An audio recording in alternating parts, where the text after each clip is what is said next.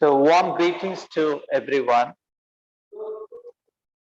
It is indeed a phenomenal moment for me to be the part of this promising academic event of the International Conference on the productive theme of social relevance of language and literature. The topic, which is deceptively simple. We have to welcome this kind of high-profile academic engagement because it gives an opportunity for us to introspect ourselves and recharge our potentials with lectures enriched with expertise on various topics, cherishing the theme of conference. We will be enlightened with insightful understanding of the theme of the conference in full scale. I'm indeed pleased to have the pleasant task of welcoming you all to this remarkable event of wisdom. Literature is a comment of life through the medium of language.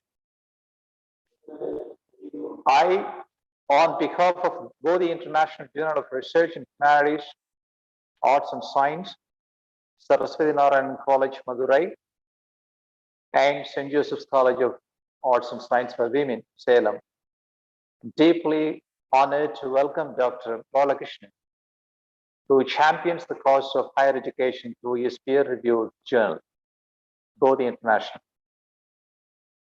He is indeed an exceptional and gifted human being, known for his professionalism, excellence, and dedication.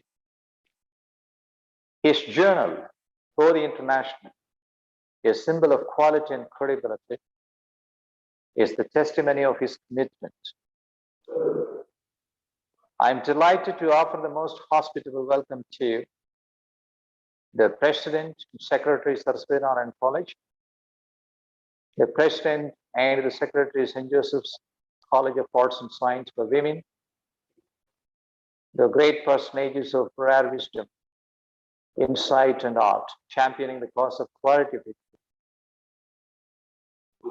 I accord rapturous welcome to the Principal and the Vice Principal of Saraswathi Narayanan College, the Principal and the Vice Principal of St. Joseph College of Arts and Science, who have higher capacities of wisdom, values, and resourcefulness.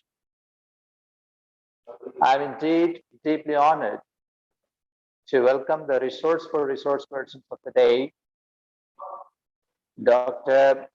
Ting Suhaib, Associate Professor, Faculty of Language and Communication, University of Malaysia, Sarawak, Malaysia, Dr. J.S. Rogan Savarimuthu, Professor of English, Department of Languages and Communication Studies, Sri Lanka, and Dr. P. Nagaraj, Associate Professor and Head, Department of English and Foreign Languages, Bharatiyar University, Coimbatore, were all the teachers of incredible industry, strong reason, and great experience. They are here to enlighten us with the rare knowledge of the authentic relationship between language and literature and society. Cordial welcome is accorded to the teachers chairing different sessions of the day, Dr. Mercy Vijita, Associate Professor of English, Yogi Vamana University, Andhra Pradesh, Dr. K. Gandhimadi, Assistant Professor of English, Vaishnava College for Women, Chennai, Reverend Sister Rita Mary, Vice Principal, St. Joseph's College of Arts and Science, Dr. G. Vinod Kumar, Assistant Professor of English, Bharatiyar University, and Mrs. Malini, Assistant Professor of English, Saraswathi Narayanan College, Madurai. And gracious welcome is offered to scintillating teaching fraternity and scholars of Saraswathi Narayanan College, St. Joseph College of Arts and Science, and various other educational institutions to this scholarly event. And hearty welcome is presented to you, all the well-wishers. So thank you very much indeed.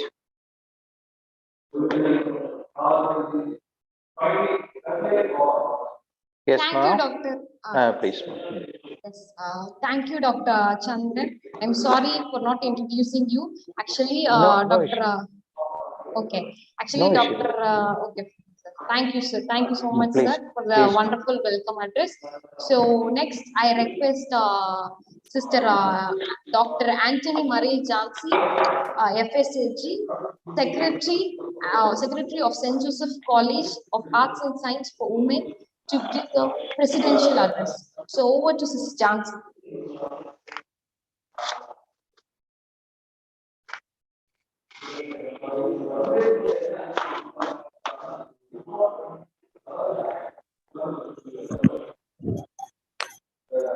Good morning. Am I audible, Lydia? Yes, yes, sister, you're audible. Okay, good, fine.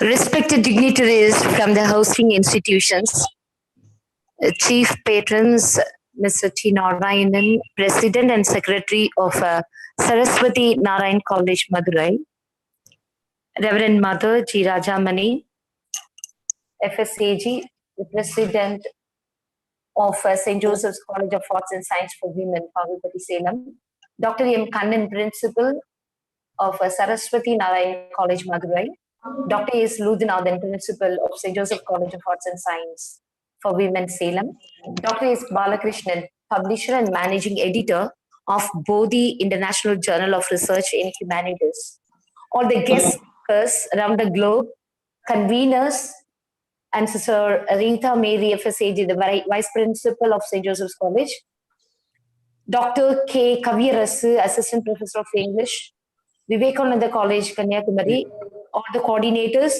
organizing committee members, heads of the departments, and all the participants, paper presenters. Good morning to everyone.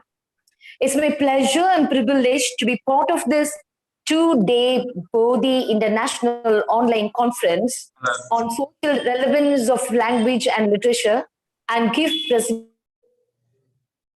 address on this occasion.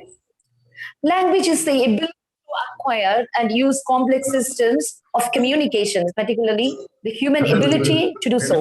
Language is a divine gift of God. It is language that distinguishes man from animals. Language is man's finest asset. To the philosopher, some disturbances. Can you mute all of you? Please mute.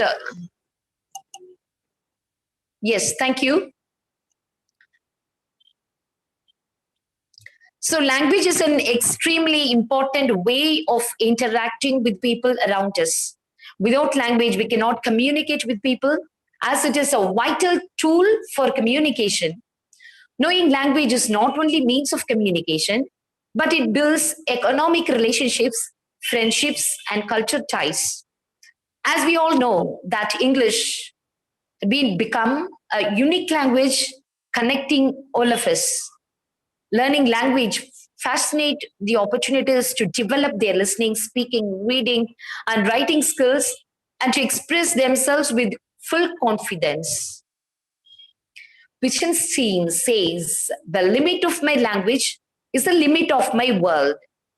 So he implies that people, those who speak only language, live only in one world. One language, one world. A baby is born without language, but even without any formal training, the age of 4 or 5, the child knows several hundred words and grammar of a particular language. For the last few years, millions of people across the world share common interests and are able to communicate with each other and exchange ideas. Language is a roadmap of a culture. It tells you where the people come from and where they are going. So firstly, it makes a social contact easy. Secondly, language helps or hinges the spread of culture. Thirdly, language gives the capacity for conveying ideas about a great variety of things. So when we come to literature, it symbolizes the society or the world in all aspects. Everybody wants to live in a world of imagination, escaping from reality, because everybody in their daily round passes through the same world which tires them, the same human existence, the same human nature, or the character either in him or her in others. Literature reflects both good and bad values of the society. In reflecting the bad values, it makes us to rectify and solve the issues. Reflection of good values in the society, it makes us to emulate, and it records the real life events from the society and converts these mundane activities into fiction, presents them to the society as a mirror in which people may look at their own images and make amends wherever necessary. So it influences younger generations and will help them to understand where their ancestors have gone wrong and how they could rectify the errors.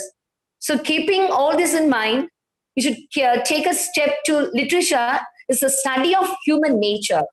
You see human nature through tragedy and romance, joy and sorrow, in ephemeris and denial, in moments of heroism and moments of cowardice. So it teaches us to analyze the character, allows us to reach inside his or her own mind, and we see what drives the character, what shapes his or her beliefs, and how one relates to the other. So it is an instrument of a revolution. A writer can be a warrior with his words as his weapon, and a writer can be a revolutionist by writing literary pieces that exploits corruption in his fellow countrymen. So literature in the present generation still exists as an expression of art, a source of knowledge. It's an instrument of entertainment. Books are being seriously read by the readers who crave for information, and recreationally by those who are passionate in exploring their imagination. So it kindles new ideas, and it also the heart of songs, rhythm, and harmonious pieces that give message and inspiration to people. So literature has great importance in the development and exposition of inner realities of the societies. So furthermore, when we say literature, it also offers a different form of learning rather than just providing an information. So it requires us to experience, to participate, and the works of literature are not just about the human issues. The power of literature is that it makes issues come alive for the reader. So it has two functions. When we say the first one is the power of literature. What is the power? The power is to move the heart and the minds of the readers to bring out social change. The second is knowledge. Knowledge has the function to teach. So I wish, may this conference give us a great learning experience, enlighten our minds to learn, to discuss, to analyze, and to explore, to bring out a change in the society in which we live. So I wish everyone who gather here for this conference all happy day and great success. Thank you.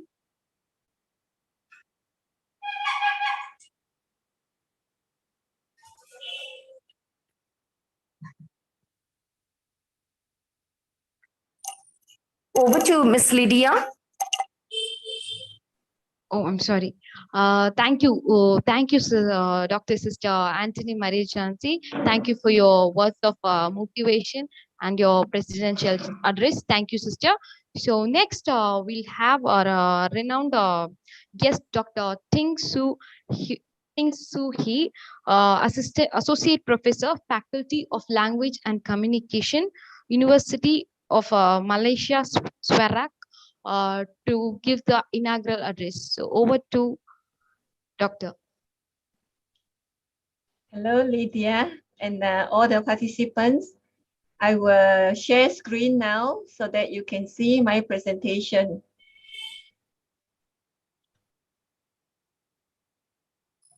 Okay, thank you very much for this opportunity to give my talk on ethnic identity and language. This comes from my many years of doing research on ethnic identity and also other aspects of language use and language choice. Language is many things to us, a means of communication. It is a very important part of culture. It is also a social group marker. And one of the very important social groups to most of us is the ethnic group and many other things. But today I will focus on language and ethnic identity. Make sure that we are on the same page. Let me give you a definition of ethnic identity taken from Finney, 2003.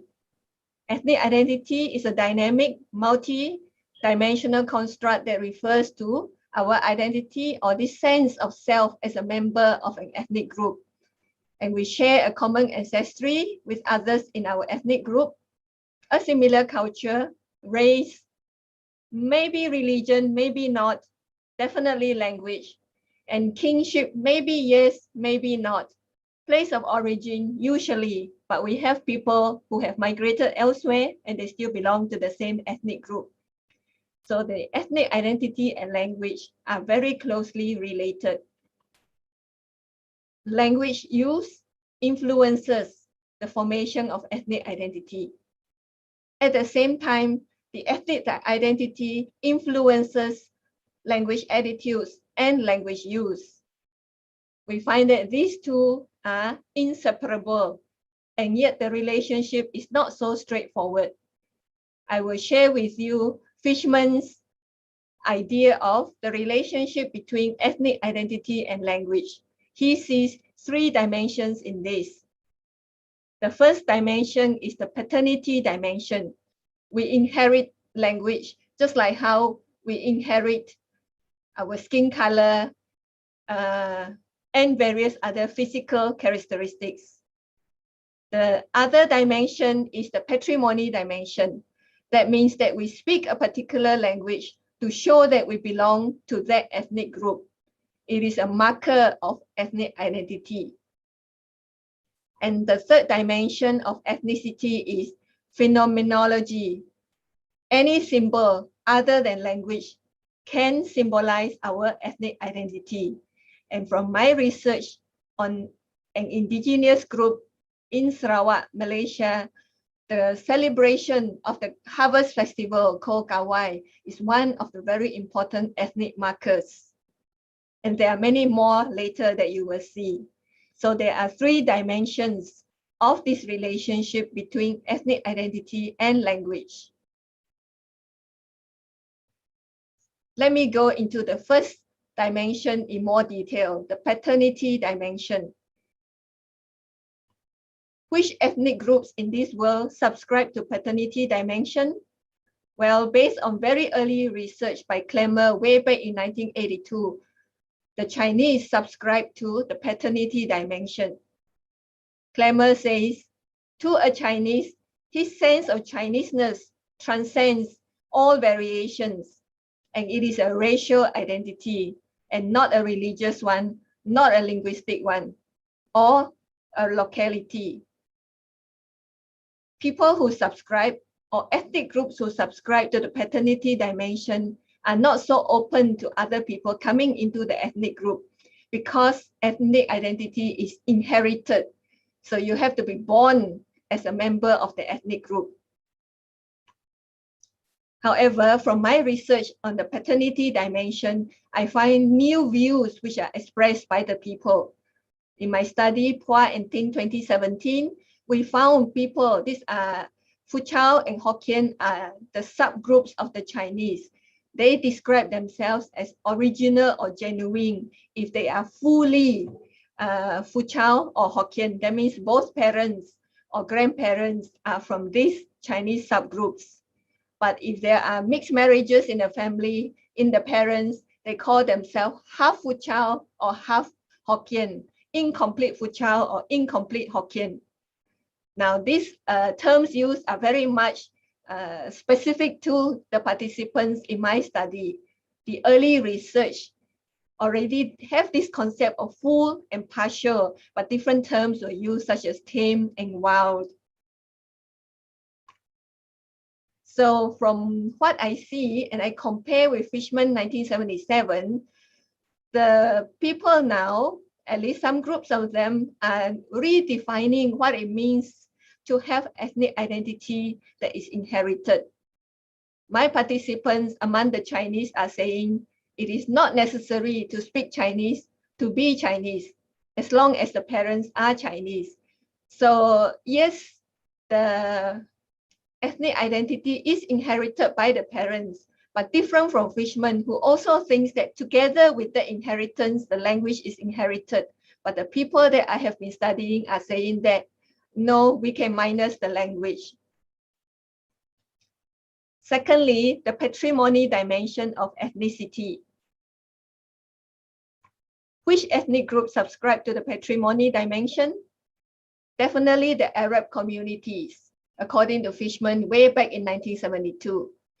And the Malays in Malaysia, and it is even defined in our federal constitution that a Malay is a person who professes the religion of Islam and habitually speaks the Malay language and conforms to Malay customs.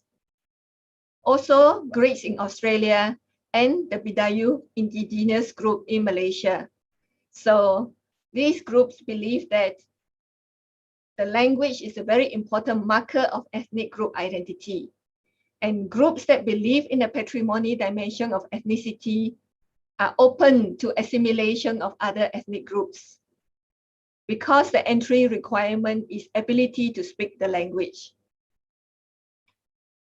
There are a lot of studies on the relationship between language use and Chinese identity on the Chinese diaspora in different parts of the world, and the results have been mixed.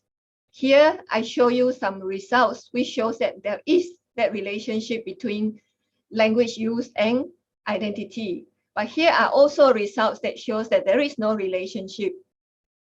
And it is very hard to know, because you see that whether it is the US, Netherlands, or Australia, there are mixed findings. Now, which ethnic groups do not subscribe to patrimony dimension?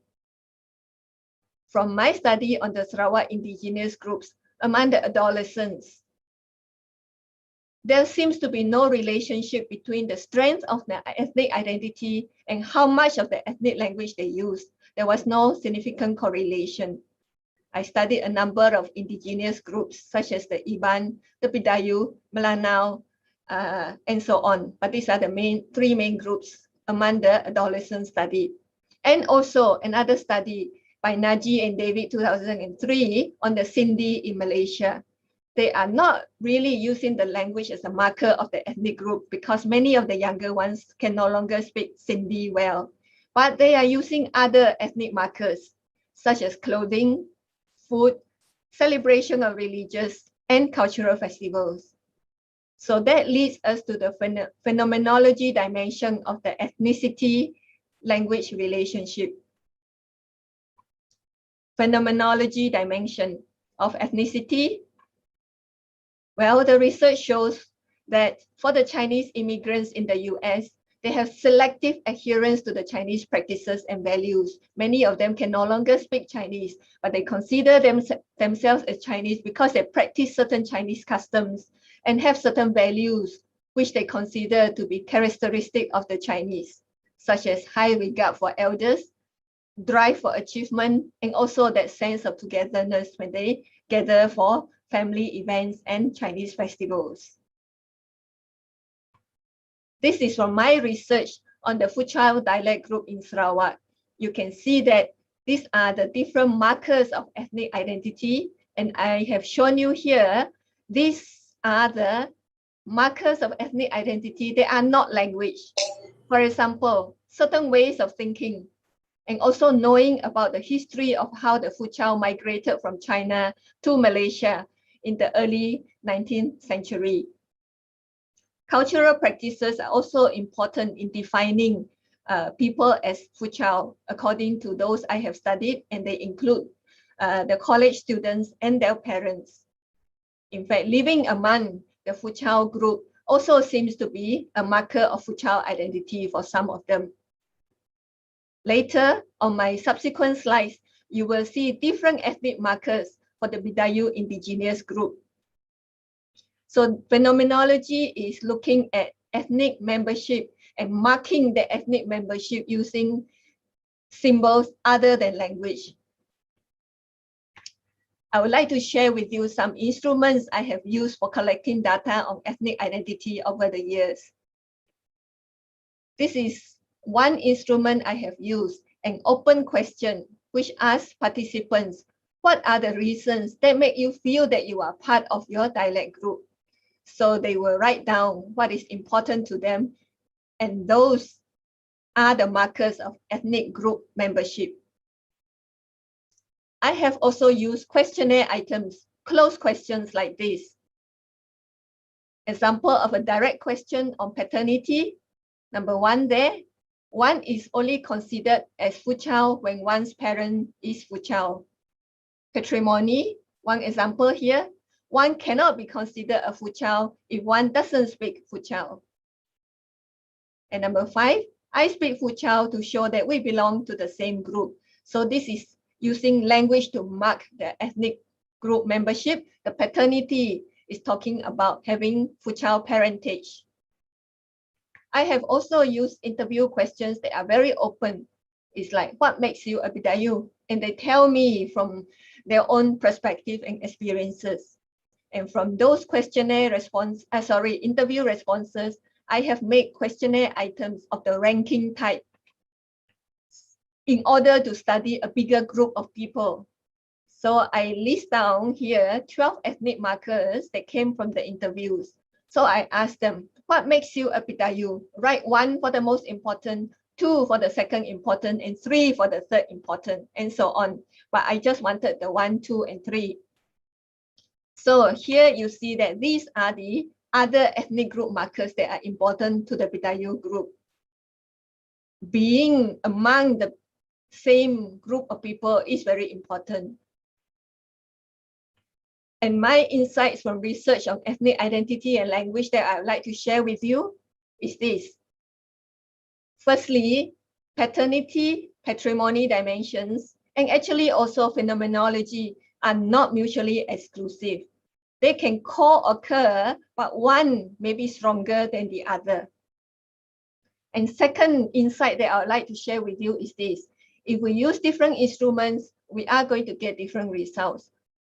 When I use questionnaires, paternity and patrimony seems to be almost equally important. But when I use interview, the paternity dimension comes out stronger. And the conclusion, what drives this interest in ethnic identity and language? Well, for people interested in minority language revitalization, they would like to believe that if we have a stronger ethnic identity, it will lead to maintenance of ethnic language in the future. And this is important for minority language revitalization, especially if the population is small for particular groups. So you see the relationship going from ethnic identity to the language. Next, it will be the reverse. For people interested in maintenance or passing on that cultural worldview, they would like to believe that if we speak our ethnic language very frequently, we are able to preserve our cultural heritage and ethnic identity. And so in preserving our language, which carries our worldview, we are passing on the rich heritage of our group to the future generations. So the relationship can go either way. And very finally, there is a contentious relationship between ethnic identity and language use, as shown by all the mixed findings from all over the world. And I think from what I have seen over the years, possibly if we delve further and start to study their concept of ethnicity, studying whether they believe more in paternity, patrimony, or phenomenology, it can probably explain or resolve some of the mixed findings in the research. So I would encourage you, those of you who are interested in this, to also consider this element of ethnicity when you look at ethnic identity and language in the future. And thank you very much.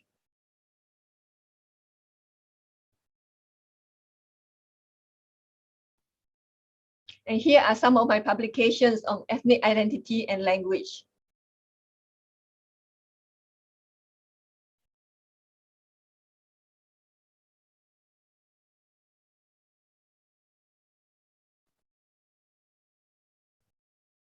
Back to you, Lydia. Thank you. Thank you, ma'am. You have kindly accepted our acknowledgement and invitation and gave a beautiful inaugural address. Your session was so informative, and it was based on ethnic groups, and you gave a detailed account of various dimension of patrimony. Thank you, ma'am. Thank you so much. We hope for the best in future to listen to your sessions, ma'am. Thank you. So next, I would like Dr. S. Ludhanathan, Principal of St. Joseph College of Arts and Science for Women, Salem, to give the felicitation.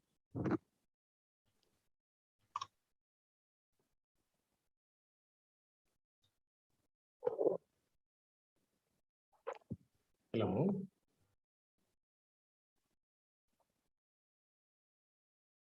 Hello. Hello.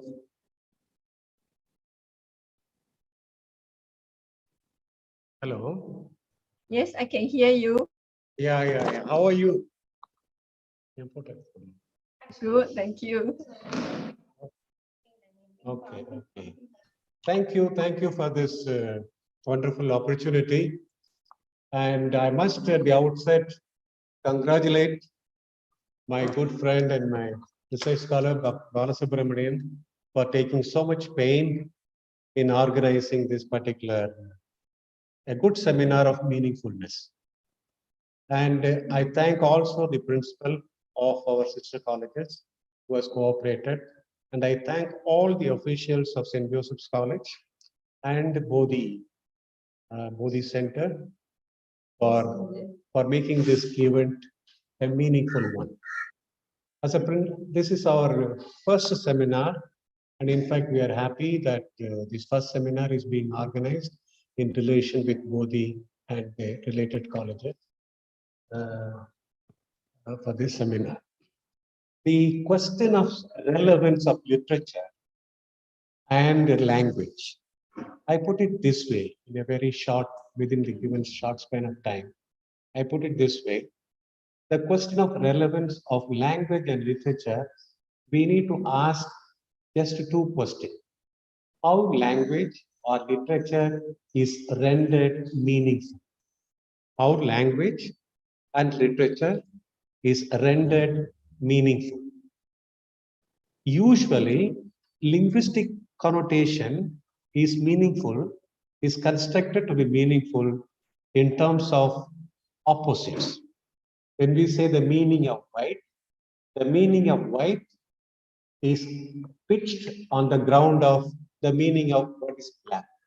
In other words, in literature, in language, the meaning of meaning is pitched on the ground of putting two categories in oppositional relation. Now, to put a meaning, to decipher a meaning, to understand a meaning, or to write a literature or language in terms of rendering meaning, in terms of oppositional relation, is it meaningful?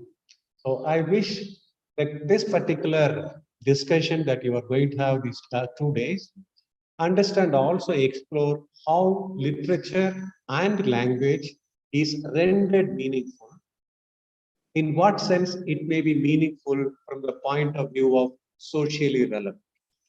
So my first contention to you, invitation to all the scholars, as well as the organizers and the participants, is this: how language and literature is rendered meaningful. If meaning is rendered in terms of opposition, it accounts for an hierarchy of meaning. It accounts for a gradation of meaning. It accounts for simultaneously degradation of meaning. When you say somebody is superior, implies that somebody else is inferior. When you say somebody is of a white race, of an high class, it implies there is a class which has to be identified low class. So the second question I would like to ask you to reflect, how literature reflects meaning in terms of hierarchy, in terms of gradation and degradation. The last question I would wish for you to ponder upon is this: how language is being written, or how literature is being written in view of, on the side of, from the perspective of the marginalized communities. In other words, to look at language from a different meaningful layer. Now you have to understand meaning not in terms of opposition. We have to understand meaning not in terms of hierarchy and degradation. We need to understand meaning in terms of embracing each other. We need to understand meaning. The father is meaningful in relation to mother. In other words, a word in literature or language that we employ is to be situated meaningful in terms of relationship. If literature, I understand students from literature, English literature scholars and research scholars are doing a lot, tremendous work on this. I'm actually a student of philosophy. My question to you is this: whether we propose, right, meaning from the point of view of hierarchy, gradation and degradation, or we write our novels, we write our literature from the point of view of relationship. In other words, when I say the child, the word child is meaningful in relation to the mother. Between mother and the child, the relation is not a hierarchy, not an exclusion, not an opposition, not a class relation, not a caste relation. It is a relationship. I think there is a kind of Indian writing in English or in literature should emerge in terms of upholding this profundity of meaningfulness in terms of relationship. On behalf of our college, St. Joseph's College for Arts and Science for Women, this is our first step to participate, to cooperate in working out this seminar.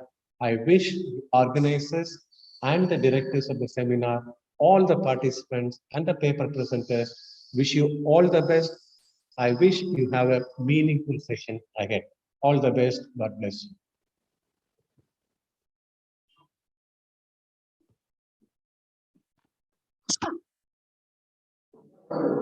Thank you so much, Dr. Ludnathan, for your words of appreciation.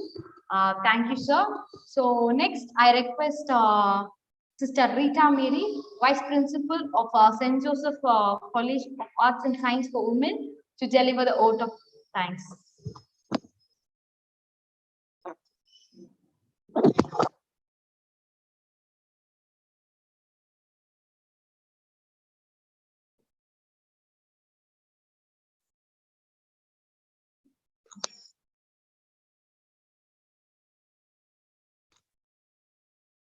Good morning to one and all. I, Sister Rita, deemed it a great honor and privilege to deliver the vote of thanks on this memorable event. On behalf of our college, St. Joseph of Arts and Science for Women, Pagulpatti, Salem, I extend a really hearty vote of thanks to Bodhi International Publications and Saraswathi Narayanan College, Madurai, for inviting us to participate this online conference on social relevance of language and literature. As we are newly started college, thank you for being grateful and generous. Today, we had an opportunity to hear your thoughts, and this will surely be going to encourage us in our future events. We are extremely thankful to Dr. Kannan, the principal of Saraswathi Narayanan College of Madurai. Fighters never win and winners never quit. Thank you, sir, for being active and aspiring attitude. We are extremely thankful to our Reverend Mother Rajamani, President of our St. Joseph College of Arts and Science for Women, Salem,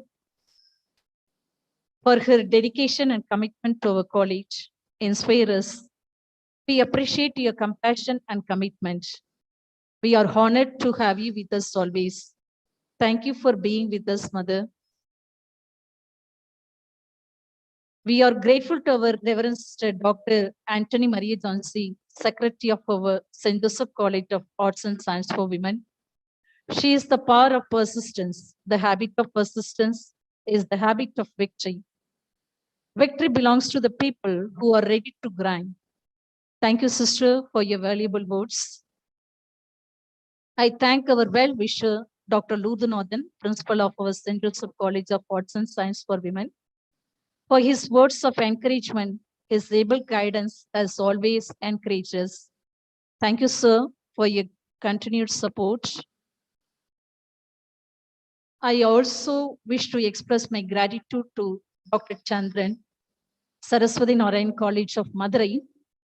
High achievers generally have a healthier attitude of a winner. Thank you for your welcome address, sir. I would like to take this opportunity to express our hearty thanks to Dr. Tingsu Hugh from Malaysia. A person with positive attitude sees possibilities of everything. Thank you, sir. Thank you, madam, for your support and cooperation.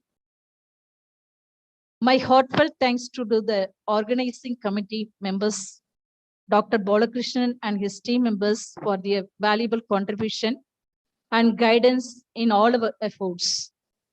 I take this opportunity to extend our most sincere thanks to all our guest invitees, resource persons, coordinators, technicians, and all participants for their support and cooperation.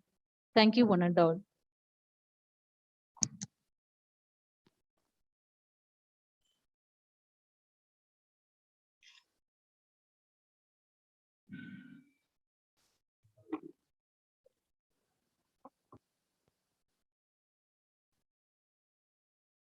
I thank all the dignitaries. Thank you all. The inauguration session is over. Now we'll move on to keynote address. So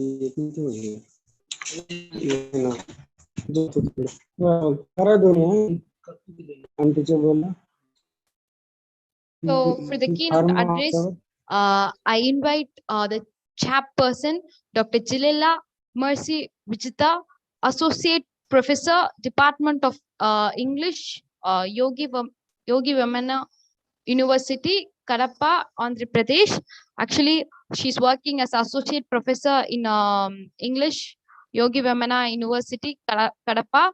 And AP, the university motto is teaching, research, and service. As a passionate teacher, she's disseminating knowledge and enriching skills for the advancement and the well-being of the students for the past 15 years. She's involved in curriculum design, evaluation, and translation activities to improve the competence of students, research scholars, and people at large. She has published research articles in various national and international journals and chapters in books. She has organized national workshops and seminars.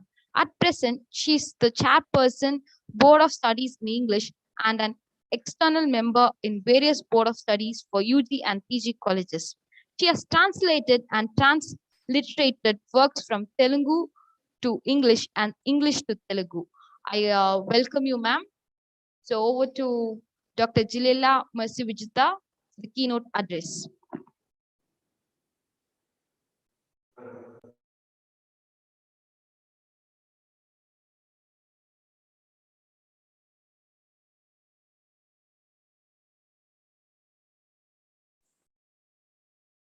Yes, thank you very much, ma.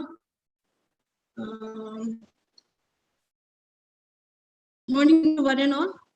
I'm glad to participate in this two-day national international conference on social relevance of language and literature.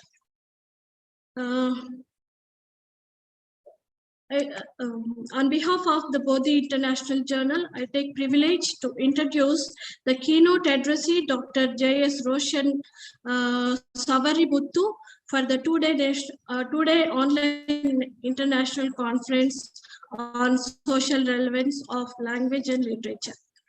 As Dr. Roshan Savaributtu's profile data is so voluminous, I would like to give a few highlights due to time constraint. Dr. J.S. Roshan Savarimuthu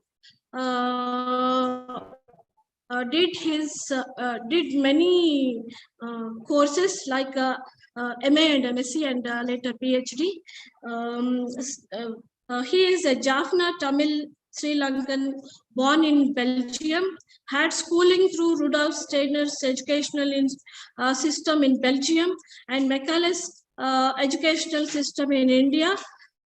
Held various teaching positions in English literature at the American College and MK University College, Madurai.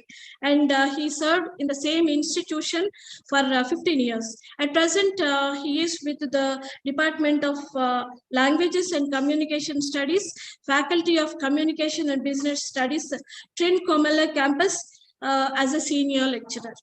He did his education, that is from MA English from the American College, Madurai, Tamil Nadu, and Madurai Kamaraj University, Madurai, that is his MA Religion and Philosophy, and he did his MPhil in Madurai Kamaraj University, Madurai, and then his PhD on C.S. Lewis, The Chronicles of Narnia, a hermeneutical reading from Gandhigram Rural Institute, Gandhigram, Tamil Nadu, India. And he also did his psychotherapy counseling PG course in psychotherapy, counseling and psychotherapy from Tamil Nadu Open University, Chennai. And he also have undergone pedagogical training from various universities like IGNOU, and then he is a postgraduate diploma holder in higher education from the same university, that is Indira Gandhi National Open University, and he got various certificate courses and did his many pedagogical courses, that is from Vallaimal Institute, Gandhi Museum Campus, Madurai, and Bharatidasan University, and from Indira Gandhi National Open University, Delhi. And he has many publications to his credit. He has authored several books and many research articles on language and literature. He's also a short story writer in Tamil, and he has edited many books. He is holding many editorial positions, that is a reviewer as external subject expert in research journal JSC, that is JSC Josham, that is Journal of Science, Humanities and Management. And he is an editorial assistant for 2005 Ahimsa Nonviolence Madurai, International Gandhian Institute of Nonviolence and Peace. And he is the editor of the Voice of Trincomalee Campus newsletter. And editorial, he is a member, he is an editor in American College Journal of English Language and Literature. And he is holding many positions and a member of various boards like a coordinator IT for Humanities and Arts, chairman Drug Eliminating Unit, faculty coordinator Gender Equality and Equity and Equality, member Sports Advisory Board, and member Board of Examinations, Faculty of Communication and Business Studies, and representative of the Research and Publication Committee. Sir has delivered many invited lectures in both national and international conferences. The list is so vast. So as the time constraint, I am unable to read all the listed. And he has participated in workshops, seminars, and paper presentations, and there is a vast list again. Now, I request, sir, I request you to deliver keynote address to the delegates and the organizers. Thank you very much for giving me this opportunity. Thank you, sir. Thank you all. Thank you, Professor Vijita. It was a really very good introduction. Thank you. Thank you. So I thank all the organizers, the principals, the heads of the department, and the editor of Bodhi Journal for giving me this opportunity. This title, The Social Relevance of Language and Literature, is so vast and so large that it baffles anyone. So, when we talk about social relevance, that's a very big question today. What is relevant for one person may not be relevant for another.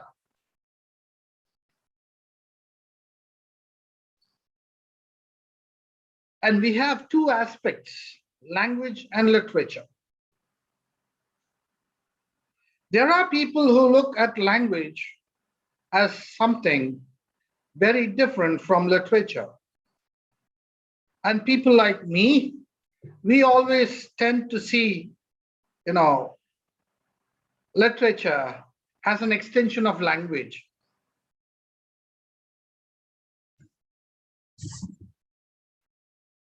So, the social relevance. The speaker, Suhai from Malaysia, stressed the fact that mother tongue need not be a steering marker for a person to belong to a certain ethnic group.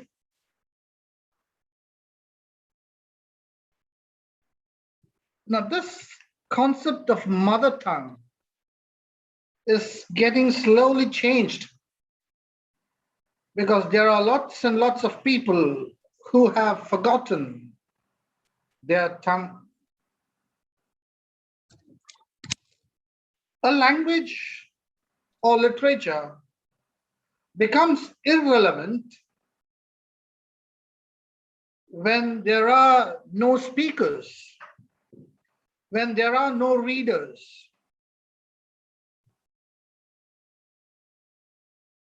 So this concept of relevancy depends on the target audience, not on the producer of text, but on the receivers.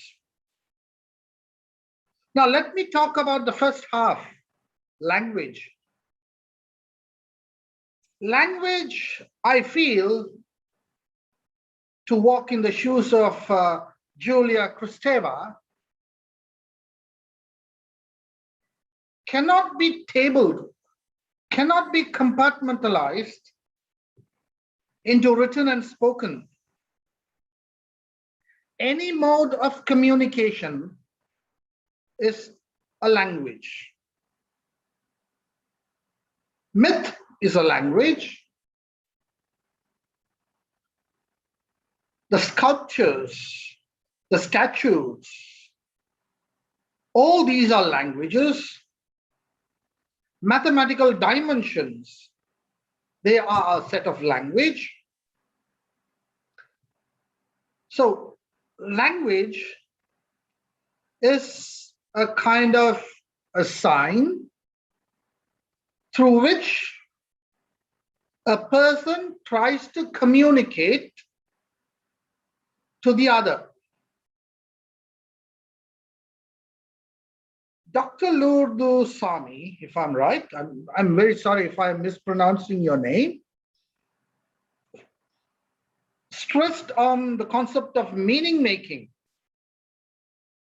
or rather than meaning making, on the deduction of meaning, how to detect meaning, because meanings are already there, they are embedded. So when you look at a sculpture, when you look at an ancient architecture, what does it communicate to you? It depends on you rather than the architecture or the statue or the person who even formulated it. For example, let me travel a little more outside of literature into a few YouTube videos that I saw. there's a person called Pradeep, if I'm right. So he was showing the images of snakes on very ancient temples. And he concluded that they've got nothing to do with snakes at all. If you clearly watch, if you clearly study, they are various kinds of knots that you make with a string. So in order to pass this knowledge, they have been engraved on the walls of temples in the forms of snakes to add aesthetic values. So this is language. And when you are able to decipher language, it becomes socially relevant.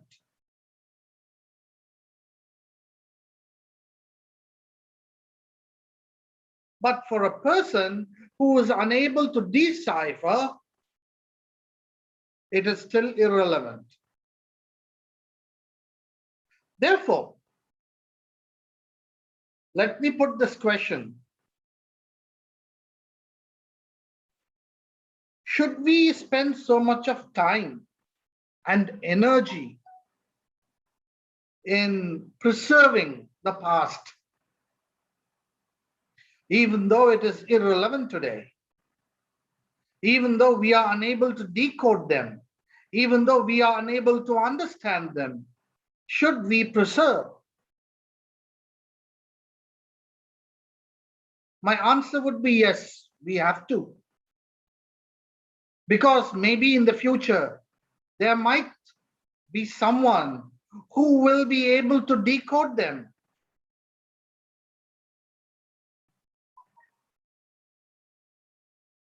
That's where I came across, teaching so-called, literature stuffs to our undergraduate students. And even, when I was an undergraduate student, I felt, oh my God, this is highly, highly irrelevant. Why should I learn about Chaucer? Why should I read the poems of Chaucer?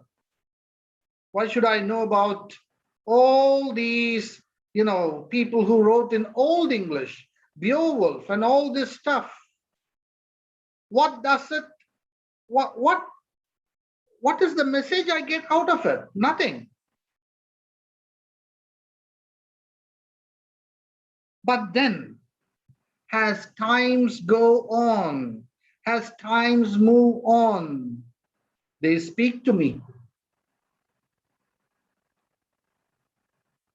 For many of us, for most of us, language is just nothing. We take it for granted. Language is an instrument. It is a tool which has to be used and put aside if it is irrelevant. Most of us learn English because that is the only way through which we can make our bread and butter. It has become the language of employment.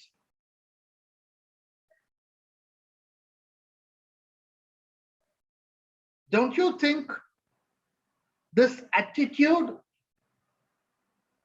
of trying to cement something with a monetary benefit, a superficial thing, is something that is really, you may call it arrogance, or it's something vulgar. That's what I would say.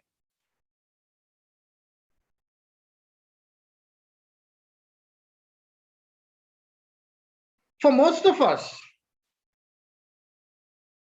English is forced down, isn't it? Just because English is being forced, we try to learn English. How many of us do have the zest to learn many languages, to know many languages?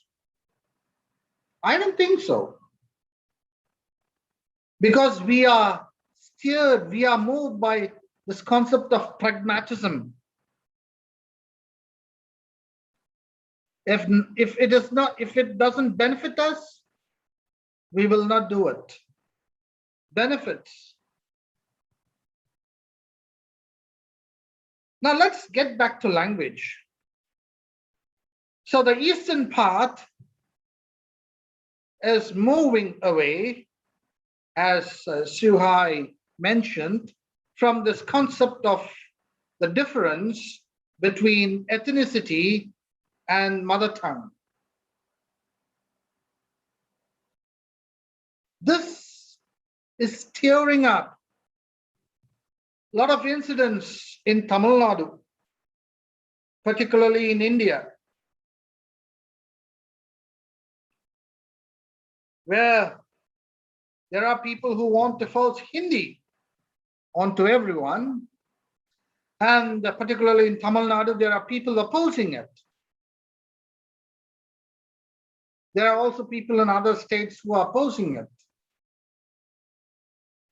There are people who are politicizing language.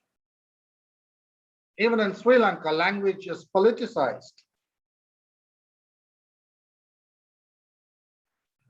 I feel it is good. Language is good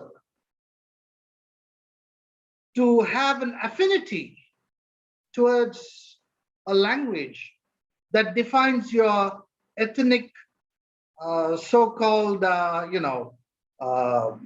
culture or tradition or your DNA. Fine, it is good.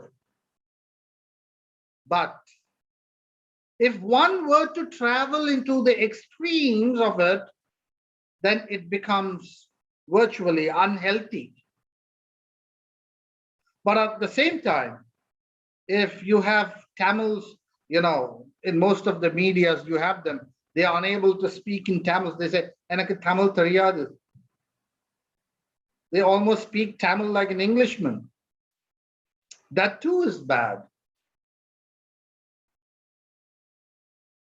So I would, like Buddha, advocate taking the middle path, not moving into extremes. Most of the people do not spend much time to learn their mother tongue because they don't value it. They don't want to treasure it. This is something very negative. It's like killing a language. There are almost more than 7,000 languages being spoken in and around the world. But within India, almost there are more than 4,000 languages. And most of them don't even have the written script. The biblical translators are attributing Roman scripts to those tribal languages.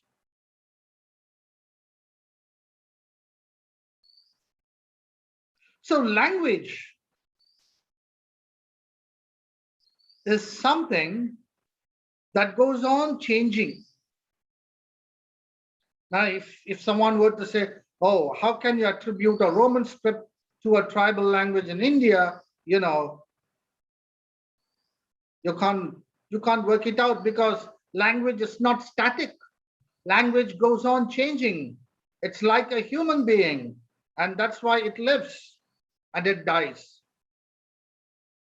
There are a lot of dead languages. A language dies when it becomes socially irrelevant. But let me tell you something. Of all languages, even though the Chinese, I don't know whether you can correct me, are trying to take the world over and the whole world is learning Chinese. I don't think Chinese has a universal appeal because English is a very dangerous language. I don't know how many of you will, think this way. English is almost like Hinduism.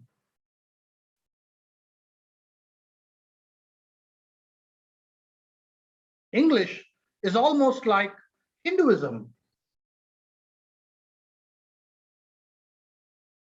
Excuse me, there's a power failure. Okay.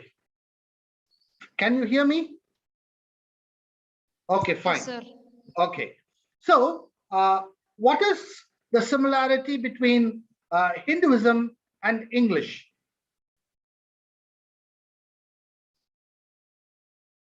Hinduism is a religion. Now, even that is politicized. There are people telling that Hinduism as such is a British connotation. Therefore, there is no religion called Hinduism. You have only Saivites and Vainavites, and it goes on. Okay.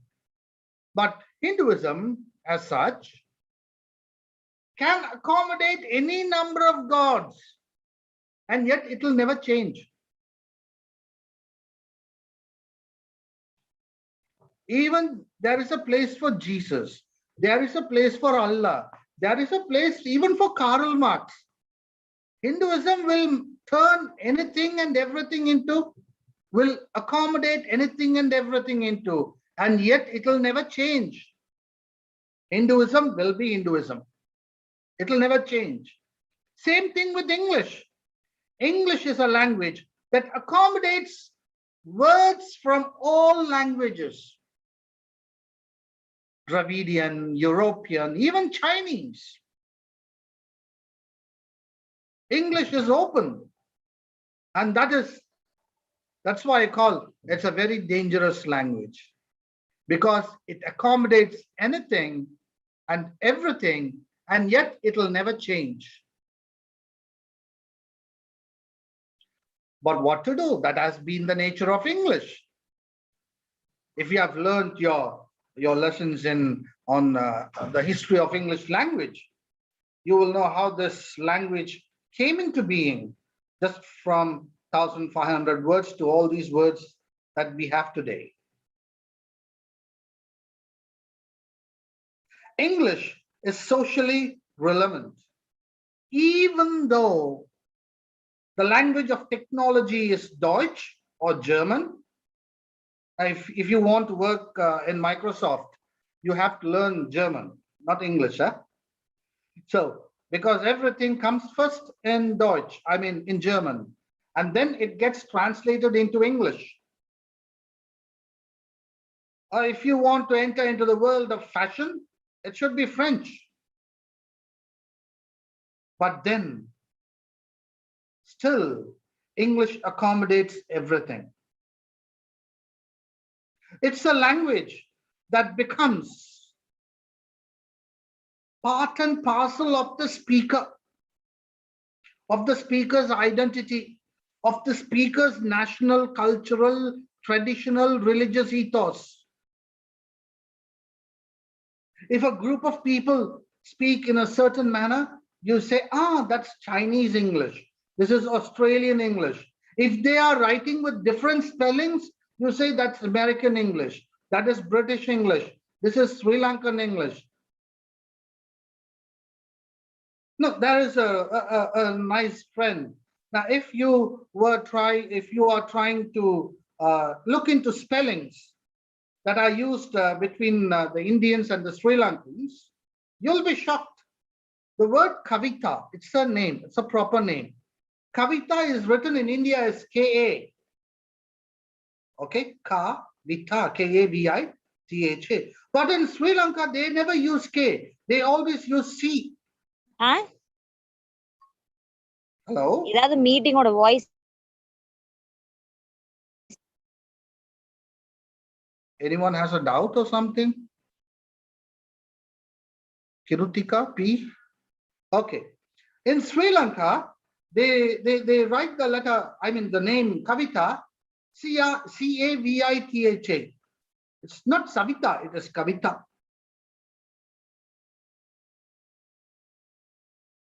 Raja, Rajaha. In India, it is written as Raja, Raja. So, English is a language that can adapt into anything and everything and yet not change. Even a person who doesn't know Sri Lankan English, when he steps down the streets, they'll be able to somehow identify, this is what they mean. More than any other language, I would say English is socially relevant. Other languages are trying to become politically relevant. It has got political agenda. But English as a language is something more than this. Even though it conquered the world through the Britishers, with the East India Company and all those stuff, before having the political agenda, it had something else.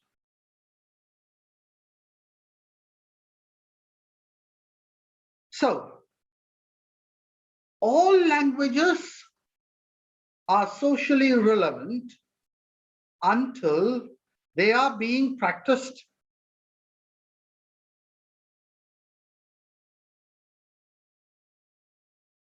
Now, you can't say that all languages are equal either.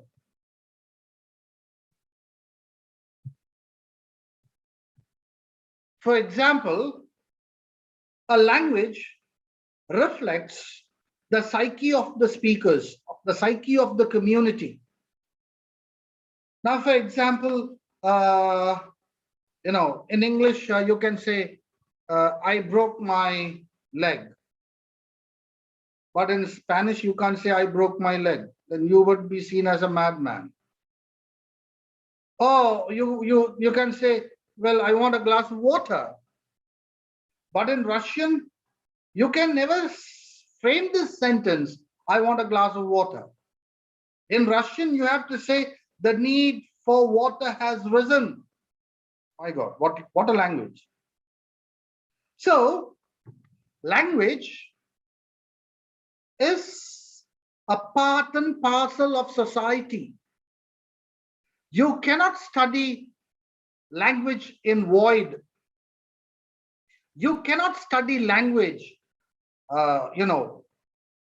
as something that is apart, that is separate from the social cultural ethos. Now, this is the problem with Latin. Latin is a dead language, the classical Latin, and they were studied in the seminaries by the fathers and the nuns and the priests. But how did they study? They started reading it as it was written. They started trying to learn this language, Latin, through grammar, because there was no one who could speak it. And this same methodology was adopted by them to teach a live language called English. So let's not get into that. But even when a dead language, when it becomes relevant, it still lives, at least within corridors. Like Sanskrit, which still lives in the temples, even though most of the people don't know all the mantras that they say. All languages are relevant, are socially relevant. Now, let me tell you something. Before a few years, maybe few centuries, the Bible was looked down as something that was highly irrelevant. the Bible had used a kind of language which was like, a fairy tale. You read the book of Revelation or the book of Daniel. I mean, one from the Old Testament, one from the New Testament. I'm just giving you two comparisons. You would think, oh my God, it's a bedtime story. It's a nice science fiction or a bedtime story. It's a very good fairy tale.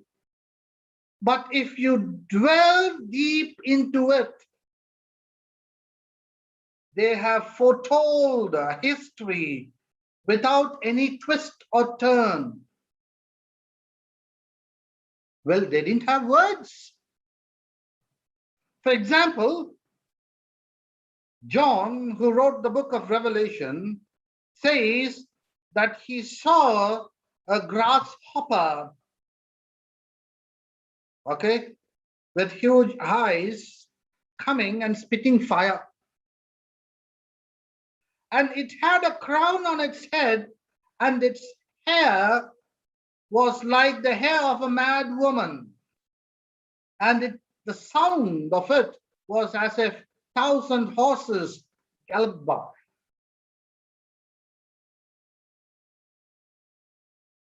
What is this?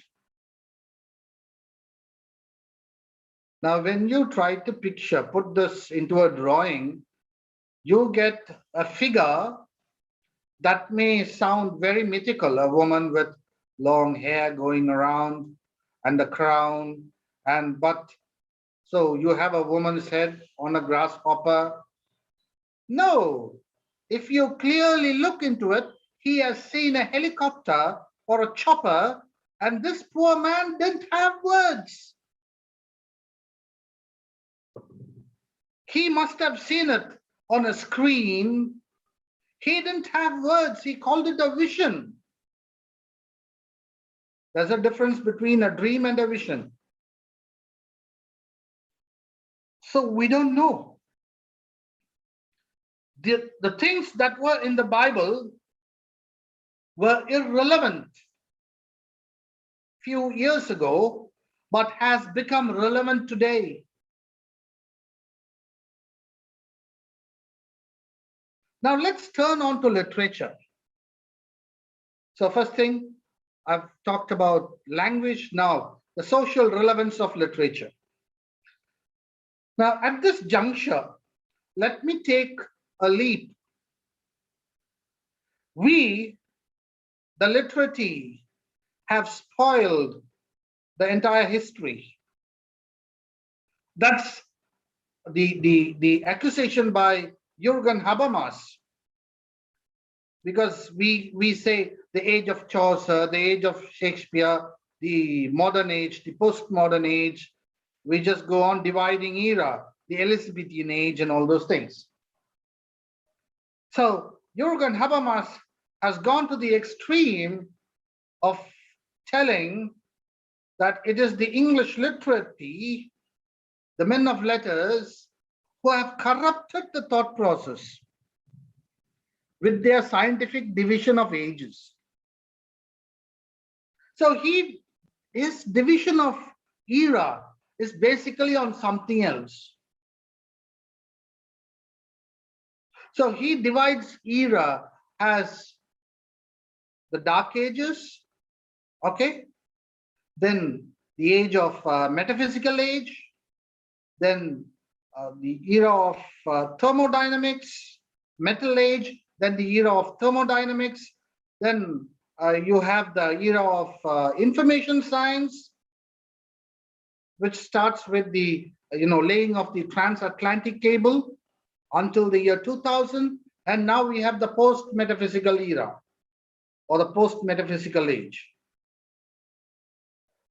Now, when we say modern, when we say postmodern, what do we really mean? And I think for people from the East, this has no meaning at all for us. We are not disturbed by the same things that the Europeans are disturbed. For example, let me tell you, I met a Jew, a Jewish friend, for he became my friend. And, I was editing a journal. So this boy came there. So he was studying at the University of Texas at Austin. And so he was there and we were just talking. And suddenly he took out a mobile from his bag. It was 10 o'clock in the morning. He switched it on and the mobile was there on the table for half an hour. 10:30, he took it, switched it off and put it in his bag. I was shocked. I asked him, hello, what are you doing? And he said, well, I don't want people to keep me tagging.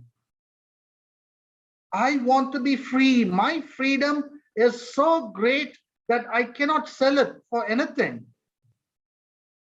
He's a shareholder. He was a shareholder of Sony Ericsson Mobiles, a very rich person indeed. But look at his idea of individual personal freedom. But we people, do we have this consciousness? Are we disturbed by all these things? No. We love to have more than one mobile phone.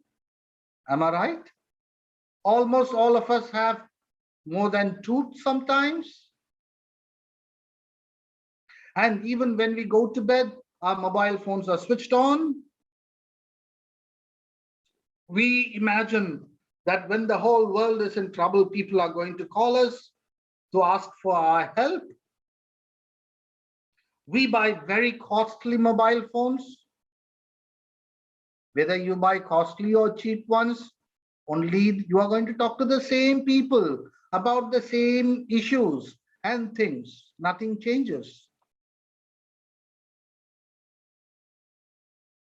Therefore, I think with regard to literature, we need to identify our own isms, our own thoughts, our own problems, our own way of looking and finding solutions rather than being Eurocentric.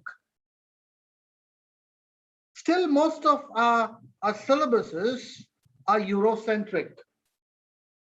Yeah, we have one paper called Indian writing in English, Sri Lankan writing in English, or maybe like Malay writing in English or Chinese writing in English or something like that. But then, do we encourage our research scholars?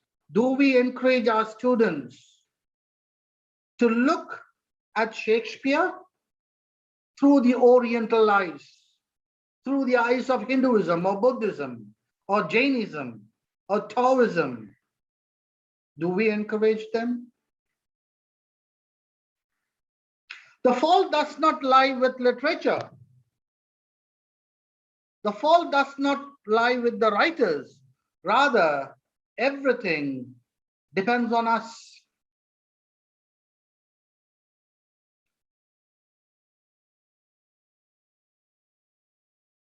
How do we teach Hamlet? A literary piece becomes relevant only when it is situated as here and now. So you read Macbeth and you are just talking about the three witches and how Macbeth tries to become the king and all those things, and you end your lesson and they write the exams and they get an A+ or a B+. What is it at the end? That's almost like looking at a movie or a cartoon just for the sake of entertainment. Literature becomes socially relevant only when we as teachers give insights to our students on how it reflects our life today, on how it speaks to us in today's circumstances.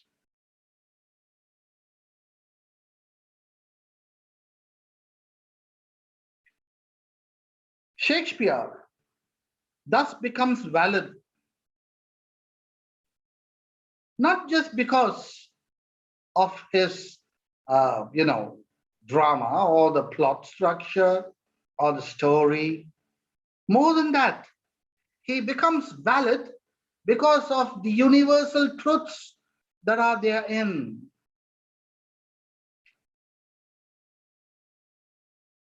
If, as a teacher, you are unable to compare and find the link in ideas between, let's say, Friedrich Nietzsche and Shakespeare, then you are just a mere teacher.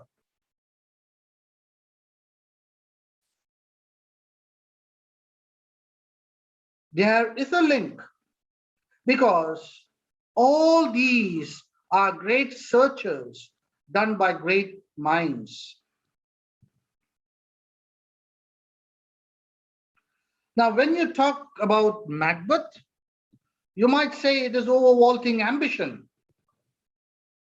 Well, that is not the theme of the play. The theme of the play comes in a comic scene where the security guard of the castle is fast asleep and he dreams that he is the gatekeeper of hell. And you have so many people coming in and he allows them. The first person is a tailor. So I want you to read it for yourself. I don't want to teach Shakespeare here. But then, what is the truth? If you are diabolic, you are evil. Now this we miss. The word devil itself comes from the word diabolic, diabolos. So as teachers, we have to make literature that is given to us socially relevant by linking the past and the present so that the students will be able to interpret their future and live a successful life. When we come to literature, most of us think that literature only means things that are accepted by, many people. We have forgotten to prescribe the letters of Nehru, to prescribe the letters of Indira Gandhi. We have forgotten to prescribe the writings of Mahatma Gandhi. Not we have forgotten, we deny. Because we think, oh, what will others think of us? Won't they look down on us? This is what I'm telling with regard to language and literature. When you are not ready to value your own language and your own literature, who else is going to do that?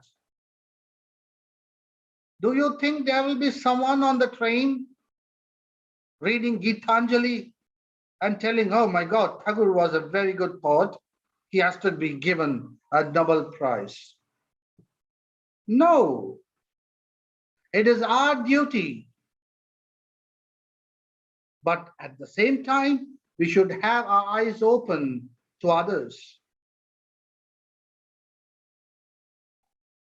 So, my dear friends, language and literature, only when they are relevant socially, only when they are put into practice in everyday life, they will live. Otherwise, they'll find their natural death. Now, I don't know how many of you are, familiar with Ishmael. a novel written by Daniel Quinn. He speaks about captive culture and mother culture, and how taker culture and leaver cultures are there, and stresses the importance to realize captivity and readiness to break away in search of something more humane that is good for all. Now, in this consumer-driven world, we should be in a position to understand something that is good for all is also good for me. We should have the mindset to leave. We should have the mindset to adapt to new cultures. Well, isn't this the same theme of Shakespeare in all his plays, where the old have to gracefully leave and give room for the young? Isn't this the same culture or the same cultural values that was spoken by Hinduism, where when one person ends his grahastha period, he has to move into vanaprastha of being a hermit. So you are born, you live, you enjoy, then you become a household man where you have duties. And once you complete your duties, you renounce and you enter into the woods to meditate, to think about God and your relationship to God. The levers. If you have seen the movie, Gods Must Be Crazy, it's an anthropological movie. I think it's a PhD thesis that has been turned into a movie. You will understand that all those people, they had a different culture.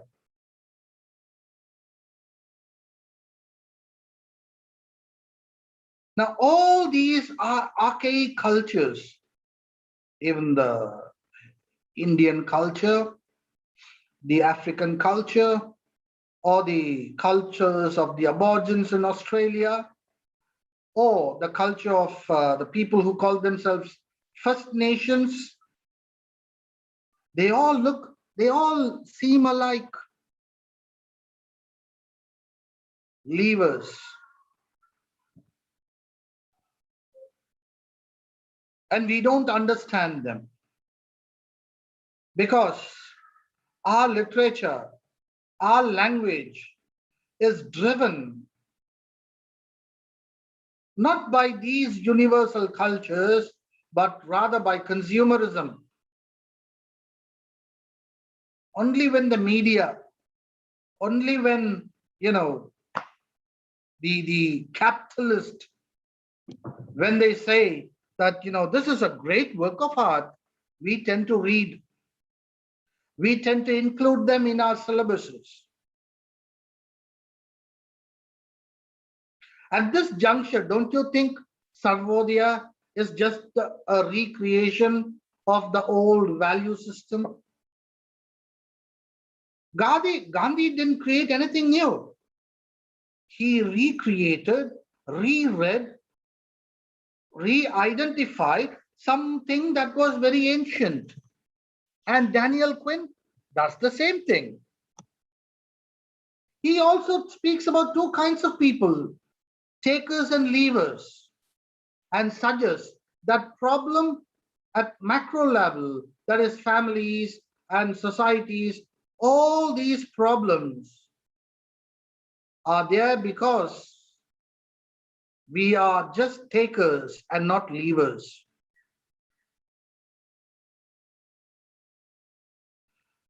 So like ethnicity, culture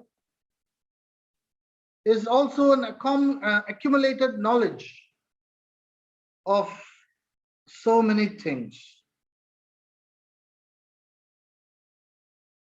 And we have started destroying everything in the name of production, consumption, and accumulation. Now, if you talk to people in Nagaland, the tribals, they do not have a particular land for their own. So they'll be moving in circles within the same forest. And when they are in one place, they'll cut the tree, they'll hunt in that place, they'll plant new trees, and they will move. And when they come to the same, they move in a circle, and they come to the same place, the trees that they have planted, the saplings that they have planted, are now well-grown big trees. So we have to think. We have to think that there is alternative literature. That there is literature that tries to talk to us. But then everything still depends on us. We read the civil disobedience. We read the Bible, yet all of us have not become Mahatmas. There was only one man who got touched where all these literary pieces transformed his life. So one thing is something that is required of us. We should be true to what we are doing. Most of us, in the name of academics, want to do a research. Why? Because we want to get a PhD. Why a PhD? Oh my God, that is a must if you are into teaching. Most of us publish papers because it is a must in an academic life world. Otherwise, we don't. Now, it is this kind of mindset that is killing everything.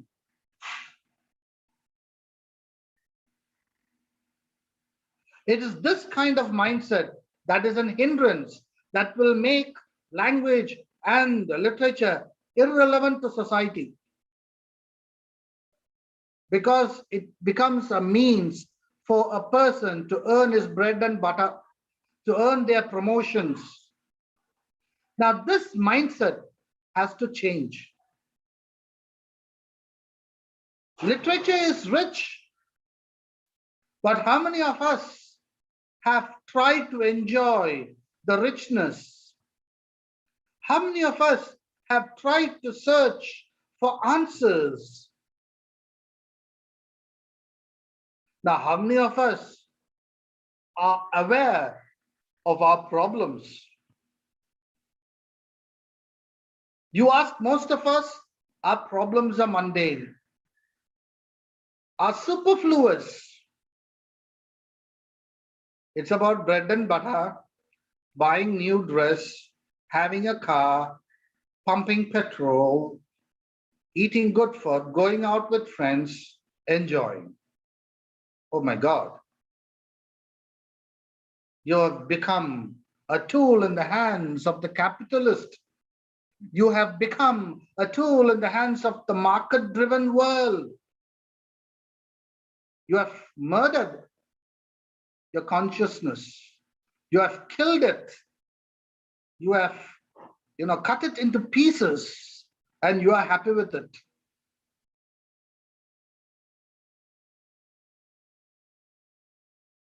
With this kind of a crowd, nothing will survive. Therefore, I request each and every one of you to have truthfulness, to be truthful, to find out what really the problem is, so that you can seek answers.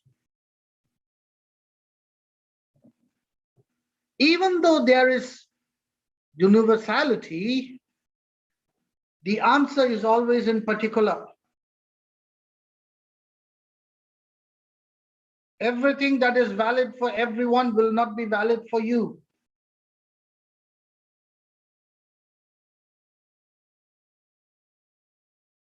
So, my dear friends, research scholars, postgraduate students of language and literature, remember, everything is arbitrary. Language itself is arbitrary. If you say chair, it means flesh in French and a seat in English. The word danger has got so many meanings, and there are no meanings at all for anything. Everything is arbitrary. And therefore, it is your truthfulness as a seeker that defines everything. It is your truthfulness in trying to seek meaning that defines not everything else, but also defines yourself.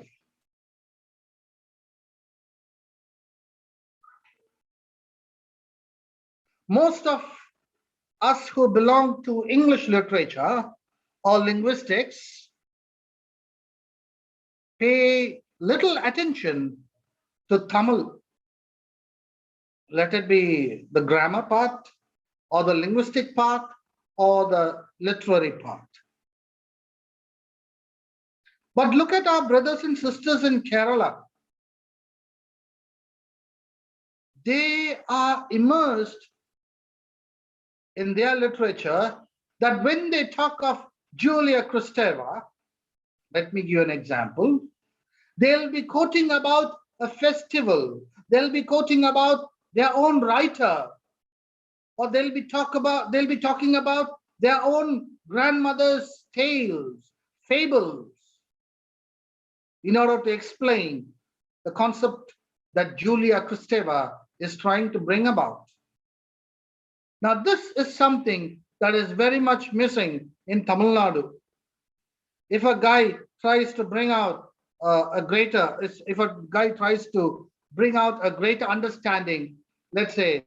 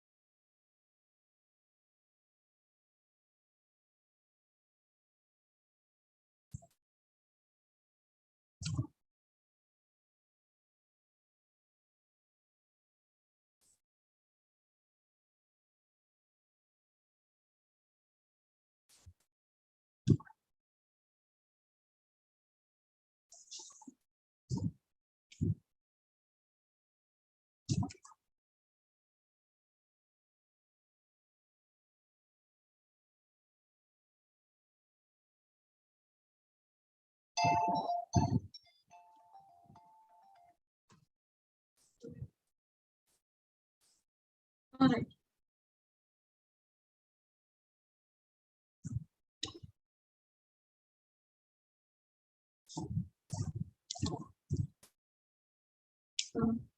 Thank you very much, hello. sir, for your. You want to end it Thank now? you. I just got some interruption. Shall I continue? Please. Maybe just for 5 more minutes? So, my dear teachers, scholars, and exponents of literature, this is a plea that we have the duty to make language and literature socially relevant. Therefore, my dear students, my dear colleagues, my dear teachers, if we look into the recent writings, we will come to know that it is the same concept of Plato, of Aristotle, that is being still dealt. Even if you take deconstruction, it came into existence because of Derrida's reading of Plato. Now, I was trying to tell you that, modernism and postmodernism and all these isms have got little value to us. Why? If you read Michel Foucault, you will understand that all these things have to do with Christianity. So you can read it. How a word is a thing, how the word resembled a thing, how the word stood for a thing, and how there was no relationship between a word or a thing, and how the thing got destroyed, and then at the end, how word itself got destroyed. So that's the postmodern thing. He slowly moves through various questions that were questioned in the rituals of Christianity. So, my dear teachers, I'm very sorry for the interruption that happened, which is a technical interruption. And thank you for giving me a chance. Thank you for giving me this platform to share my thoughts and ideas on the social relevance of language and literature. Thank you.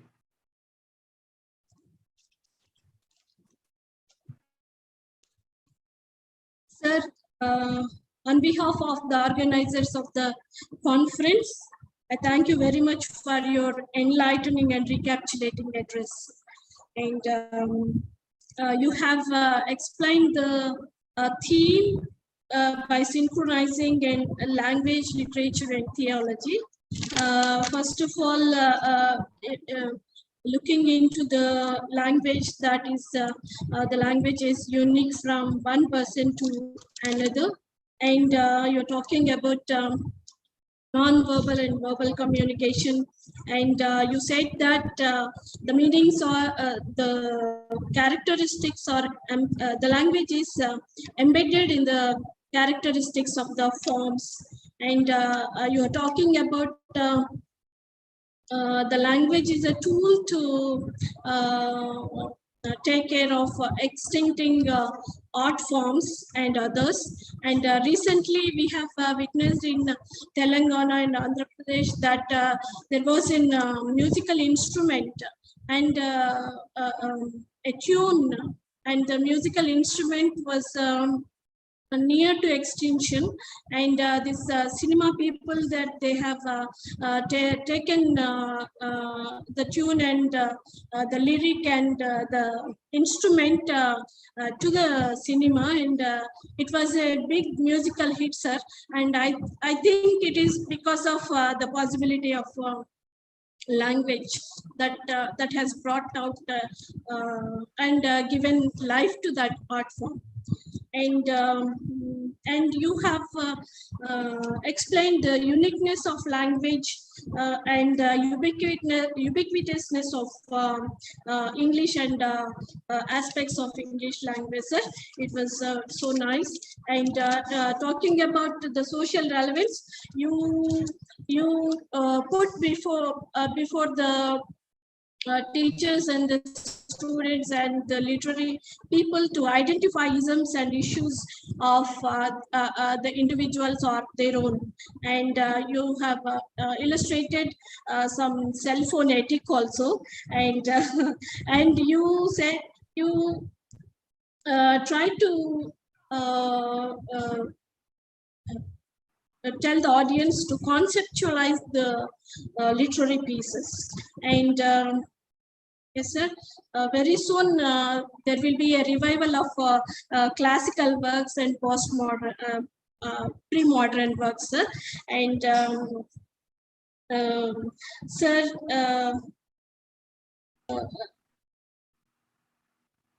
yes, sir. Especially in Andhra Pradesh or in some institutions of the country, that is India.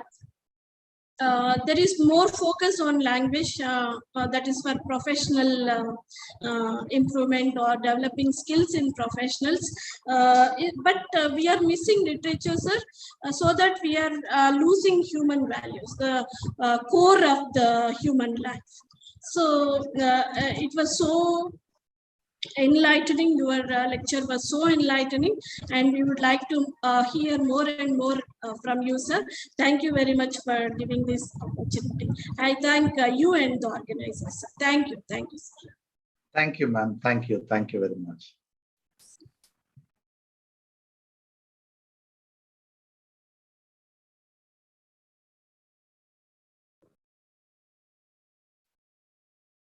Thank you, Dr. Jililla and Dr. Rogan Savrimuthu. Thank you, sir and madam. Thank you for the wonderful keynote address, and thank you, ma'am, for summing up what sir has spoken. Thank you, ma'am and sir.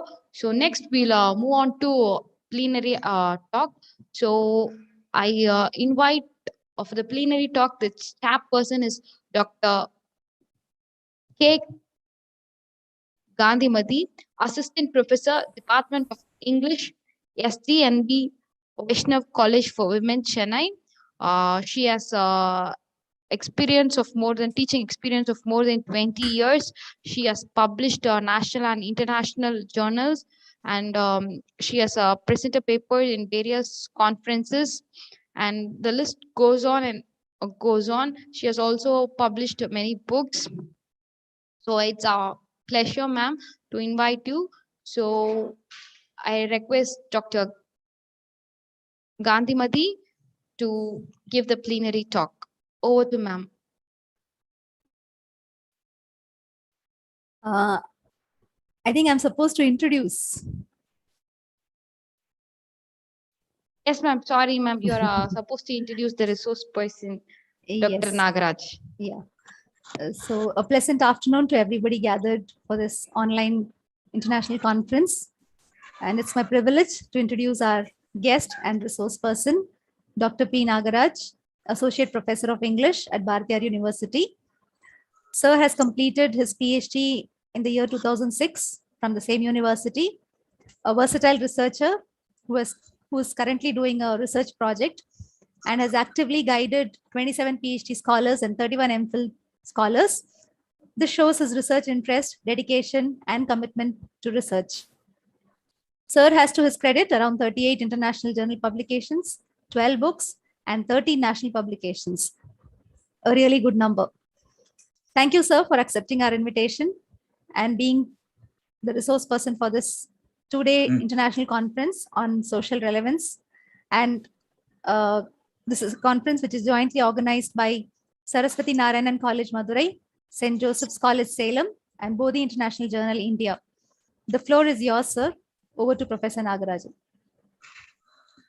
Yeah, thank you so much.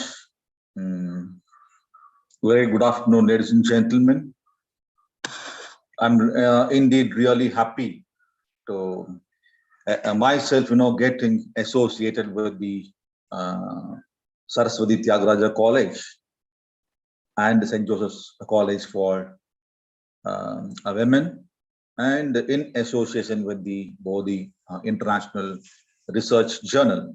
I think quite of the faculty members here in the forum might be familiar to me, in the sense, I take up this opportunity in thanking all the members who are part and parcel of this 2-day national conference on the social relevance of English language and literature.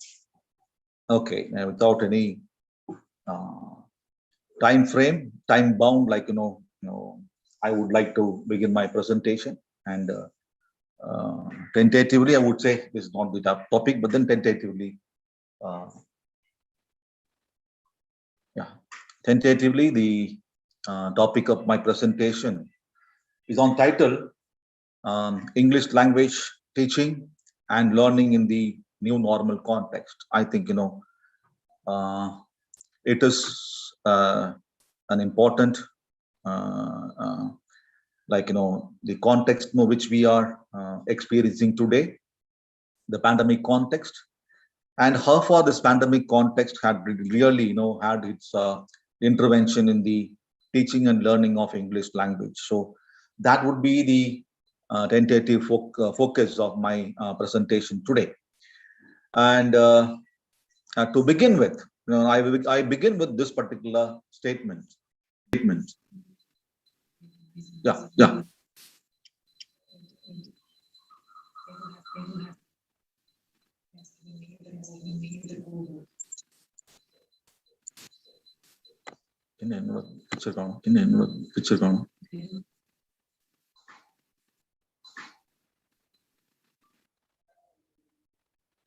Madam, am I visible, madam? I'm not visible. Yes, sir. Yes, sir. Yes, sir. Yes, sir. Yes, sir.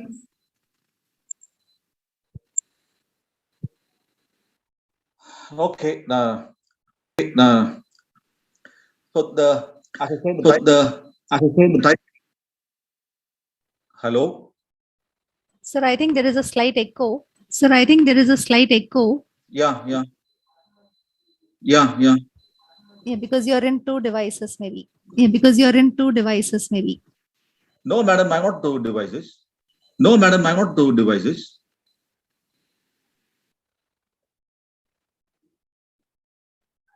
Yadu, check it out, Yadu. Sir, I am able to hear you clearly, sir. But then, I'm... Yeah. Now it's echoing or what? No, sir, it's good, sir. No, now it's fine. It's fine. Yeah, now it's fine. Yeah. So, dear colleagues, there might be a few faculty members and research scholars and students. The tentative topic of my presentation goes like this: English language teaching in the new normal context. I would begin with this particular statement. The statement is that I'm trying to understand you English language. And you are trying to understand me English language. So this is the statement I would like to throw in to all the faculty members present in this online 2-day conference. So when I come out with this particular statement, I'm trying to understand. This is what I think would be the experience of all the faculty members who are teaching English language teaching, and those who are in the process of English language learning as well. Edu, I'm not visible, Edu. I could not see myself here fully. Since I am presenting, you would be only able to see my screen, sir. But all others will be able to see yours. This is one of the challenges with coming to the technological aspect of it as well. So, when I say I'm trying to understand you English language, and you English language, trying to understand the teachers and learners. And I think, this is what the experience, I think, all the members of the faculty, who are into the teaching and learning of English language would be encountering right now. So when I say trying, we all would be experiencing of, try and hard, that, then you will be able to understand the hard hit goals.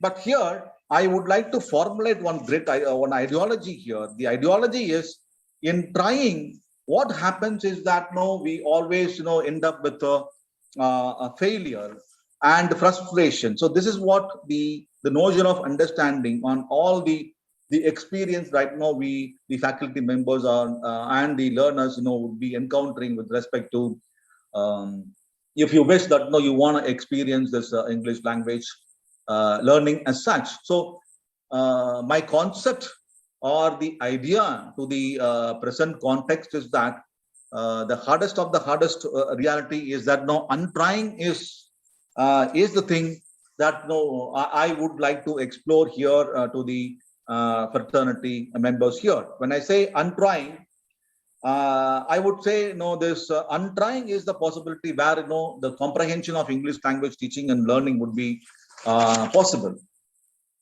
Coming to the objective of my presentation today, the objective of my presentation might be of threefold.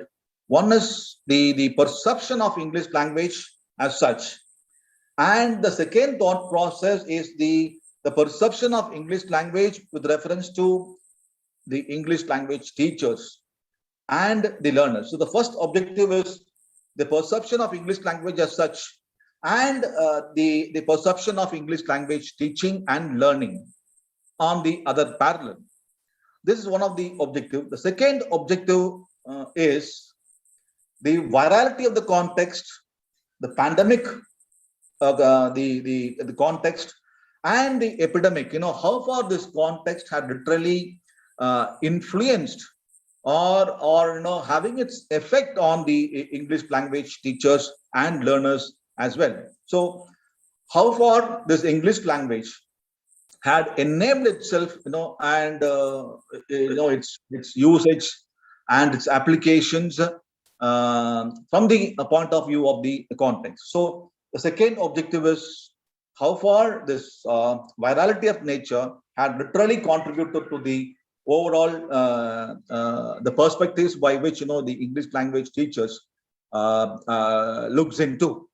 And the third objective is the intervention of the technology. How far this technological intervention helps promote the ideology of how we were looking at the English language as such, in the earlier context, in the traditional point of view, and in the modern point as well. So these are the three major framework of thought, which I would be deliberating to the faculty members today. And again, when I call for the objectives, the objectives are to some extent, hypothetical, might be or may not be, would be the hardest of the hardest reality. I would like to picture into all guys today.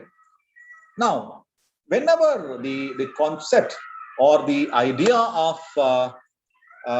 English language or English language teaching, comes to the focus, I always begin my talk or my idea with reference to this the growth and development of this English language and the teaching. I always connotate with the wars. So I would say that here, like by 2000 years of 2000 and odd years of human evolution, 5,000 and odd wars are being fought in the name of English language teaching and learning.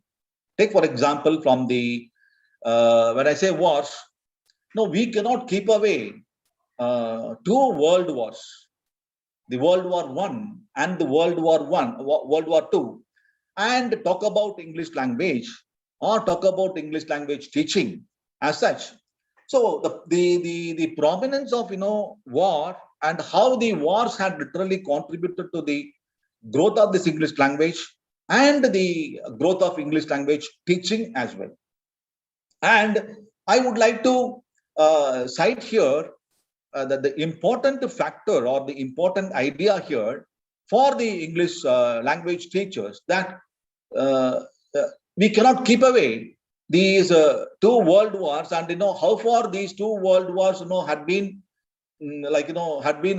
influenced by, so that we are experiencing something new in the English language. Take for example, we all know for sure the world global community, and how far all the world global communities have literally contributed to this English language. So German or American, whoever the nation might be, African or Southeast Asian, when we teach literature or language, I bring it to the forum that if you wanted to experience the experience of English language, we cannot keep away the world wars and talk about English language or English literature, teach English literature to any forum of the nature. So the accountability of war and how far this war context had literally promoted this English language, and we all know for sure from the Indian point of view, from the colonized context to the decolonized context, when we after decolonized, we all know for sure that English, when English is being made a part of the educational system, how many theoretical perspectives had evolved from the decolonized context.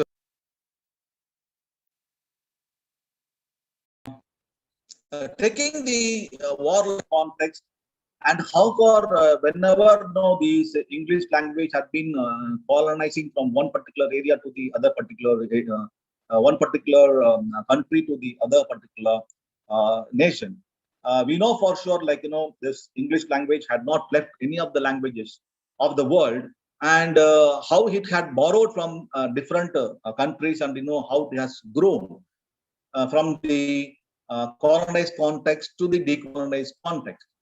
So, but then I would like to cite here one of the important sources, in spite of the fact that how far it had grown by colonizing different contexts. We also on the other stand have to agree to the fact that by colonizing, how many native languages, how many originality of the language it had made the languages dead by its influence. This also I'm just giving an awareness as well. So the warlike context and how far this warlike context had literally contributed to the growth and development of this language.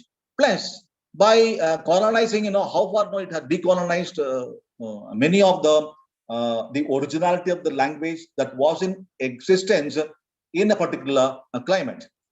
This is one thing, which we all have to have an awareness when we talk about English language teaching perspectives. The second idea is that when it comes to theory, we also cannot keep away theory and look at English language teaching. From the inception of English language as a subject of study into the Indian context, so we know for sure so many theoretical perspectives have come into existence. Take for example, from grammar translation method to the direct method and to the indirect method, or in the modern context, the task-based application to language teaching and learning, community language teaching, or collaborative learning, teaching and learning. So many theoretical perspectives are literally cropped into the English language teaching scenarios. So these theoretical perspectives, and even today, there are a number of researchers who are trying to work out this theoretical perspectives by amalgamating with other discipline, as well as being the research perspectives from the point of view of researchers who are doing research. So I do have a question right now. In spite of all the theories promoted from the decolonized context and to the colonized context, I have a question, and I think you all academicians will be having a similar question as well. are we not happy and sufficient enough with all the theoretical perspectives that has been, into forum right now? Are we not happy and are we not satisfied with the theoretical perspectives being promoted till now? And why the need for so many theoretical perspectives? It now to we are investigating and exploring from the point of view of the research. Take for example the Western ideologies, the Western theoretical perspectives, and how far we are accommodating all the Western guidelines and principles into the Eastern context. And in spite of all the stuff being given by the Westerners, we all should have a question: why from the Indian context, no such theories, a strong theories. There are a few theories had been into the practical applications. Take for example, from the Indian point of view, Prabhu had initiated the task-based approach to language teaching and learning. But I think it is not in the fullest form framed from the point of view of the keeping in mind the Indianness. So we all English language teachers have to have an understanding that we always go in about an enslaved understanding of going with the theories that has been devised by the Westerners. Why not we are unable to formulate a theoretical understanding and ideology that rightly matches the Indian context? So this is what the one question I have, and I think all the teaching members who are into the teaching and learning of English language and researchers who are investigating with the English language have to have an understanding that why that we don't have, or we don't promote an ideology that rightly fits into our context, for our population, for our subject of study, has not been made prominent. So this is one serious question I would like to throw open to you all guys. Why we go back and we hit, and we always when we try to get the ideology of the Westerners, we are just what I would say, we are just following the ideology of the Westerners, and why we had not formulated an understanding of a theoretical perspectives that rightly matches the Indian context. So this is what. So when we talk about ELT perspectives, one is how far we are accommodating the warlike context, a background, a historical perspectives, keeping away historical perspectives, and we cannot investigate or explore or experience the English language as such. One thing, the warlike context, and how far we can say that we are happy with the Western theories, and why we had not tried to formulate a theoretical perspective of our own understanding is the question that I would have with all the human intelligence, those are working with the ELT. Next slide, Edu. Edu, next slide. Yeah. So coming to the language, and coming to the context of the virality of the nature, the epidemic of the context, we all knew for sure that a year back, I would not have thought I will be having an interaction with the members through the medium of technology, through mobile or through computers. We would not have thought that this would have been the reality 1 year back. But today, what happens in the virality of the context is that at one particular point of time, the whole of the world is been temporarily closed, and I tell you, we whole of the human existence would not have undergone such a pandemic or epidemic context, and totally from the industry, from the other framework of thought, whole of the global context had been narrowed down, and we are put into a epidemic context. And we have raised a very serious question here, like, all of a sudden the world has closed. And what were the ideologies that we were promoting earlier? All the global had come and local, and all the local had become global. Was the experience that we were experiencing when we talk about the technological driven society. But then all these, global becoming local and local becoming global, and integrating technology into all walks of life, and because of the technological intervention, the application of technology into the mode of communication by way of take for example a bridged learning. All this have been totally challenged right now. So local becoming global and global becoming local has been literally shattered by the pandemic context. And we all have a very serious question where all this global had literally gone now. The concept of globalization had been totally damaged by the pandemic context. What we all have to understand here is that that the I might be wildest of the wildest thought, like I would be promoting here, in spite of the fact that the virality of a context had put into challenge all the personalities around the globe, all the other industries. But much challenging is the economic challenge here, is that we all had feared when globalization had come into prominence, that we all had a thought process that a teacher who do not use computer will be challenged by a teacher who uses a computer. That was the context, and we feared that by the computer intervention, how far the reality of the context would be challenged.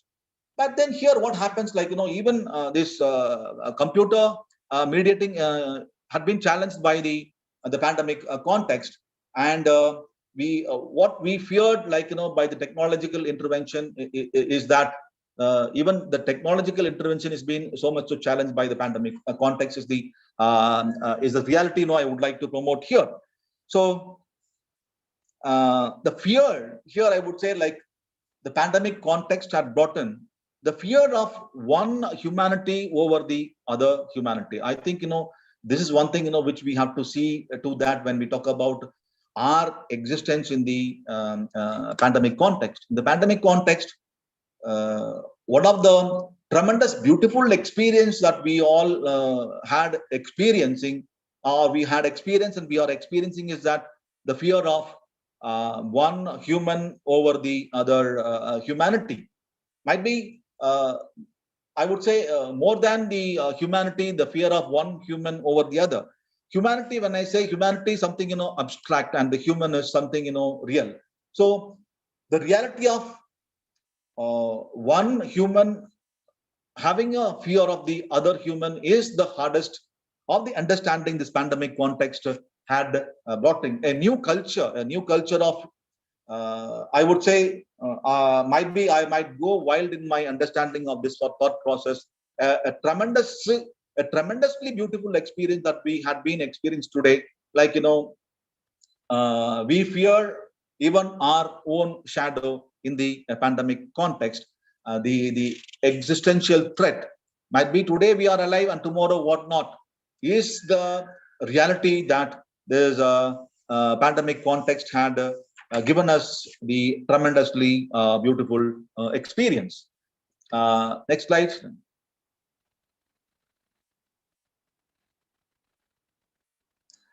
Okay, fine. That it had its impact on the life of the human intelligence. The academicians are being challenged. The academicians are being questioned. So all these are literally the reality of the truth. But then one thing which this virality of the context had promoted is that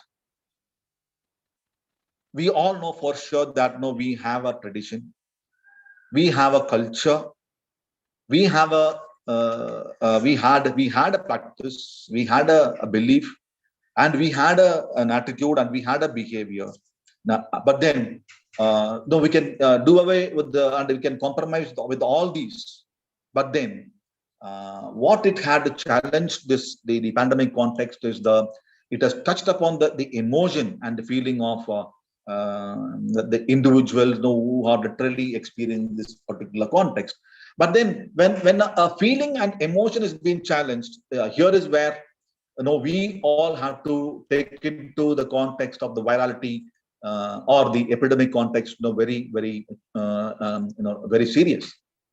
Here is where the book on master your emotions, and in the Yale University Center for Emotional Intelligence had a few pandemic questions, and the questions are like when a self is challenged, when our own integrity is challenged, when our whole of the emotion well-being of the humanity is being challenged, the need of the hour is how are we going to self engineer ourselves, the inner engineering, the need and relevance of the inner engineering is the question this pandemic context had challenged. And I think academic community have to have such kind of an emotional intelligence, the emotional intelligence challenges, and how we have to overcome this so much of a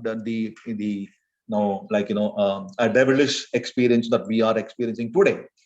And when Yale University could come out the Center of Emotional Intelligence, I think time has come that we also from the faculty members have to formulate a center of emotional intelligence to overcome the pandemic experience that we all been experiencing.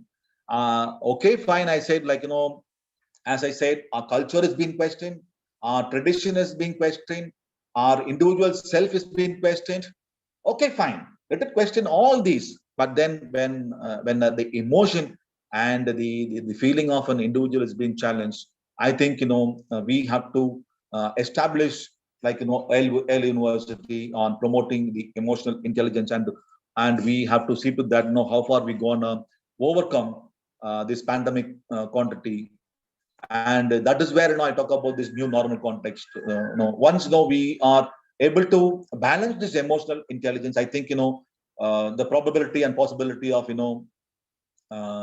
coming out with the new normal context is the possibility. So one is the English language as such, and how far this English language had grown, and it has established itself in spite of all the troubles, the warlike troubles, the thematic troubles, and the very existential troubles. How far, in spite of all the troubles, one thing we have to accept and agree is that in spite of all these troubles, on one side, we can see that this English language is growing tremendously in spite of the fact of all the troubles that we had been experiencing. Next slide, please. And I tell you, ladies and gentlemen, we are all hub computers. We know for sure, and we are giving so much of importance to the virtuality, and where the virtuality accountability is large than the reality is the truth. More than the real, what we take into consideration or what we give importance is the unreal. So we are giving so much of an importance to the virtuality and more than the real. And for the first time, I tell you, man and machine at a war, and the fear of academicians that computer overtaking the human intelligence, computer overtaking the human intelligence had come reality. Machine overruling the human intelligence had become a reality.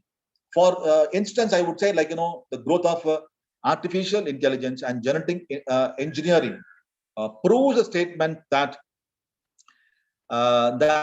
how far this artificial intelligence, it had been like, had taken an upper hand when compared to the human intelligence by way of, genetic engineering. It is said that if you are born with the natural brain, you don't have to stick on and live with the natural brain. Rather, you have in the artificial intelligence by way of, genetic engineering. What happens that you can create an artificial brain by way of a chip, and you can add to the brain, and you can become superhuman, so or supercomputers. So that is what the ideology today, and we all have to accept and agree the fact that what we feared later, that machine should not overrule human intelligence, the fear had become the truth. Now, the hardest of the hardest truth is that machine had overruled human intelligence is the truth. And at the same time, I caution you, going back is impossible. Going back is like, we all have again becoming slaves. But how far we are gonna bring in a balance between the technology and the human intelligence is the thing that we have to sort it out. But then right now, the truth is machine had overruled, and we all had become slave to the machine is the truth. At the same time, if we are at this pandemic context, if we are not bringing in a balance between the technology and the human intelligence, we are gonna have a very tough time in the very near future. And the representation here is the human have become the biocomputers, half the machine and half the man. And right now, I won't say we are half the machine and half the man. We have already become machine-like living experience is the truth that we all have to accept and agree. And I think if we are going like this, if we are gonna travel like this, giving so much of an importance to the virtuality and giving less importance to the reality, I think this virtual world is gonna give us a big treat in the coming years. And the academic understanding or whatever the understanding of the human intelligence is gonna be a big threat in the very near future. And we are gonna rely on the machines so much, and the intelligence of human thought is gonna be a big challenge in the very near future. Very serious thing that machines had already overthrown, and we are almost a slave to the machines right now. Time has come, unless otherwise, when we don't bring in a parallel of understanding, I think the governance of machine is going to be the truth in the coming years. Next slide. Now, coming to the language, I go with the Ferdinand Saussure's understanding.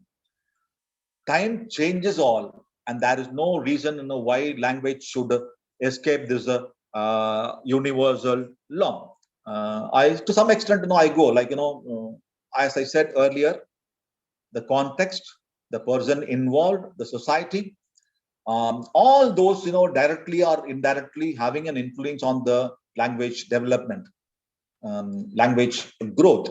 And I substantiate the argument put forth by Ferdinand Saussure that when there is a time change, automatically the time change, the societal change, the cultural change, everything, has,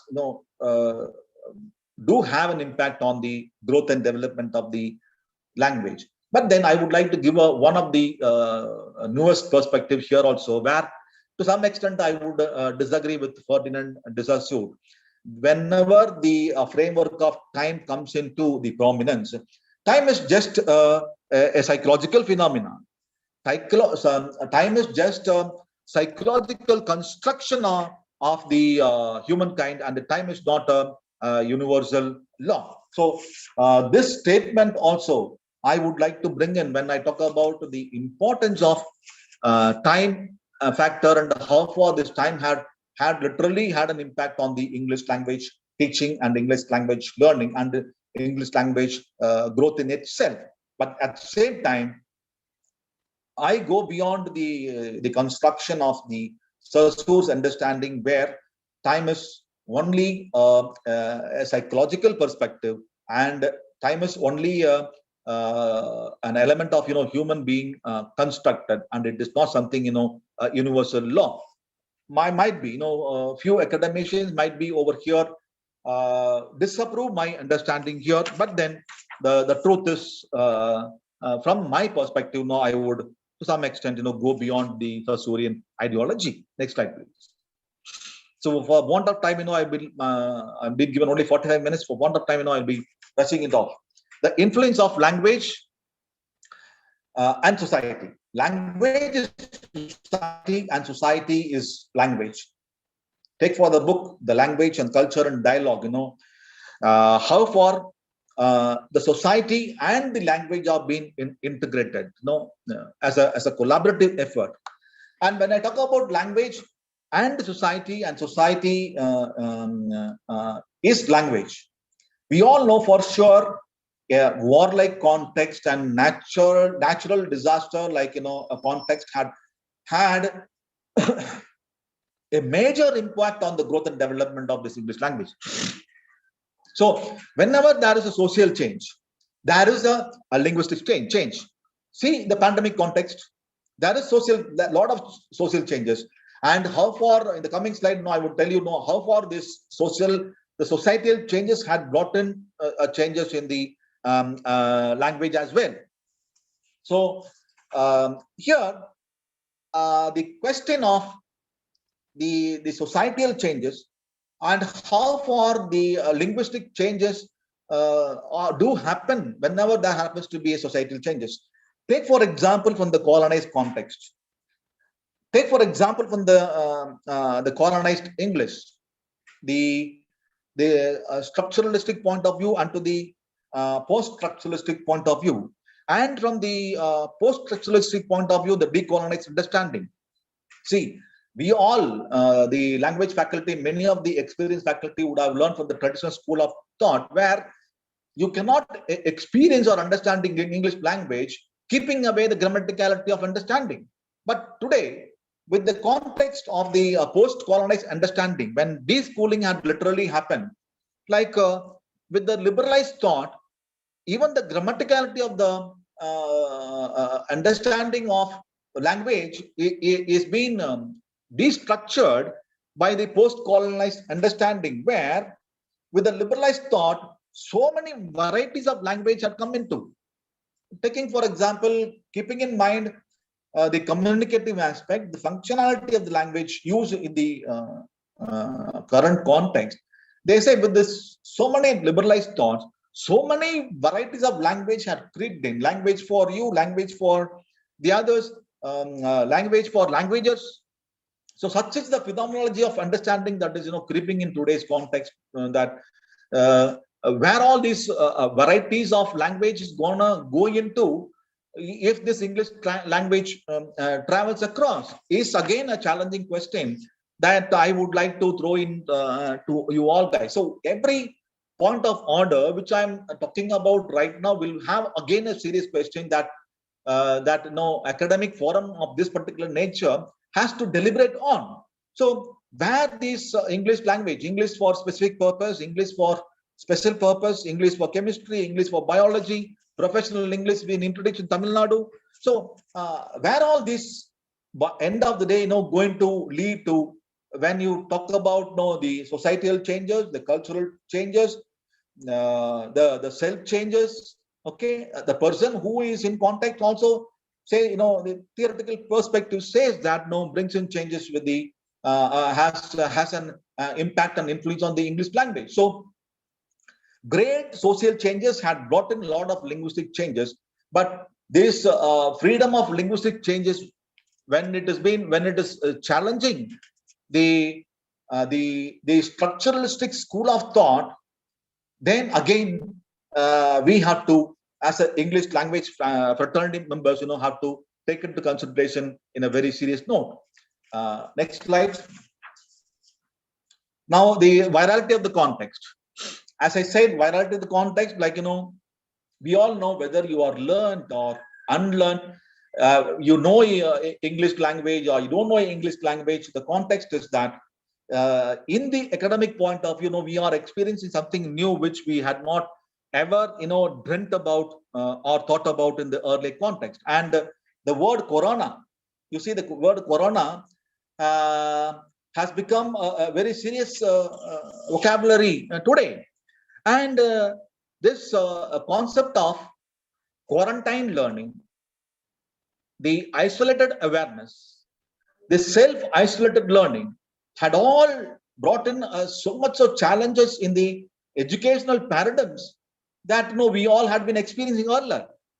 Take, for example, from the traditional schools of thought, learning a language by the advocacy of isolated learning, quarantine learning is something in a new thing, which we had never ever dreamt about. Because whenever we think about English language teaching or English language learning, some of the ideologies that prevailed in the educational understanding, like learning English language effectively by collaborative effort, learning language by a community understanding, learning language by counseling learning, learning language by cooperation, learning language by guided learning, learning language by teacher facilitated learning, learning by training, activity based learning, learning by doing. So we all had experienced such kind of a huge understanding of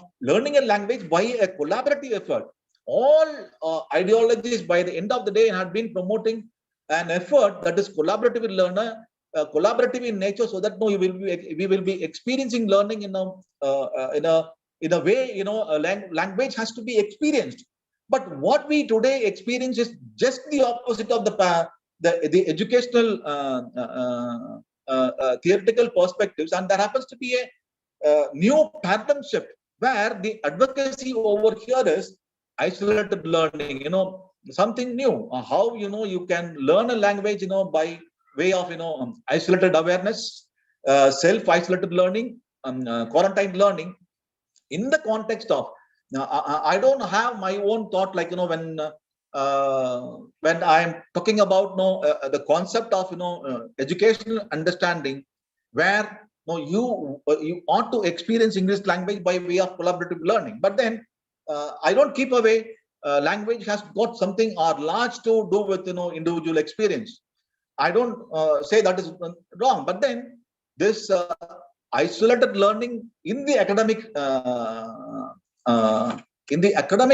platform, we all know for sure, even today in the virality of the context, how many are alive, how many are not alive, how many of them have connected and know they will be doing parallel works, we are not aware of. So such kind of isolated learning and quarantine learning had brought in a notion of, or had questioned how far by advocating all these principles and ideologies, we are the academic community are true to oneself, and the learning community are true to the other oneself. So the self is being challenged by way of when I talk about language in the context of the virality of the age.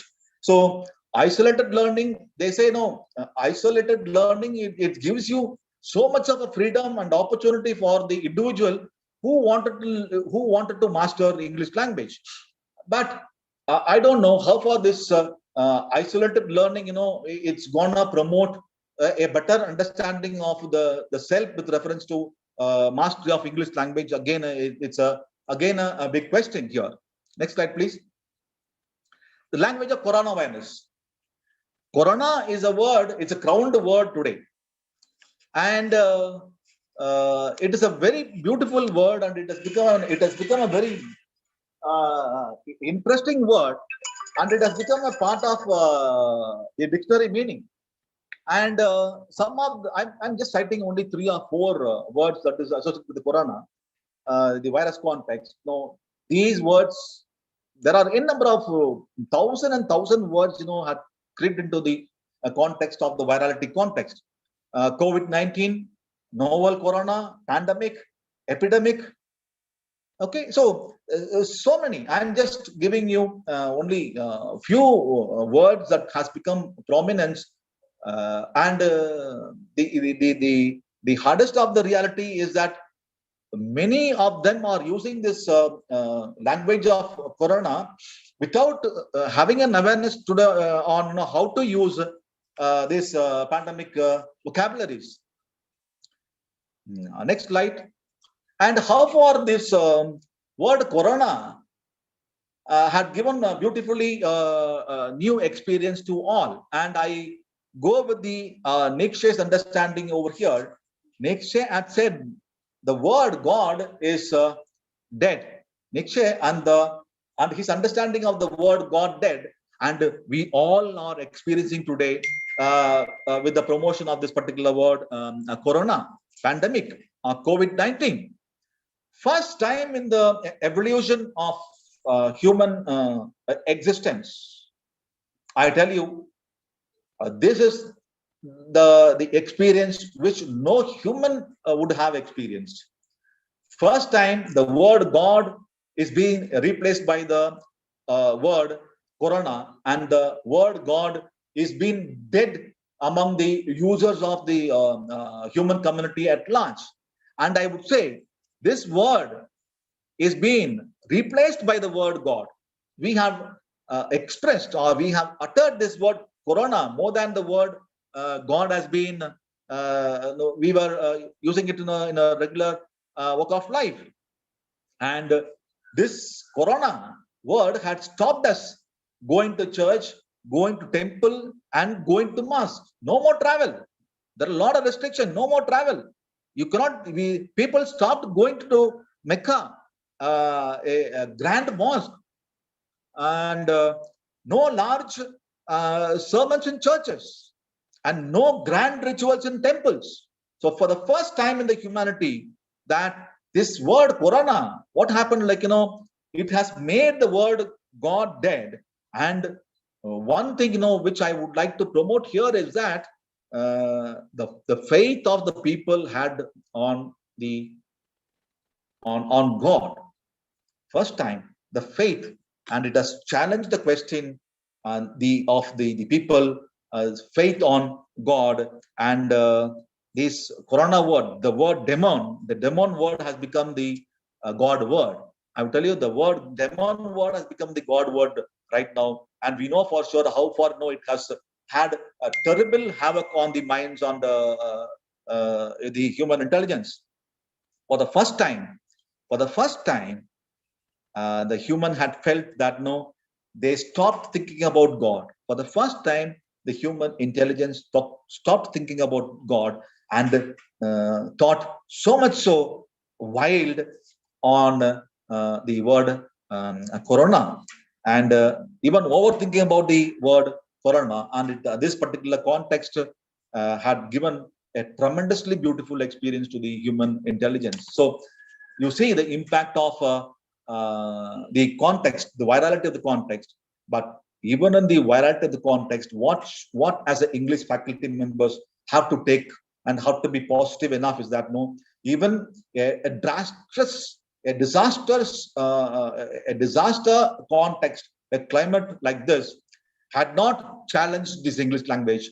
But then this so much so destructive context had helped to promote English language. And this is how we have to take it of English faculty members. So deadly situation, but you see the language had not stopped using the context of a very serious nature. Next slide, please. Now going to the Montague, going to the Michigan University of Understanding here. So there happens to be a socio-linguistic lab there. The Michigan University, they had established a socio-linguistic laboratory and developed an app, and where students and research scholars are asked to pen down their daily experience during the pandemic context, how their life had changed and what was their experience. So all the Michigan University students, the Michigans, were in the e-platform, their confidentiality when they pen down in their diaries, the new app developed by the social linguistic lab, how they had how they behave and they use the pandemic context, and what sort of a language they have been using, where a study proves that even in their personal diary notes, what was their experience by way of the language use was that they were using a fearful language was the outcome of the study proves. So they had used an English language, that was not so much so realistic enough, where in the diary writing, you have to be original of the self, that you are you had experience, by way of e-note. But then here also, more than what they had literally wanted to promote or experience about the pandemic, but here the influence of the language is so much so challenged, like so much so being used, the fearful language use. It shows that it has, the study reveals that the self has not been what was the experience, but then the fear context had been the promotional way of language use is the highlight, experience, that pandemic nature of context had revealed. Next slide, please.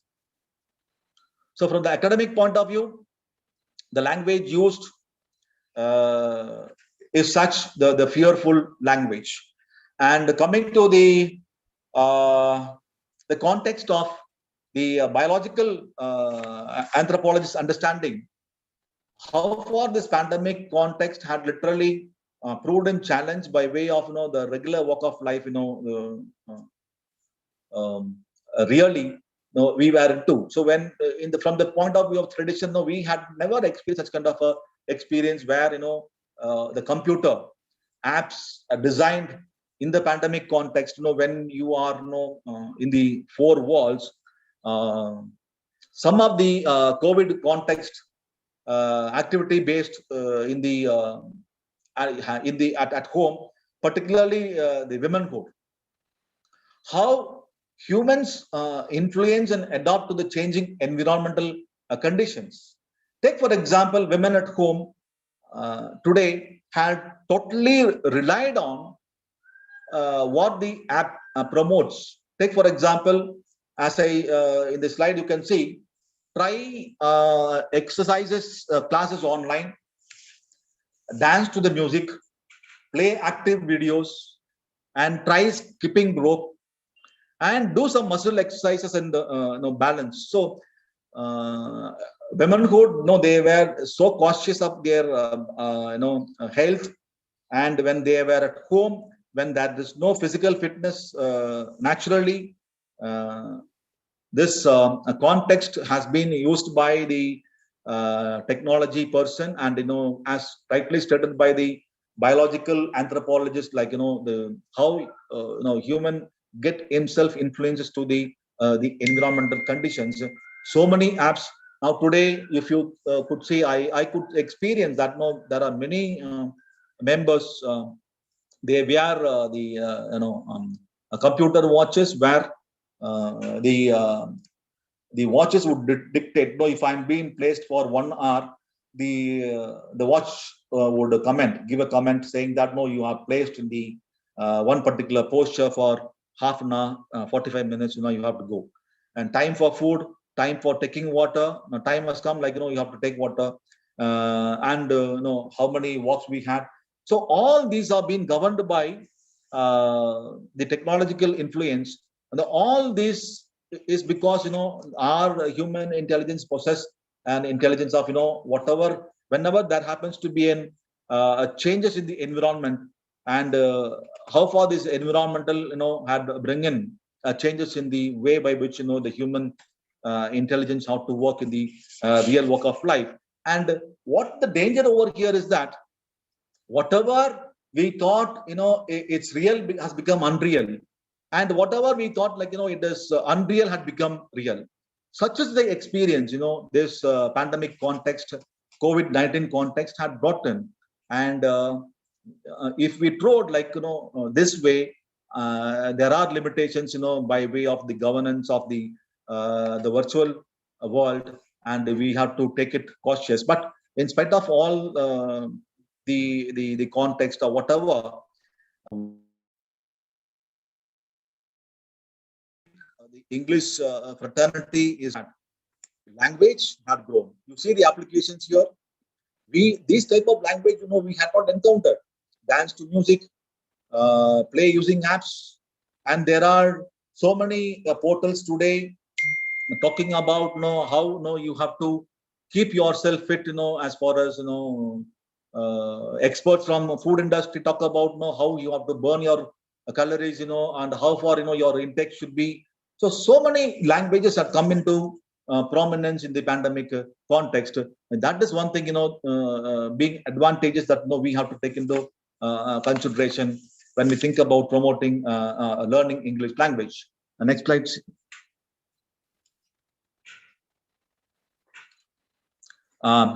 Ashley's Montague's the anatomy of swearing. Human beings are designed to swear, and the early forms of language could have emerged from a desire to express oneself forcefully. So magical world, we all knew.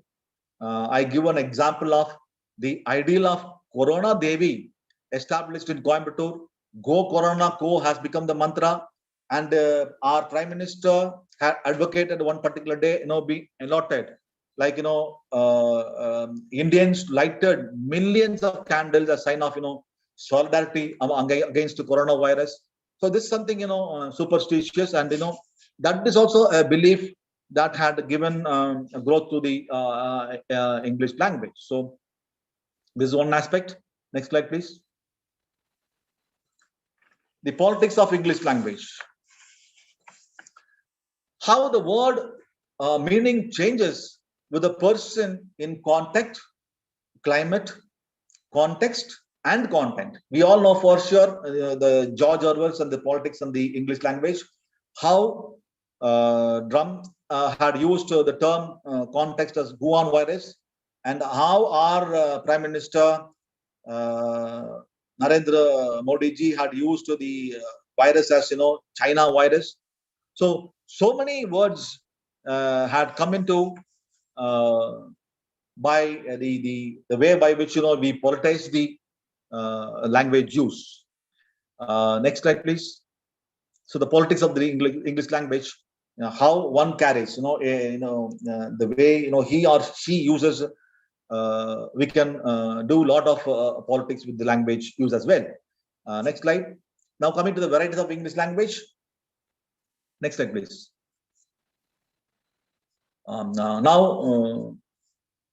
As David Crystal talks about the historical perspectives, like, he looks at new English language and the history of English language family varieties.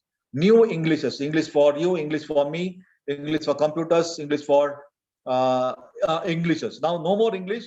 Only Englishes is the hardest of the hardest truth I would like to promote here. Now, next slide, please. Now, I'm for want of time, I'm rushing, or else, I will be deliberating on each and every word I've stressed out. English is mystery in the current context. It's weird. It is accommodative, we all know for sure, and it is manipulative in the current context. These are all the characteristic qualities as far as my knowledge goes. I'm promoting, and I think this will be the experience you all might be undergoing whenever you handle this English language. And we are for sure when English language travels like this, so much so illogical, and handling this language and prodding on this language, using this language for any sort of promotion, we know we have to take a stand where how far we can rely on this particular language and promote. So I'm cautioning you when this much wideness this English language goes about with, how far we claim we are authentic enough. Next slide. It keeps changing with the places, person, and the people, and it moves on. Next slide. I call this dark English. It has got the vanity, it got the arrogance, it is deception, it is deception, it is hypocrisy, and it's con. Next slide. And the new English has spread of English around the world, and who owns now is a big question. As next slide, as Mark Twain, I just quote the words of Mark Twain.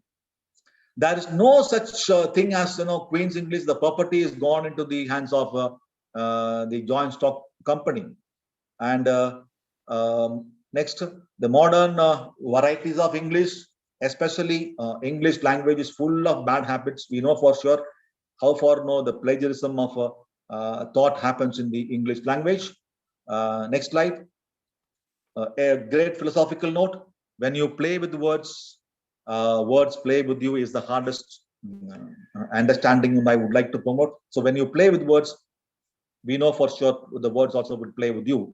Highly philosophical note. I think if I'm being given time, I'll be deliberating so much on this particular aspect as well. Next slide, please. And when I said the plagiaristic ideologies, Tamil Nadu survey study, Tamil Nadu had produced maximum number of PhDs in India, 5,844 in the year 2018. I think 2020 it's huge. According to the All India survey for higher education. So how far we are original with our language use is the question that I'm putting forth to the academicians. PhD factories, see the vocabulary used.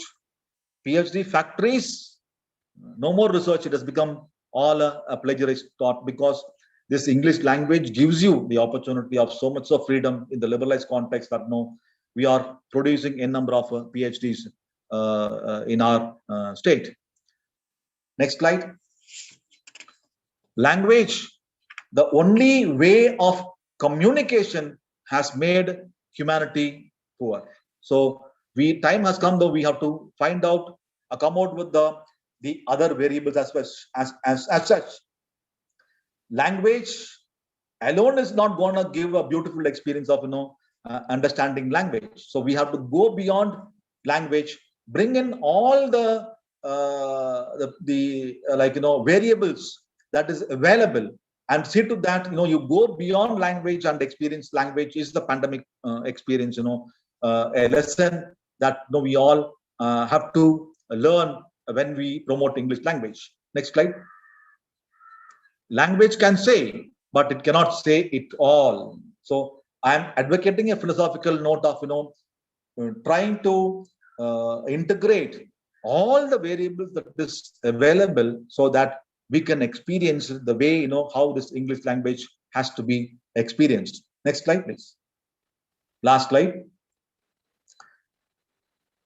Understanding language complexities is the true understanding of teaching. So context, the virality of the context. I tell you, I don't know about the other academic forum, but for English language teachers and for English language learners, I'm telling you, this new normal context has thrown everyone a different note, and it has put us in a very complex context where, to experience this language, we have to formulate so many ideologies. Theoretical perspectives are there. There are any number of theoretical perspectives. But then dominance have to be valued so much. Thank you. You can Edu, you can undo the. Yeah.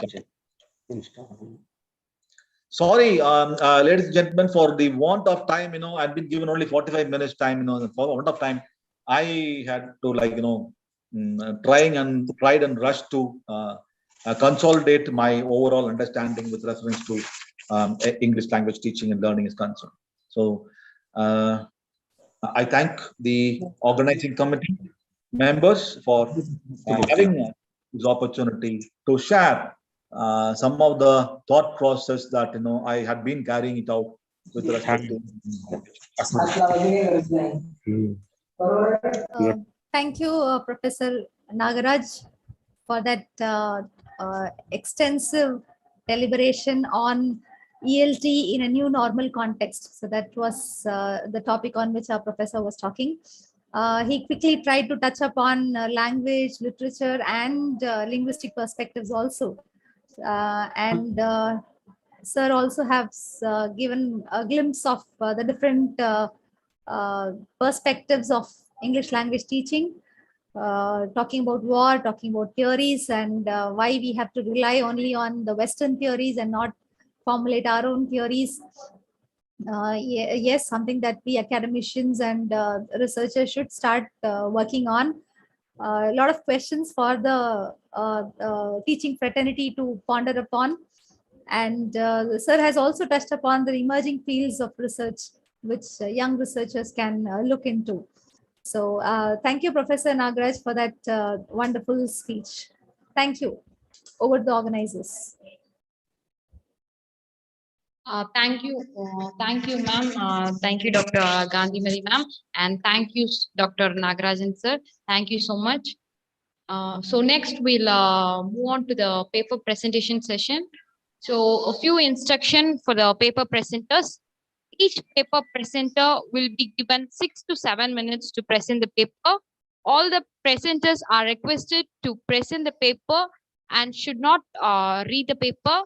The paper presenters should switch on the video, and if you cannot due to network problem or any other issue, kindly explain the reason before presenting the paper. So now I invite the chairperson, Reverend Sister Rita Mary, Vice Principal, St. Joseph College of Arts and Science for Women, Salem, to chair the session. So over to Sister Rita.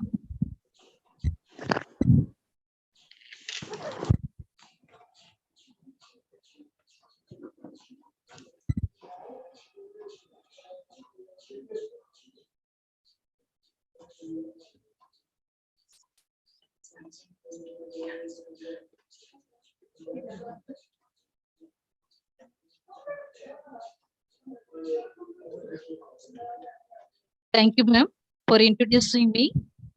Good afternoon to everybody. Today's topic, social relevance of language and literature.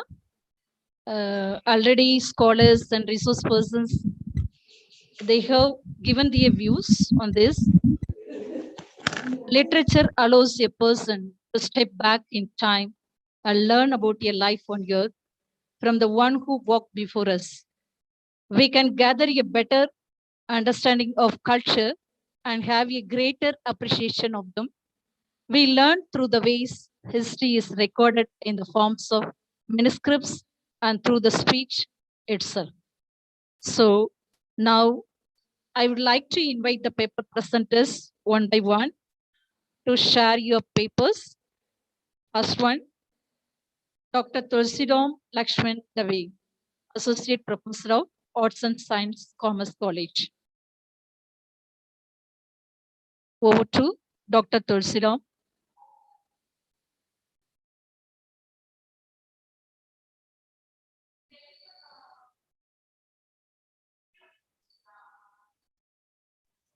Hello. Yes. Hello. You're audible. Am I audible, madam? Yes, you're audible, sir. Okay. Thanks, madam. Good afternoon to everyone. I am Tulsiram Lakshman Dabde from Nalduru College, AAC College, Nalduru, district Usmanabad, and from Maharashtra. First of all, I would like to congratulate all the organizers from your team. And now I will go directly because we don't have that much time, only 6 minutes are there. So the name of my paper is Approaches to the First Language Acquisition, Second Language Learning. So whenever we are going to see into the world, every person, only the human beings have the capacity to speak and to talk to each other. We know that animal, that is bullock, cow, goats, they don't speak, but they themselves speak to their that is the colleagues or what you say. So first of all, we can say that first language is nothing but the mother tongue. And as we are living in India, we can have first language different because I'm in Maharashtra, so my mother tongue or first language is Marathi. Then if you are living in TN, that your language first language is Tamil or so on. Actually, I don't know. That's what. Then for us, English is a third language, but we can say Hindi is our first language, and the second is our foreign language is our English. So first of all, I would say that is the first language is the mother tongue, and it is acquired one, because in a informal situation we acquire birth of this paper. Second language is learned into the formal situation because teachers are there, but in our mother tongue we have sisters, so that is a family members. So my paper aims to show the differences between the first language and second language learning, because the first language helps learning the second language.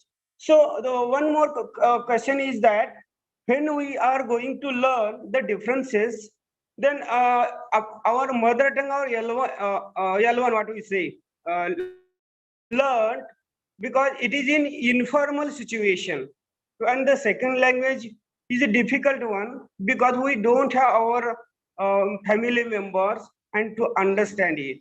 In second language, it is a formal one. We have our teacher before our eyes. They say they are homework, blackboard, ICT tools in our college or schools. So that's what it is, a formal one. As you know, it is a formal and informal language is that we can say to our brother, not respected, it is one. So first of all, madam and sir, we can respect him. So that is what it is one.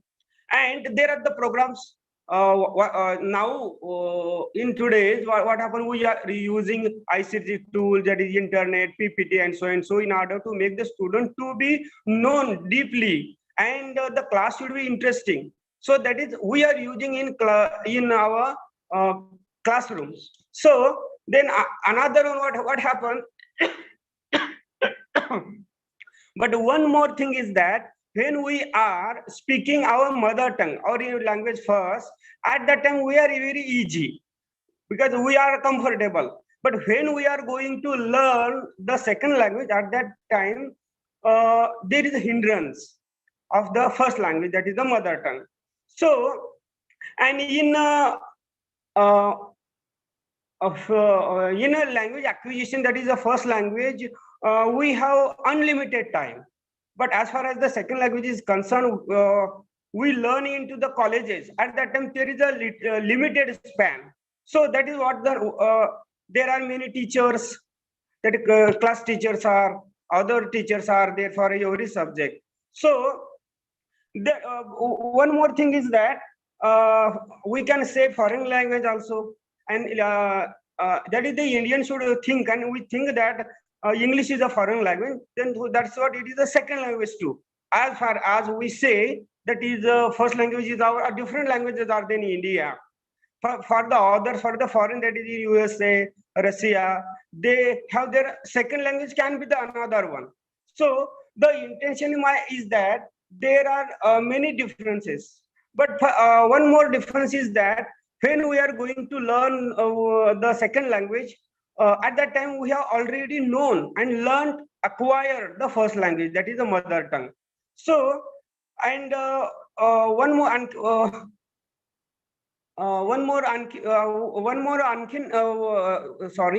difference is that then there are the sounds, that is, and letters, notebooks.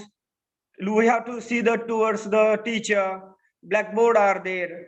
And in first language or in what do you say, language mother tongue, we have only the sounds, and there are not the grammar rules also. Because in a second language, when we are into the college, in the classroom, at that time, everything is there. That is grammar is there, structure is there, pattern is there. Yes, So sir, it is time to conclude. Okay, so madam, okay. Then one more thing is that there is a as far as the teacher of English or the second language is intended that she should teach the student hierarchically, because what happens, the teacher should overcome these problems of differences. That is, one more question arises, English should be used in a classroom, but the answer is our mother tongue should be in a descending order. I myself or our department, that is a head, and other two colleagues are think that if the student is a BSc first, BA first, or BCom first, at that time we use a little language in that is a mother tongue. Then in second year we use less language, that is a mother tongue, and at the third year second language we are teaching in English. Okay, madam. So that's what teachers should adjust the student according to their background. Okay, Thank sir. you, madam. Good. Keep it up. You have given the main importance of the first language. It is very good. Keep it up. Thank you, sir. Next, Thank you, I madam. would like to call Dr. Shashi Srivastava, Assistant Professor, Dayalpur, Agra. Thank you, sir. Good afternoon, ma'am. Okay, Yes, thank you. good afternoon, ma'am. Very good afternoon to the chairperson. Ma'am, would you kindly permit me to share my screen? I have a PPT to share, ma'am. Yes, you can use it, the PPT, ma'am. Thank you, ma'am. Is it visible? Yes, visible only, ma'am. Right. Thank you, ma'am. We all know that today we are gathered for a two-day Bodhi International Online Conference on social relevance of language and literature. It is being held on 29th and 30th of October, and it is jointly presented by the PG and Research Department of English, Saraswathi Narayanan College, Madurai, Department of English, St. Joseph College of Arts and Science for Women in P. Salem, Tamil Nadu, and Bodhi International Journal of Research in Humanities, Arts and Science. Myself, Dr. Shashi Srivastava, from the Garden of the Merciful, that is Dalbagh, and the city of Taj, Agra. The topic on which I'm going to speak is Sanjeev Sahuta's China Room asseverates family, a link to the past and a bridge to our future. Family is a very significant phenomenon, a feeling, a sense of belonging, an identity, and above all, a bond that strengthens and binds us to our roots. To love and be loved, to care and be cared by matters a lot. The roots to which we belong play a very significant role in our lives. Our association and bondage with our roots gives our life a meaning and relevance. The people who are in foreign lands realize the importance of their roots, develop a feeling of alienation or isolation. I would like to quote, when the roots are deep, there is no reason to fear the wind. The literary writers settled in the distant lands have also experienced and expressed this nostalgic feeling. We all are aware of the genre of diaspora fiction that sprang because of this.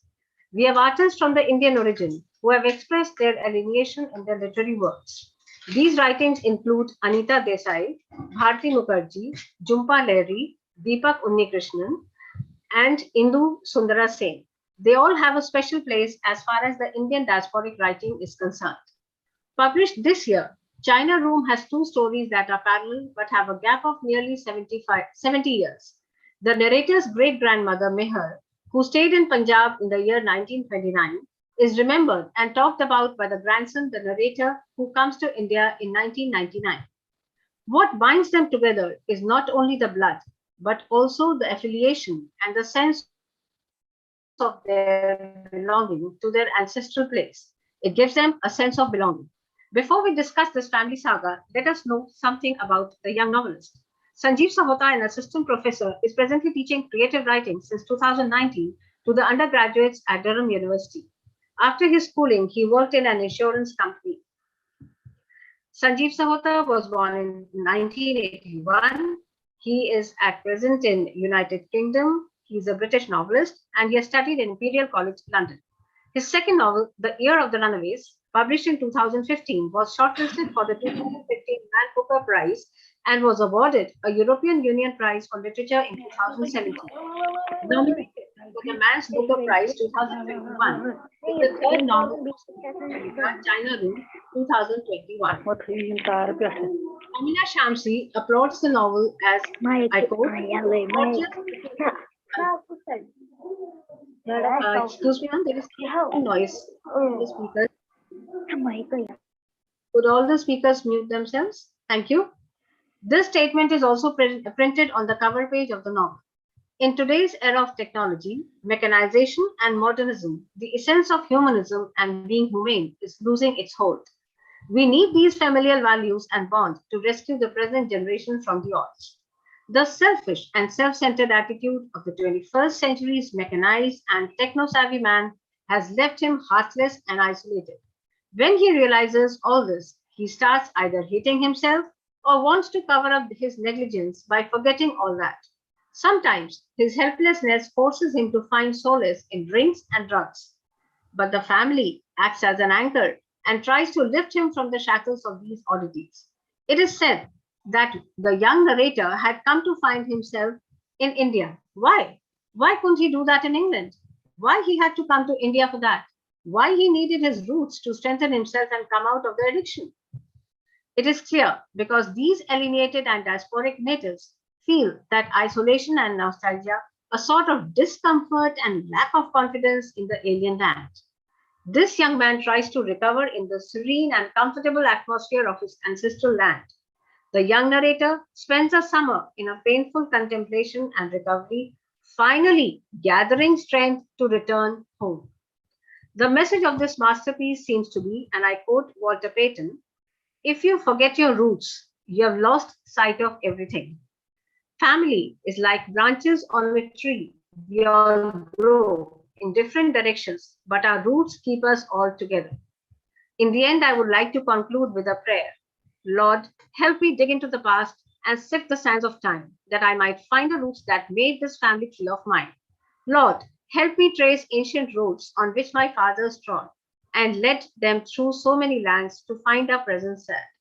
Lord, help me find an ancient book or dust manuscript that's safely hidden now away in some forgotten crypt. Lord, let it bridge the gap that haunts my soul when I can't find the missing link between some name that ends the same as mine. And this is a poem by Curtis Woods. With this, I would like to conclude the paper. Thank you all for your very patient hearing. Thank you. Superb, ma'am. Family is very, very important in our life. It is the root cause for everybody. Thank you, ma'am. Next, I would like to call Dr. Madhu, Assistant Professor of English from Chennai. Yes, ma'am. 1 minute. I'm just sharing my screen. Yes. Can you see my screen, madam? Yes. Yes, ma'am. Okay. I'm just sharing my screen.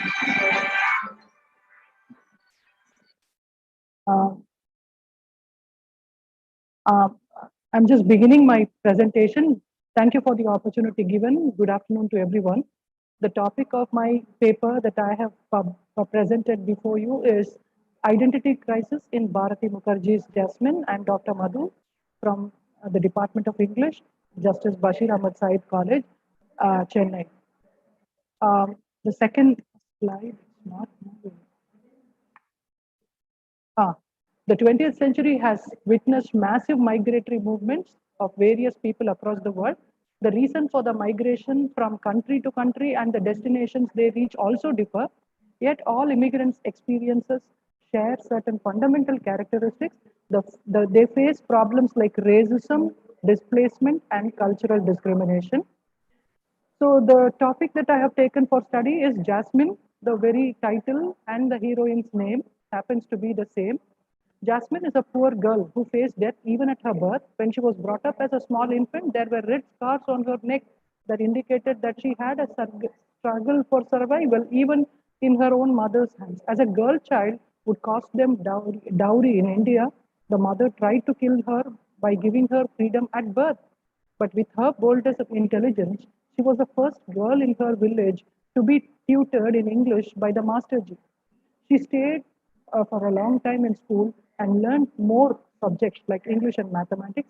And after she grew up, she had a marriage with a very, very nice man called Prakash, who hated feudalism of the villages of Punjab and gave her a new name. And he gave her a name called Jasmine, though she was called Jyoti by birth. You are a small and sweet and heady. You're my Jasmine. You will quicken the whole world with the perfume. Now Jyoti has become Jasmine, and I quote from the text, I shuttle between identities. This is the magnum opus novel by Bharati Mukherjee, and this has been analyzed by me with an insight into the concept of identity issues. So I'm going to deal with the idea called nomenclature, which means the system of naming. So the name of the heroine Jyoti undergoes several changes depending on the place, depending on the people whom she come across, and the circumstances which changes in her life. So she is called Jyoti by her parents in her childhood, and her husband gives her a name called Jasmine, and she is called as Jane by the caretaker in US, and later her lover called Bud, calls her Jane. So Jane, Jasmine, Jyoti are different names, and her identity keeps shuttling. Jasmine is a story of a fearless girl. She crosses one hurdle after the other, and she has been a victim to many circumstances. And every time she faces the test of challenges of time, she had never failed to exhibit rare inner strength, and at the same time, she maintains silence and poise. So Mukherjee writes about her character Jasmine. I've had a husband for each of the women I have been. Prakash for Jasmine, Taylor for Jazz, Bud for Jane, and Half Face for Kali. I quote from the text Jasmine. An immigrant's life is a series of incarnations. He or she lives through several lives in a single lifetime. This truth explains the condition of Bharati Mukherjee as well as that of Jasmine. In one of the interview, Bharati Mukherjee confides, I have been murdered and reborn at least 3 times. The very correct young woman I was trained to be in India, and I was very, very happy being in a different place with a political, shrill civil rights activist when I was in Canada, and from being the urgent writer that I have turned out to be in the last few years of her stay in the United States. I quote from the interview that she gave in the year 1990. So the issue under consideration is the interaction of a woman with the other conditions affecting her identity and making an assertion over gender, culture, nationality, and race. The novel reveals the pressure felt by an immigrant in American society. The journey of Jasmine through the novel, though the novel leaves a tale of moral courage, it shows us the search for assertion, self-assertion, and self-awareness. So from Jasmine to the recent Nirbhaya, women have no identity of their own in this male-dominant world. Thank you for the opportunity given.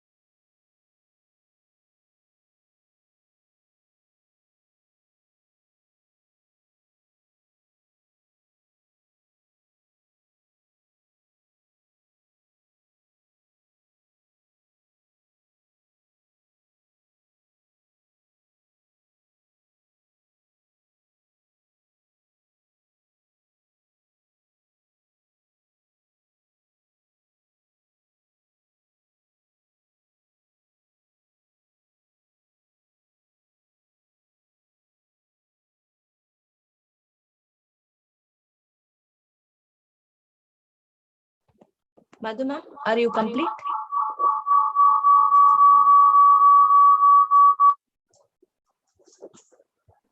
I have completed. Okay. Thank you, ma'am. Thank you so much. The next presenter, Sheena Shara Vinki and Chaco Jose from Kerala. Good afternoon. Am I audible enough? Yes, ma'am. And yeah, and the screen, is it visible to all? Yes, ma'am. It's visible, ma'am. Okay, thank you. Good afternoon, all. Good afternoon, ma'am. Myself, Sheena Saravini, Assistant Professor and Head of English from Sahadev College of Advanced Studies, Thrissur, and the co-author is Dr. Chaco Jose, Principal, St. Aloysius College, Thrissur. The paper is titled E-Learning and Flipped Classroom in the Context of COVID-19 Pandemic. The paper focuses on 4 aspects: the nature of e-learning and flipped classrooms and their effects on 1. Teaching learning process, 2. Education apps, including LMS, 3. The Indian context, and 4. Vocabulary. Most of us on this platform currently being teachers, Bergman and Sams have already said teachers need to be the change agents in education. And we all have embraced the change. What is e-learning? A learning system based on formalized teaching with the help of electronic resources. And flipped classroom is direct instruction delivered to the individual outside of class and more strategic use of in-class time for group work and individualized attention. The first focus, teaching learning process. As we all know, it has been revolutionized. I would now walk you through what Ramazan Yilmaz has said in this context. E-learning readiness and its sub-factors, which are computer self-efficacy, internet self-efficacy, online communication self-efficacy, self-directed learning, learner control, and motivation towards e-learning are predictors of student satisfaction and motivation. Many of us may have experienced that students are not motivated on the online platform. Students do not attain the level of satisfaction they should. So the key indicators, the predictors in the online learning, e-learning have completely changed. The second focus of our paper is on education apps, including learning management systems. Most of the higher education institutions and even schools have now adopted learning management systems because it's a one-stop solution, marking attendance, tracking the students' progress, mapping the outcome and whatnot. So the education apps market has grown, the demand has increased. And what does an education app do? It offers a digitally interactive learning platform for students and allows parents or teachers to track students' progress flow. We all know that teachers are now facilitators and students are the learners. The third aspect, the focus of our paper, the Indian context, educational policies, including the NEP, blended learning as promoted and floated by University Grants Commission, and the various repositories of online courses, equity in the field of education. The fourth focus is vocabulary, COVID-19 vocabulary, as our previous speaker was hinting at. It's the word stock created or generated in response to COVID-19. We all know most of us, when we are on an online platform, we'll begin with, am I audible?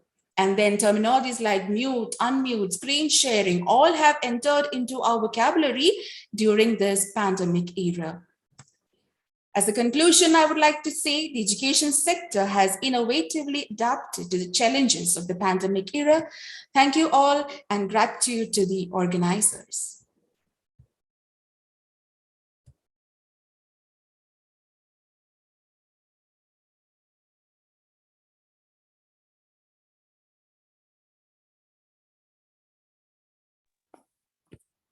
Thank you, ma'am. Thank you so much. The next presenter, Dr. Jaita Rai from Kolkata. It's audible?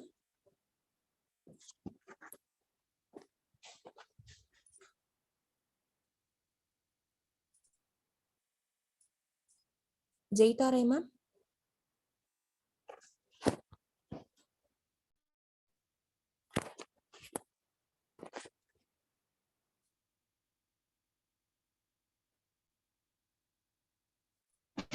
Am I audible, ma'am? Yes, you are audible. Please, ma'am. Thank you, sister, organizers, and each and everyone present on this online platform. I'm Dr. Jaita Ray, Department of English, Assistant Professor, Stage 3, Rabindra Bharati University, Kolkata. Without further delay, because the time is short, I would like to go straight to my paper. It is titled The Play of Words in Select Fiction of Anita Desai. Now, Anita Desai is, everybody knows, world famous novelist who is renowned for her psychological negotiations, stream of consciousness technique, as well as the use of myths, symbols, images. But all these can happen only through words or language, which becomes fluid and flexible in the deft hands of this particular novelist. Now, one of the most distinctive characteristics of Anita Desai's fiction is lively description of the ennui, agony, and angst of a female protagonist. Whatever they feel in their heart appears like a picture before our eyes. As in Voices in the City, Manisha feels irritated in the traditional customs of the in-laws family. Anita Desai not only portrays the pen portrait of the protagonist's emotions and feelings, but she gives the lively description of the events in the most trying situations and circumstances in the novel. Her use of lively words, solid action, visual images arrest the mind as if it were a painting as the scene of exploitation over Anamika has been given lively description by the author in Fasting Feasting, another novel. So far as the characterization of Desai is concerned, it is unique. Her characters are neurotic females mostly, highly sensitive but sequestered in a world of dream, fantasy, and imagination. They seem alienated from the surrounding with consequences of their failure or unwillingness to adjust with the reality. Her each character is the representative of her ideology, that is suffering woman struggling for her identity. Maya is hypersensitive lady, Sita a revolutionary, Bim an emancipated woman, Sarah an adjusting lady, Monisha an intellectual, Sarla a traditional, and Sophie a modern woman. Anita Desai uses various techniques to make her work impressive. Now I'll go slightly into details with each of these techniques. First, number one is the stream of consciousness technique. The stream of consciousness phrase was used by William James in Principles of Psychology to criticize the unbroken flow of thoughts and awareness in waking mind. Desai makes frequent use of flashback technique, recalling the intricate past happenings and experiences of her myriad characters.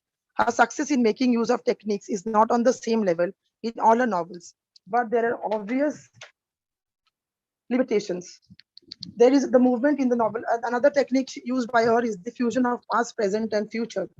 There's the movement in the novel, a movement in time from past, and the novelist presents a large number of characters that she had done ever before. Past is of supreme importance in the novel of Desai that is recalled again and again. It is most skillfully woven with the present. Even the most casual reader is likely to be impressed with this weaving of past, present into a single and unified whole. Desai artistic economy is bringing the past and present is of very high order. Another important aspect of Desai's technique is a skill of beautiful contrast presented between two characters, and because of this contrast, each character becomes clearer in the eyes of the readers.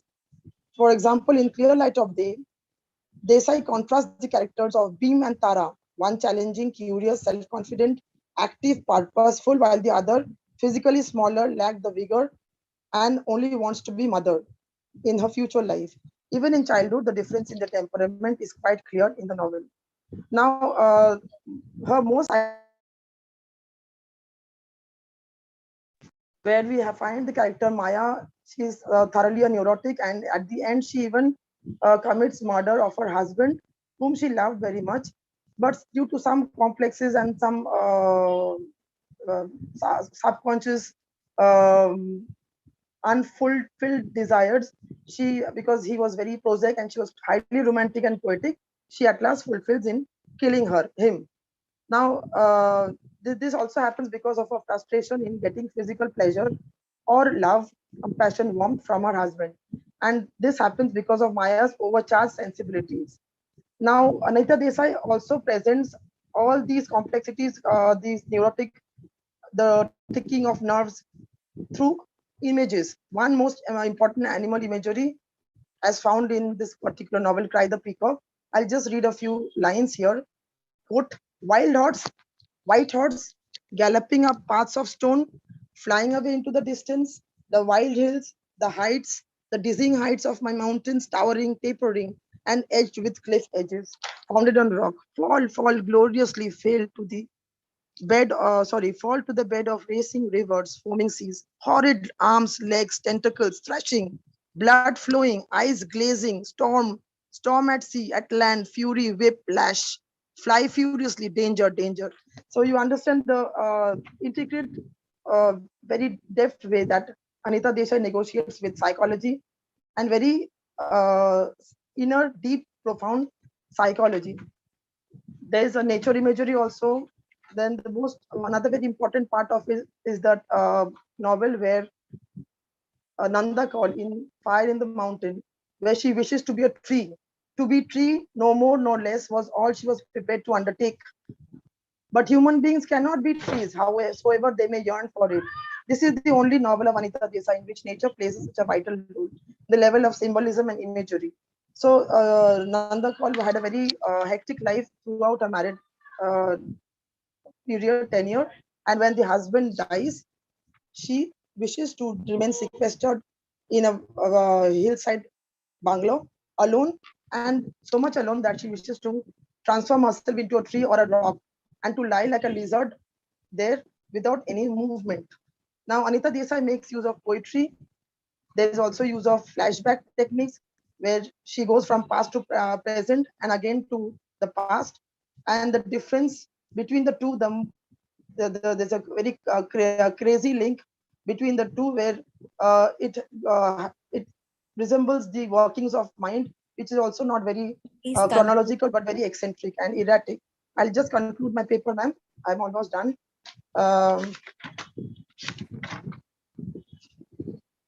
There were many points which were very interesting, but since there's lack of time, I'll just go on to the conclusion. She's a subjective, Anita Desai is a subjective and psychological novelist. She's often forced to peep in the inner recesses of the psyche of her characters. She is more occupied with somber than the frivolous side of life. An undercurrent of irony, satire, sarcasm often surfaces in the novels and speak of their minimal presence in the artists. And to speak of the character's minimal presence is the artist's genius. She does not present the characters so much as the workings of the inner recesses of their mind and psyche.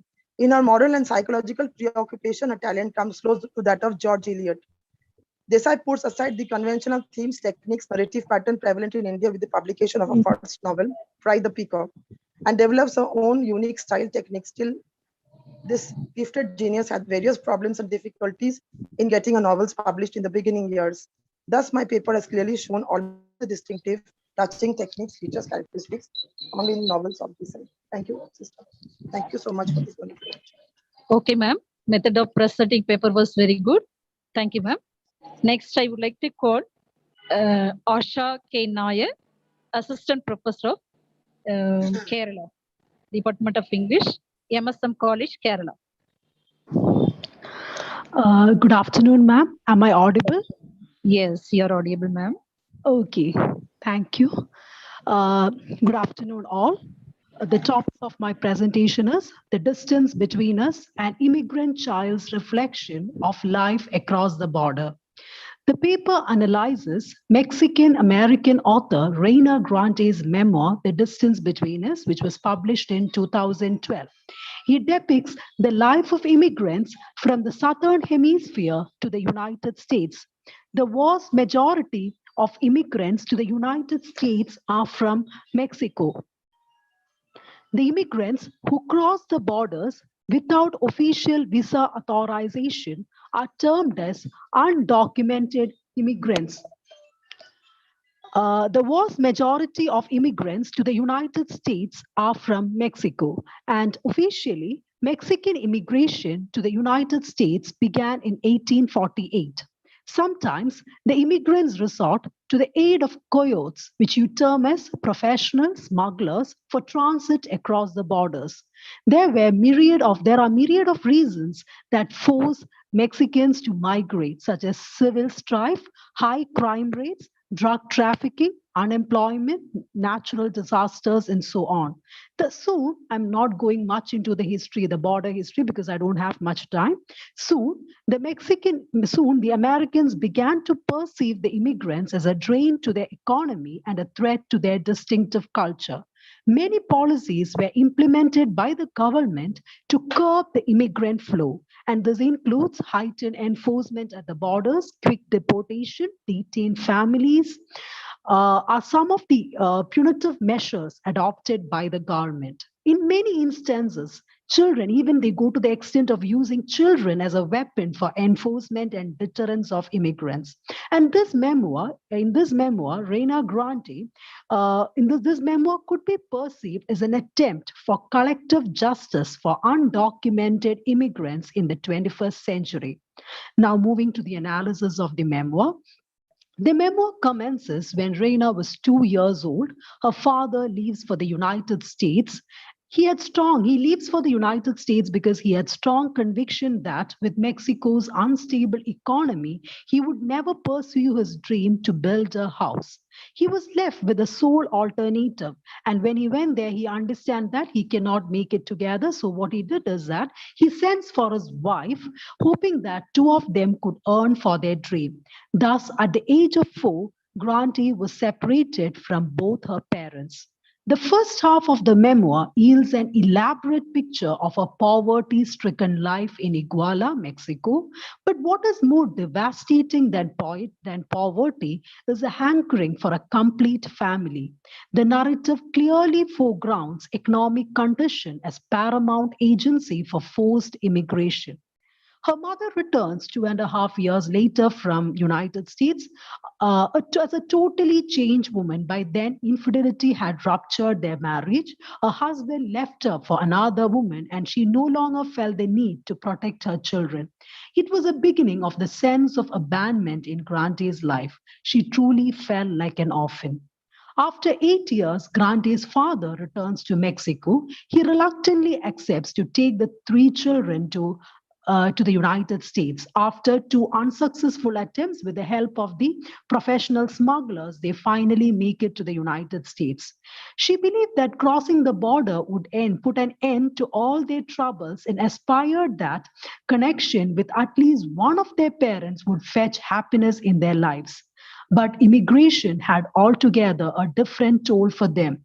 The long separation created a chasm among them. By then, her father had turned out to be alcoholic and abusive. It was hard for her to come in terms with the man behind the glass. That's a reference to the photograph that she treasured throughout her life.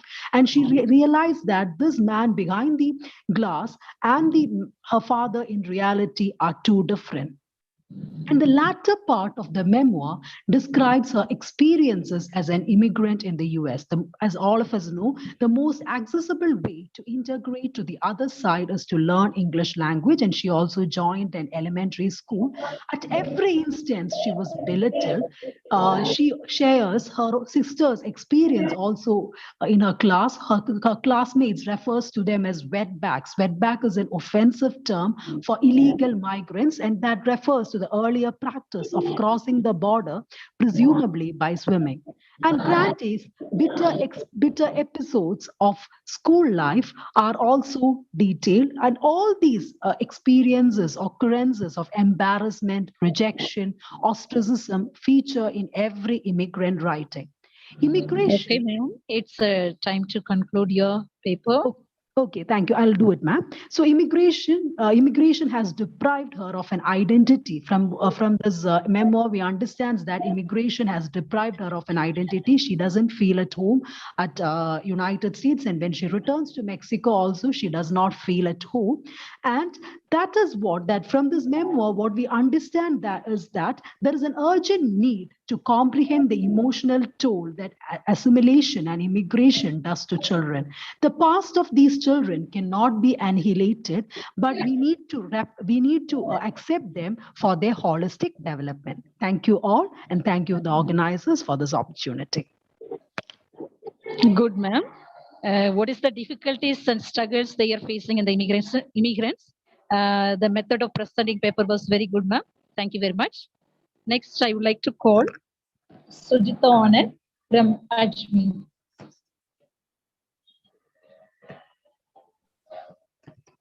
Hello, ma'am. Am I audible? Yes, ma'am. Yes.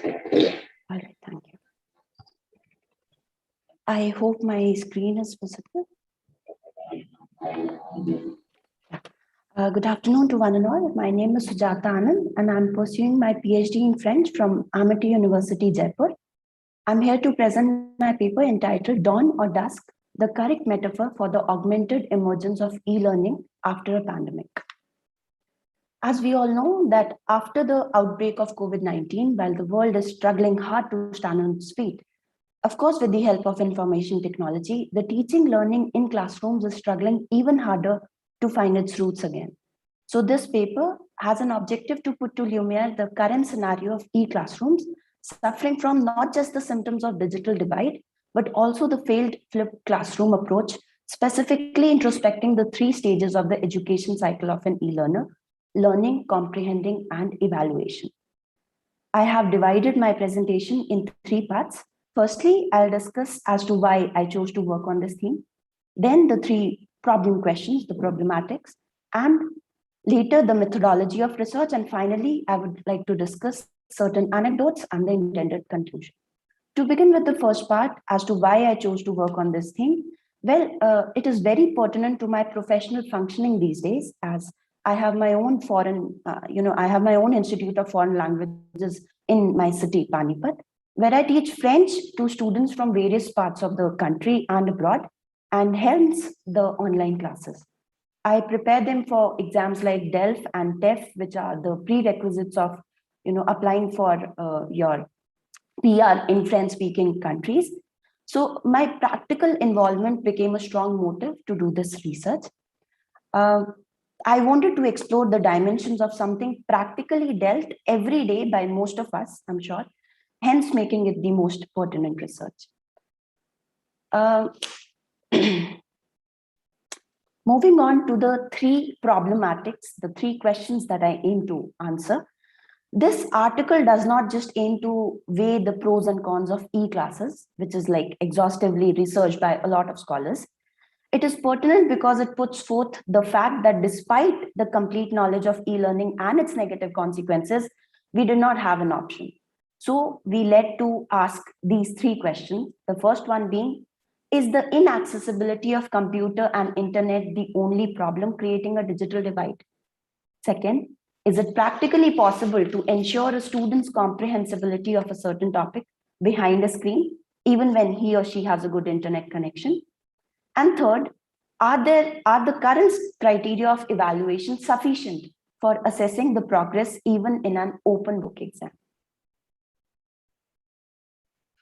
Honestly, to keep such general questions without defining the public in question might have led to a lot of chaos. So the methodology of doing this research involved doing a survey on the foreign language learners of various levels enrolled at my institute, not just from the French section, but also from German, Spanish, and English. Hailing from all parts of the country and abroad, the diversity of their responses was guaranteed. Moreover, keeping their identities anonymous made them open up to me with a lot of honest feedback for their experience as language learners. And, for instance, I would really like to quote one of my students who says, I get camera conscious and I unknowingly get distracted from what's being taught. And I start checking my clothes, my room's background, if everything is in place or not. So not only do I tend to miss what's being explained, I also don't feel at par with the class. She also adds that, ma'am, when you ask questions or give an activity to do, I really feel out of place. And sometimes I end up leaving the meeting because nothing makes sense to me. And I lie about a failed internet connectivity. So more than the technological reasons, the humanistic factors are affecting the learning. And not just the learning, even the comprehension is suffering. The flipped classroom method seems to be highly demotivating for a foreign language learner who is already struggling very hard to create an environment for himself to practice the skill. And as far as the evaluation of the e-learner is concerned, the absence of homogeneous criteria of open book exams, specifically for the grammar papers at beginner level, is not helping at all. So to conclude, this paper made me question a lot of ways and methods I use while doing my classes. And even though the lockdown left us with no choice than to just switch everything to online, with the vaccines made and the world recovering, it is about time that we start weighing the cons of this medium and take a note of the ever diminishing rate of learners' productivity in an e-class than a physical one. So while learning, comprehending, and correcting, the three stages suffer, it is impossible to wait idly for the dawn that it isn't coming. Thank you, ma'am. Super. Explained that how the digital devices affect the children. Good, ma'am. Keep it up. Next, I would like to call Mansoor Ahmed Boni from Madhya Pradesh.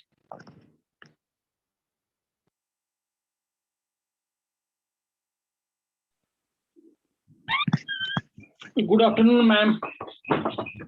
Yes, good afternoon, sir. Am I audible? Yes, you're audible, sir. Okay.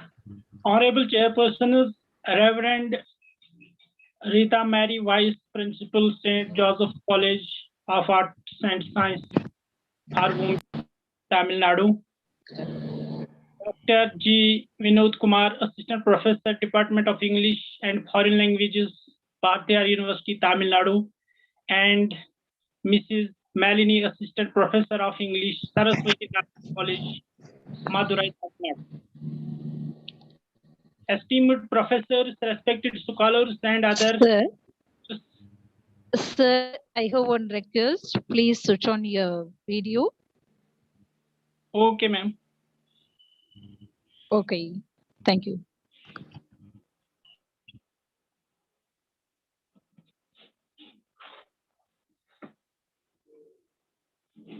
Esteemed professors, respected scholars, and other members, good afternoon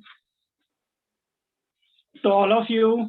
I am honored to be speaking in front of you via this online two-day international conference on social relevance of language and literature, and presenting my research paper titled as A Study of Feminist Perspective in Indian English Novels. My name is Mansoor Ahmed Wani from Jivaji University, Gwalior, Madhya Pradesh. At this moment, I am presenting my paper from my permanent residence, that is Paradise on Earth, known as Kashmir. We all know literature is one of the excellent arts that employ language as a medium of expression of human feelings, emotions, sufferings, and joys. It knows no limits of place and time, and so it is universal. Now let me share my paper with you.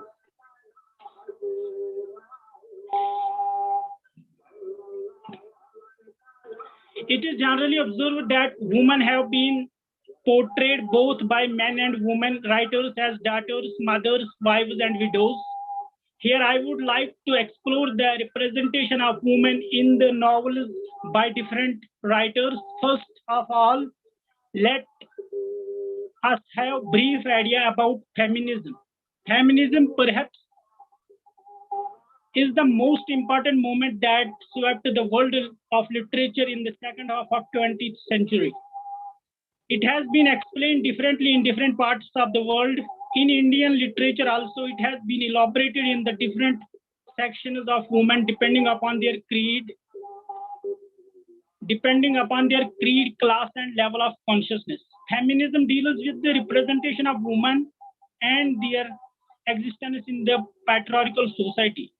It reveals the struggle of women against their low status in society and the culture of country. It can also be understood as a broad socio-political movement, especially advocating women's welfare in society. Women are hell-bent to fight for the freedom and redemption from all forms of subjugation by the state, be society, be men. Life becomes worth living and enjoyable when it is free of irritants and abusing elements. It is but natural to expect life to be peaceful. Love and kindness can be secure long-lasting peace in human life, but the construction of an ideal society is not possible without allowing equal rights to all. No one should try to dominate the other by exploiting one's caste or poverty.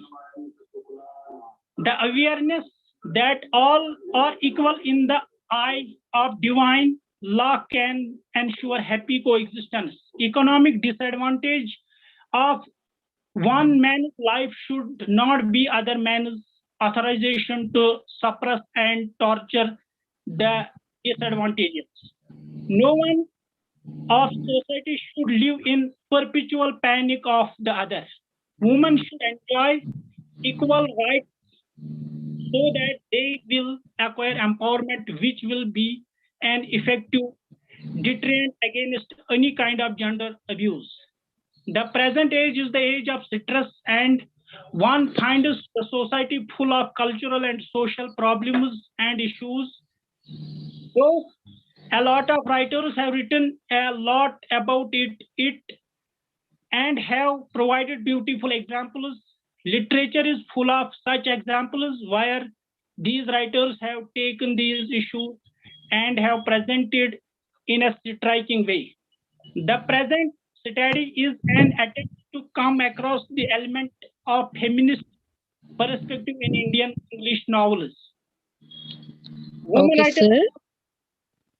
Yes, ma'am. Sir, it's time to conclude. Okay.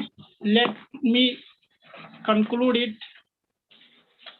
At last, I want to express William Golding's famous saying without any hesitation here, that when he says when women are just, his statement at tracking one, it would be worthy to mention here by here how William Golding, British novelist, playwright, and poet, understands women.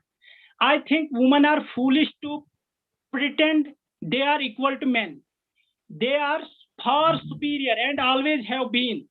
Whatever you give, she will make greater. If you give her sperm, she will give you a baby. If you give her a house, she will give you a home. If you give her groceries, she will give you a meal. If you give her a smile, she will give you her heart. She multiplies and enlarges what is given to her. So if you give her any crap, be ready to receive a time. At last, I extend my felicitations and good wishes to all the participants. I am highly thankful to the organizers of this two-day Bodhi International Online Conference on Social Relevance of Language and Literature, especially to the St. Joseph College of Arts and Science for Women, Salem, Tamil Nadu, Saraswathi Narayanan College, Madurai, Tamil Nadu, and Bodhi International Publishing Team that provide us to express our thoughts. Thank you, one and all. Okay, sir. Excellent views on the feminism. Good, sir. Keep it up. Next, I would like to call Pasubadi and Godandaraman, sir, from the Thiruvalluvar.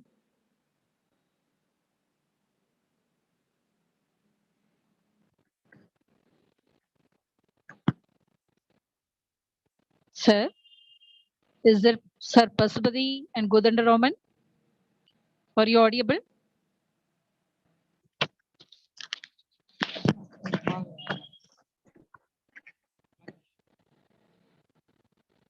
Okay, next Shall we go to the next person?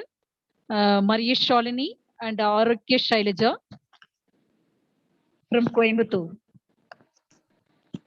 Good afternoon, sister, and good afternoon, one Yes, and good all. afternoon, ma'am. Good afternoon, everyone. Good afternoon. Just give me a minute. Let me start my presentation.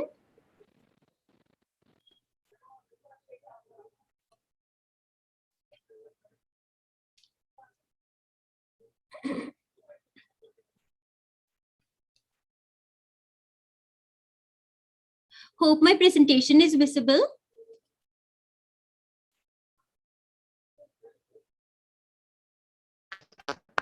Yes, ma'am, it's visible. Thank you, ma'am. Yes.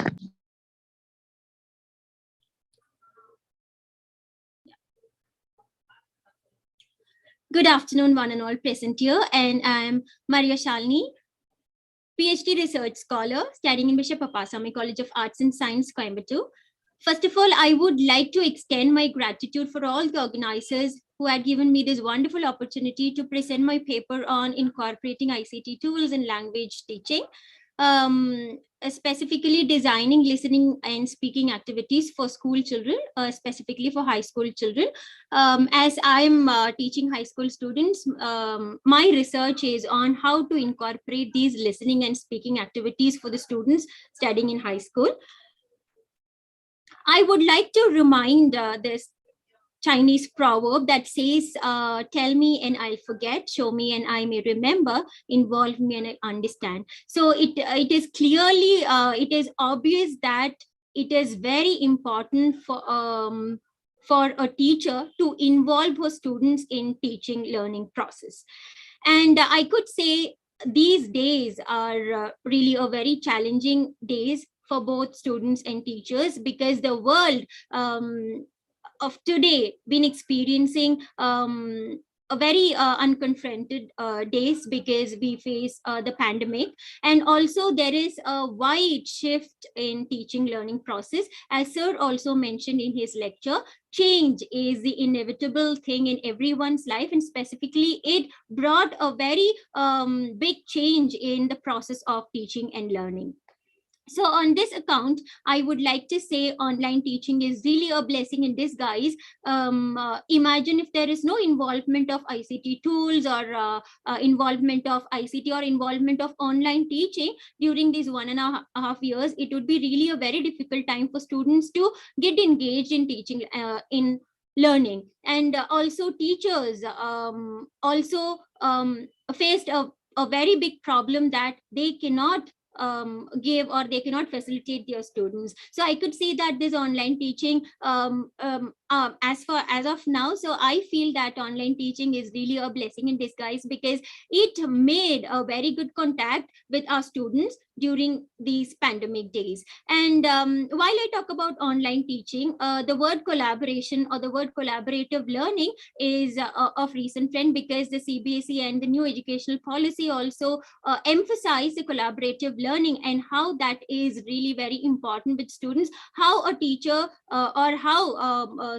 students should practice this in their classroom. And I would like to emphasize on blended classroom, self-paced learning, and mastery-based grading and productive engagement. And these are the components that have to be kept in mind while we engage students to online. I also would like to say it is a very important role of a language teacher to incorporate all these ICT tools in enhancing the basic skills of language, that is listening, speaking, reading, and writing. It is very easy for a language teacher to handle all these skills or all these techniques in the offline classroom, that is a physical classroom. But when it comes to online teaching, it all of us were so apprehensive. How are we going to engage our students? How are we going to conduct our listening test, speaking test, reading test, and writing test? Because these tests or techniques are not, we cannot rely on everyone that they are so honest enough to sit,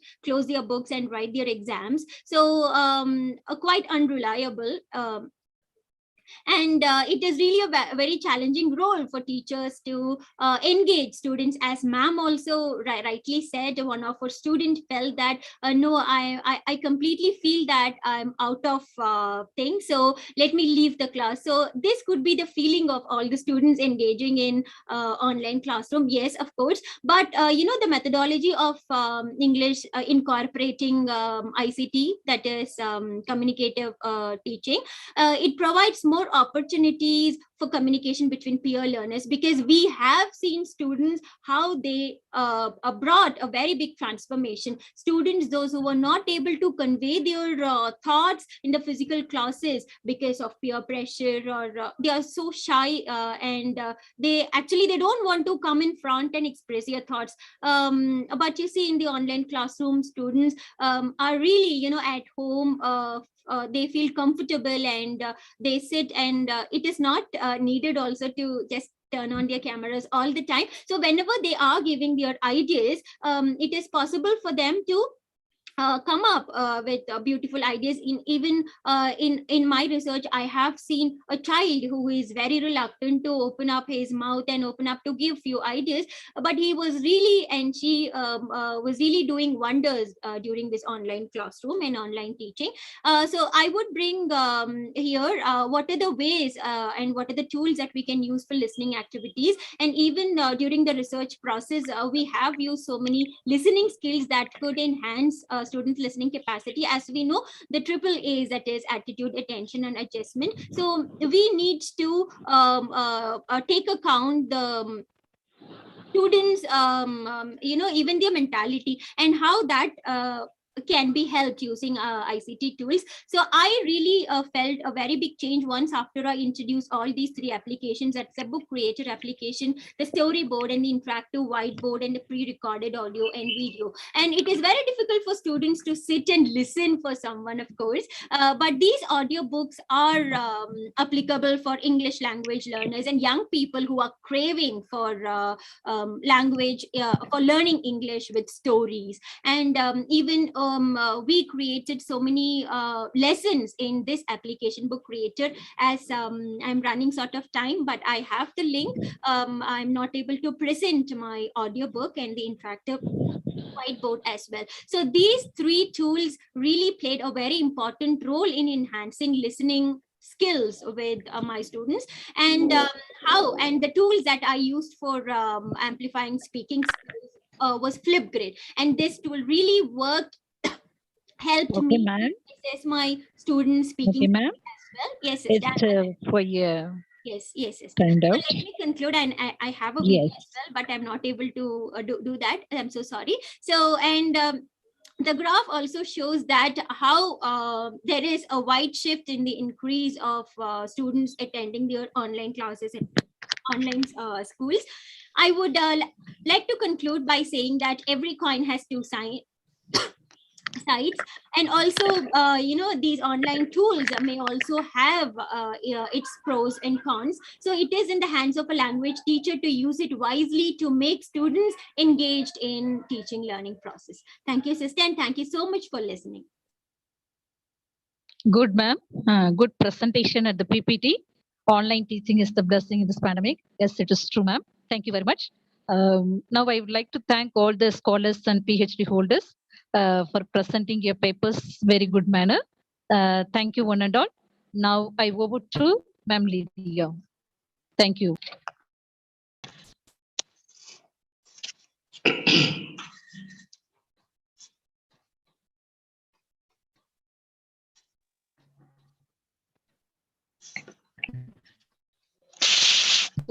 Sister, thank you, Sister Rita. Thank you for chairing the session.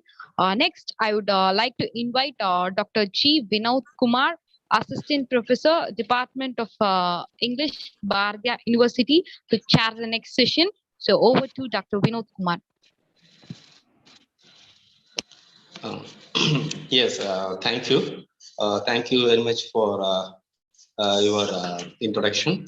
And now I like to invite the presenter, I think Sugita. Yes, Sugita, Assistant Professor, Paradidasan Government College for Women, Puducherry.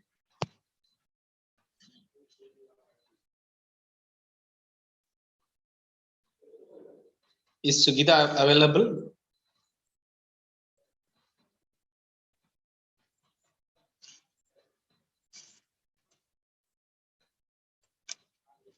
Sugita, are you there?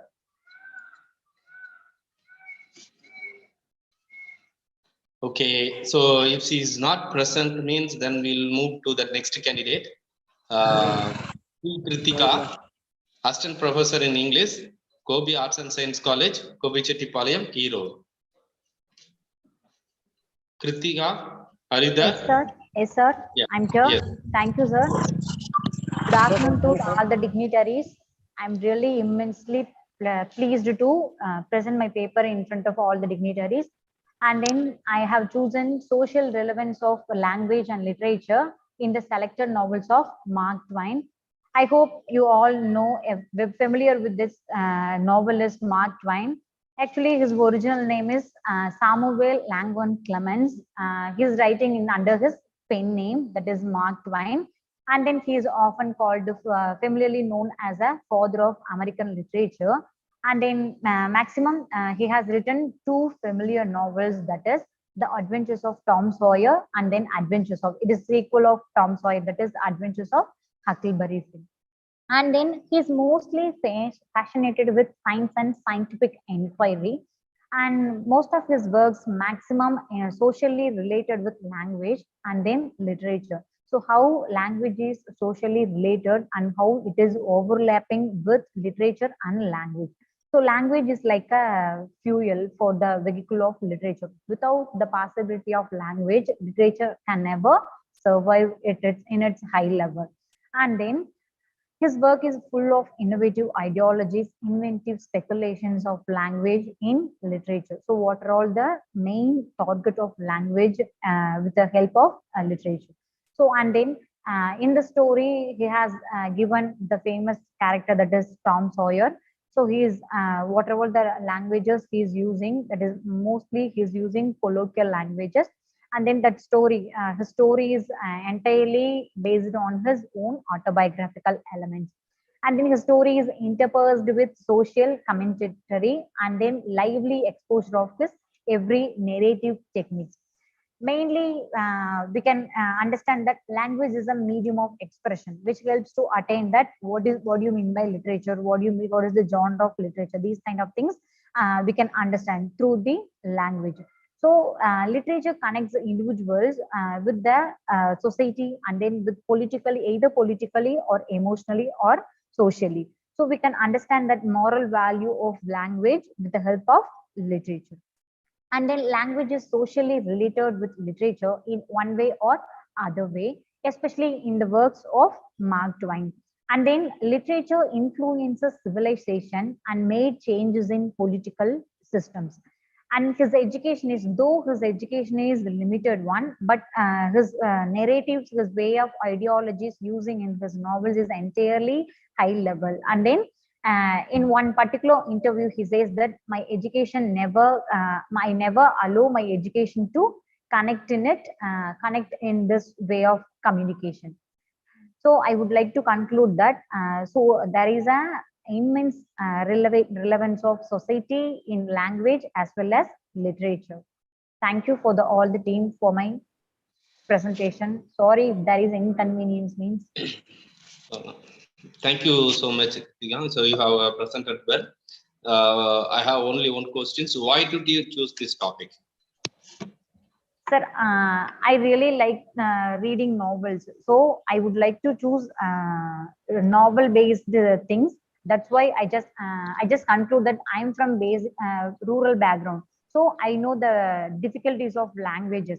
So how language make influence of literature, how language make influence of human beings. Without language skill, without language communication, we are not able to survive in this world. So that's why I would like to choose that there is an interconnection, there is an overlapping community between language as well as literature with the help of society. I hope my answer will be the. Yes. Okay, very good. Thank you for your reply. Then we'll move on the next candidate. Next candidate is Baudula Shyam Sundar Bhagawan, Assistant Professor, Department of English, Vikram Singapore University, Nellore. Yes, sir. Yeah, okay. Sir, I'm student of Mr. BSS Bhagawan, and he is my professor, and he is visually challenged, sir. So I'm reading this paper on behalf of him, sir. Okay, ma'am. Okay. Yes, sir. And good afternoon to everyone. And the title of paper is a postmodern reading of Gloria Naylor's selected novels. May I start, sir? Yes, yes, yes. The later 19th century witnessed artistic revolution, which caused a drastic challenge in the ontological perception, artistic expression, literary experimentation, and investigating the truth. This philosophical artistic movement came to known as modernism, which questioned the pre-existing conventions and traditions. In the early 20th century, postmodernism came as a continuation of the later movement. The new revolution questioned the existence of absolute truth, criticized the modernists searching for the abstract truth. The postmodernism was applied in literature and other fields during the post-war period. The concepts advocated by postmodern thinkers in the hands of literary critics who analyzed the literature which represented the social struggle and internal conflict of an individual. Gloria Naylor, the renowned Afro-American writer, portrayed a realistic picture of the Black women and their struggles. The novelist in her famous novels, Mama Day, The Women of Brewster Place, Bailey's Cave, and Linden Hills employed postmodern literary devices. Therefore, this paper focuses on analyzing the postmodern techniques in Gloria Naylor's selected novels. In the late 19th century, any Afro-American writers excessively relied upon the modernistic techniques to depict vulnerability of Black people in their works. The advent of postmodernism in the late 20th century enabled the Black writers to overcome the limitations imposed by the modernism and provided sufficient artistic devices to make literary works more realistic.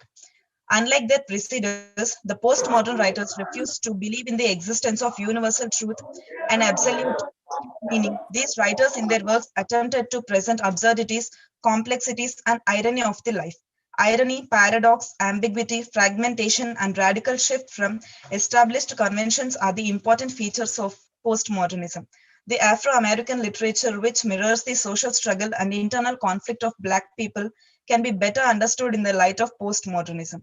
The Afro-American writers attempted to depict the true picture of the Black community, gender, and social discrimination experienced by the Black women. Gloria Naylor, in her novels, employed artistic devices like intertextuality, parody, pastiche that make her novels to make more realistic and appealing to the lovers of literature.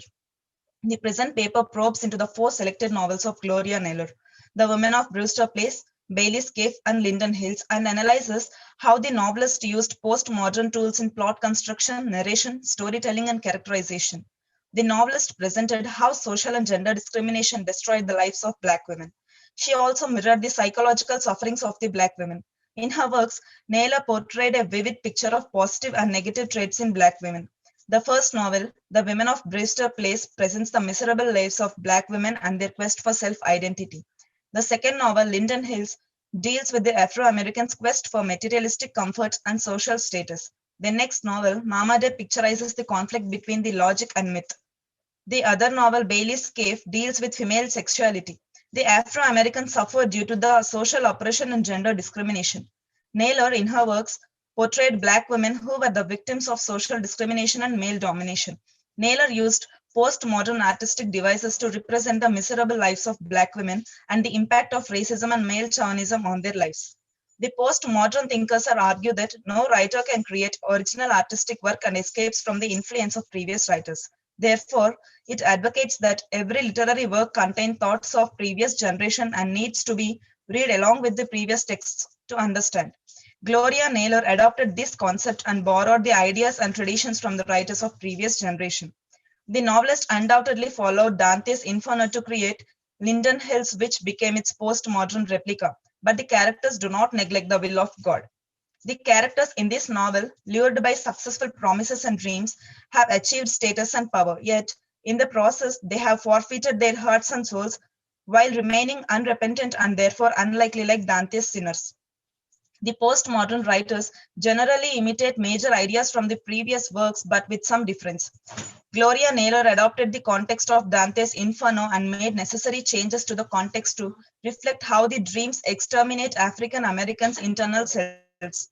Pastiche means adding or paste several elements together. Naylor not only emulates the Inferno of Dante, but also employed the narrative technique style to present Luana's Packerville's story in Linden Hills, which Alice Walker had previously used in The Color Purple. Naylor has managed to render a new story or comment on circumstances by using pastiche, the fusion of subjects and genres. Postmodern literature examines narrative fragmentation and structure of character. Naylor adapted a distinctive narrative technique in most of her novels. She generally narrates multiple tales in her works.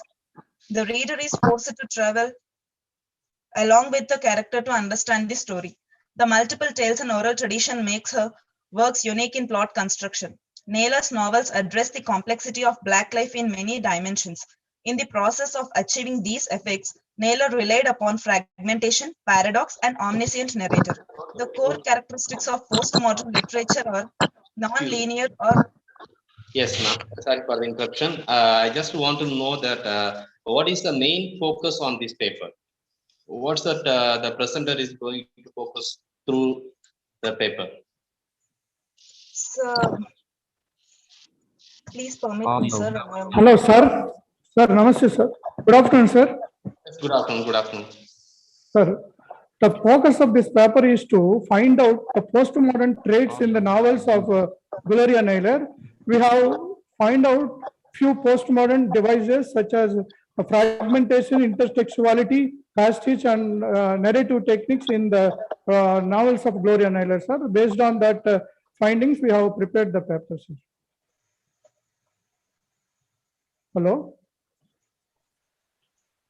Hello? Hello? Yes. We Yes,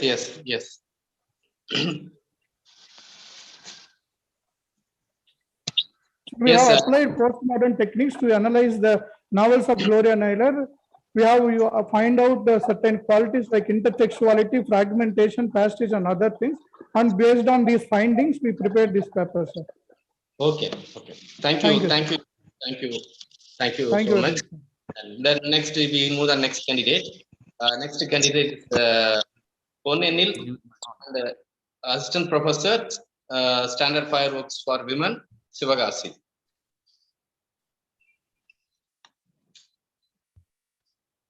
Hello? Yes, D. Ponenil. Yeah. Hello? Yes, ma'am, yes. Yes, Sir, ma'am. I got a message that I have to unmute myself. No, I think you know who is online. Who is speaking now?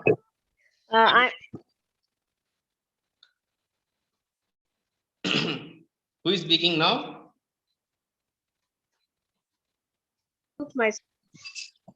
See, your voice is breaking, ma'am. Your voice is breaking. Your voice is not audible one. Sir, I'm Dr. Sir, am I audible now? No, ma'am, your voice is breaking. Hello? I couldn't get your name. Hello? Sir, I'm Dr. Shashi Srivastava. I got a message just now that I have to unmute myself. Yes, ma'am. Now your voice is very clear. Okay. The next presenter is Ponenil, assistant professor and SFR College, Sivagasi. Are you there? Ponenil, are you there to present now? Okay, if the candidate is not present now, means then we will move on the next candidate.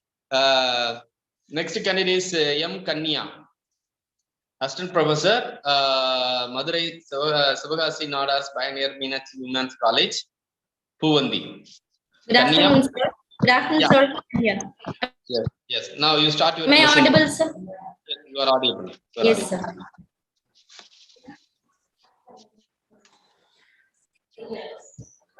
Just a moment so that I can share my screen, sir. Okay. A very good afternoon to all.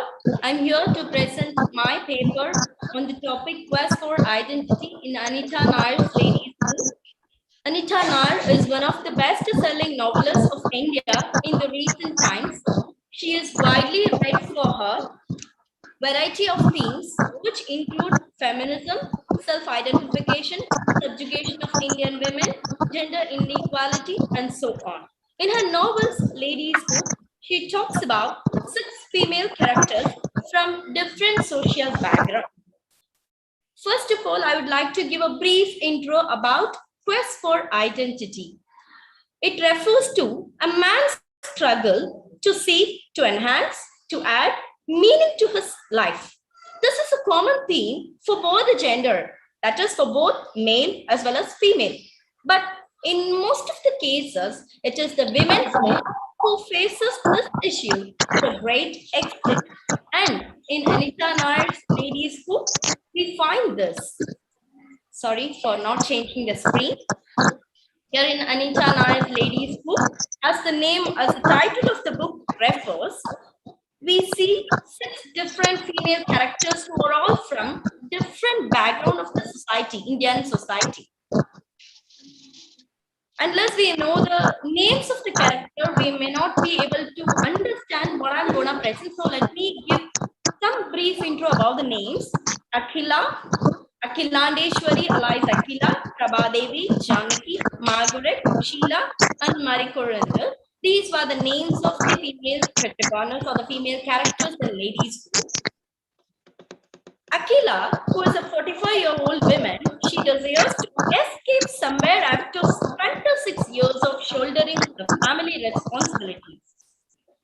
So she also had a life of her own. She wanted to find out what that life is. She had a very famous question in her mind, and she wanted to find answer for that question. Can a woman live by herself? That is the question.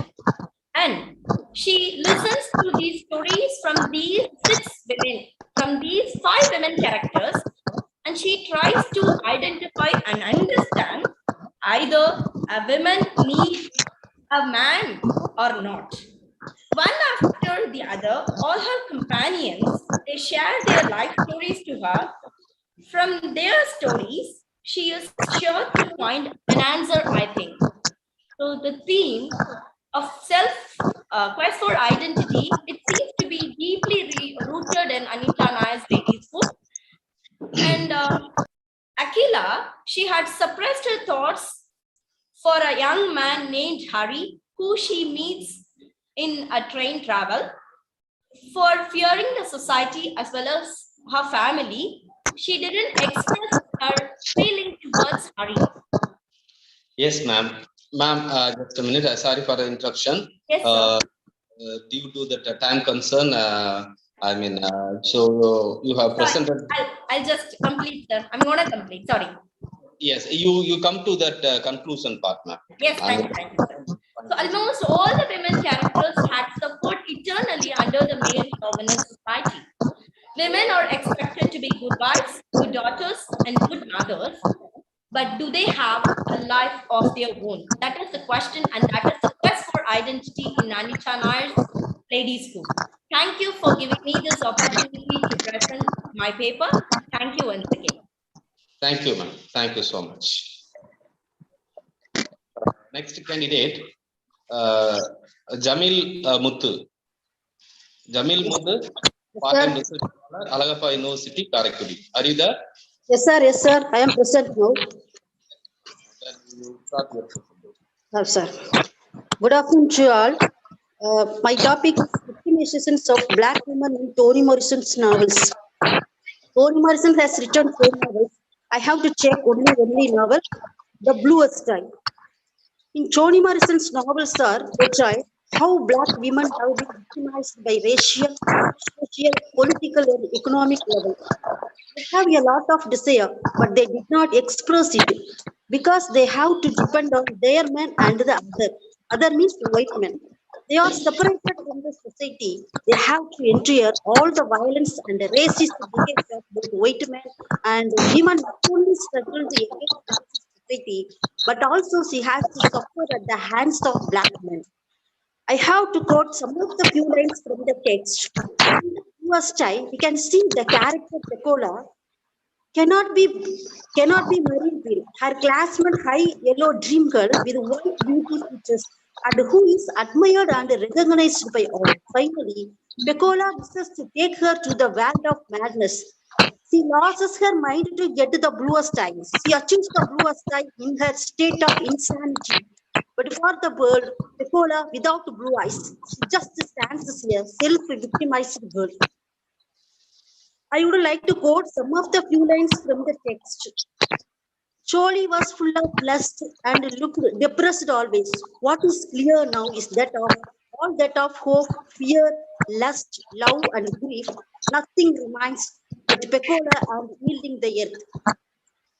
The emotional disaster of Pecola's father Choli Breedlove represents the entire community of blacks suffering under the pangs of racial discriminations, which in turn hatred, anger, and revolt against the white folks. Please, God, she whispered into the palm of her hand, please make me disappear. All these contribute. Pecola is suffering an identity crisis, making Samuels and Clanor's date. Pecola younger is the first of women to suffer an identity crisis when she falls victim to the standard set by an American society that describes what is beautiful to a certain images of white man. I would quote the text few lines from the theoreticians also for sexual textual politics. Christiva defined as women are marginal by patriarchy. Their struggle can be theorized in the same way as any other struggle against a centralized power structure that Christiva uses exactly the same terms to describe disease intellectually, writers and the working class.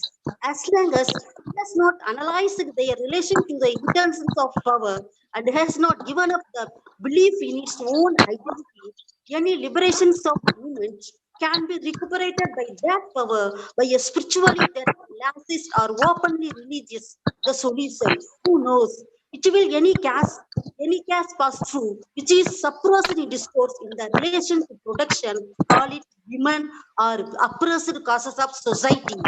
It is in the same struggle and never the one without the other. I know she was ugly, head full of pretty hair, but Lord, she was ugly. Pecola's mother, before her birth, she likes her own child, but after her birth, she hates her own child because she is black and ugly also. Chorimai shows that men are stronger than women, and the reproductive of whole women is more prolonged and more arduous than men, and utterly practical. Society would be one which these facts were of such importance that all men and women were very absorbed in their demonstration, that is in the use of strength and completions of pregnancy. Both sexes would live without intermissions in which to recognize their own autonomy or more often to describe the complex and fascinations in which their senses displace. I would like to conclude my conclusions. Toni Morrison clears the positions of black women. She has to attend the interview with Mr. McKinley. Morrison clears the position of black slave women in an interview with Nelly. Okay. She says that Toni Morrison says that black women are mothers and laborers, mother and worker, and the history of black women in the States is an extremely painful and an attractive one. Whether the slaves were women or men, the punishment they have varied. They could be beat both, rape one, so that women could receive punishment, but the requirements were the same. The physical work remains. In conclusions, Toni Morrison's novel characters, the self-worth have been eliminated by racism and oppressions. Their skin color shows the difference between them. For instance, the light-skinned blacks had a better position in society than darker ones. In the bluer side, you can see Pecola has become a victim of black community. In the novel, the concept of black is a constructive partly of the characters, all making the most so. In the novels, I would like to, the secondary source also use speech. In the bluer side, Pecola becomes a victim of Black community. The concept of Black is a constructive part of the character's own making, but mostly social, based on white definitions of Blackness, which associate with violence, poverty, dirt, and lack of education. Toni Morrison states that Black females are only seen as house cleaner or slaves at the hands of white race. Even the little children are order something and they act as if they have no wish. The white people used to despise African Americans. The colored women are always viewed as a person who should endure violence and hardness even they are at home. The Black men should combat the waywardness of their husbands and the children and the racism of whites. Thank you so much. Thank you. Thank you for your presentation. I have a question. Except Toni Morrison, is there any person touch this concept? Yes, sir. Yes, sir. The Alice Walker are also the same concept. Also, they have the both of them writers are they have supported for the Black American. They have Black. Why did you choose Toni Morrison? In Americans. Then why did you choose Toni Morrison? Writers, the concept of Black, they have mingled. They have spoken about the sufferings of African women, how they had suffered. For example, even the beloved novel. The slavery, the mother kills the characters she kills her own child. Before I read the novel, even the Becker also does not kill the child. Why she kills her own child? I have to think about that type of questions also ask my mind. But after I read the novel, I can understand mother's horror of love. The slave woman thinks that the child does not want to become a slave, so she kills her own child. That is the mother's horror of love. So both the Alice Walker and the Toni Morrison, they were supported for the Black women's. Yes, ma'am. Okay. Thank you, ma'am. Thank you very much for your answer. Thank you, sir. Thank you so much. Excuse me, Dr. Vinod, sir. One request, sir. Kindly ask all the paper presenters to switch on their video, sir. If they don't switch on. Dr. Vinod, sir.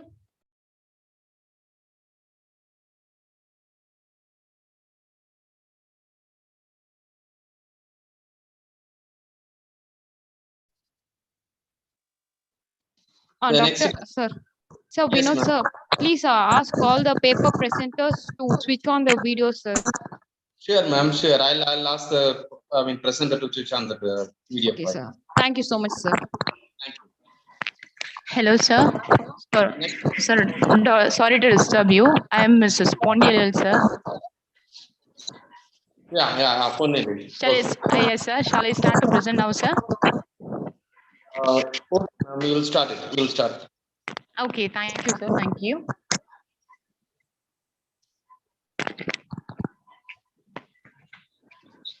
Good afternoon, all.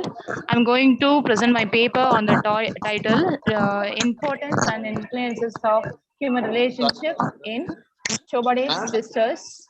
Yes, sir. You please unmute your video. Okay, sir. Okay. Sure, sir. Sure. Yes, sir. Yes, sir. Good afternoon, all. So I'm going to present my paper on the title, Importance and Influences of Human Relationship in Chobade's Sisters. Chobade as a writer is gifted with an extraordinary ability to discuss various aspects of human life very tactfully. And the story unfolds with the young girl whose name is Maliha Herlal. She is returned from US to attend for the funeral of her parents. They died in the aircraft, and later only she came to know that her father had a illegal relationship with the women, and they had a girl baby whose name is Alicia. Okay, so Mickey feels very lonely with the demise of her parents in reality. The existence of her stepsister Alicia, although as strangers of each other, she wants to give her a sense of comfort and strengthen morally. It is not Alicia's wealth that makes Mickey think of her, but her faith in human values that prompts her to establish a relationship with Alicia. And Alicia appears as a very young girl and who is very courageous also. and her reactions to the news that death of her father set her loss. She is survived by her only daughter, Mickey, and shares her terribly. Next, to Mickey, blood relations are more valuable than wealth. She is apologetically and reconciliatory in her approach to her stepsister, Mickey. Next, Alicia is rough and offensive and at war with Mickey, who begs and wants to help her financially. Disintegrating parents-child relationship. While Lena Ben, who is the mother of Alicia, is sinking in the hospital, her daughter Alicia, who has suddenly become rich and drinking and dancing with her boy, not able to pay attention to stepsister Mickey, take care of her mother, Lena Ben, and wins over the trust of Alicia and Mickey. Alicia. The women's innate nature require love, dependency, and sense of belonging, and the physical and emotional comfort. At the same time, there is an intense urge to be autonomous, so she is torn between the two. She suffers quietly the restrictions of conventional middle-class femininity and swings between reason and desire, and autonomy and different security, individual and social identity. In this novel, Sister shows the in-depth analysis of the modern Indian society in which women is always finding herself on the wrong foot and receiving the young. Rather than advocating, Shobhade is exposing the moral breakdown of modern society, and her heroines succeed to certain limits in attaining freedom from social bondage, but never reach the self-actualization. Thank you, sir. Thank you, ma'am, for your nice presentation. Yes, sir. Thank you, sir. Thank you. Next, we move the next one. Vidya, yes. Yes, sir. Shall Yes. I present, sir? Yes, yes. You start your presentation. Good afternoon to one and all present here. The title of my paper is Subaltern Sensibility, Chained Women in Pursuit of Identity in P. Sivagami's A Group of Change. Yeah, So, unmute your video. Unmute your video. Oh, sorry.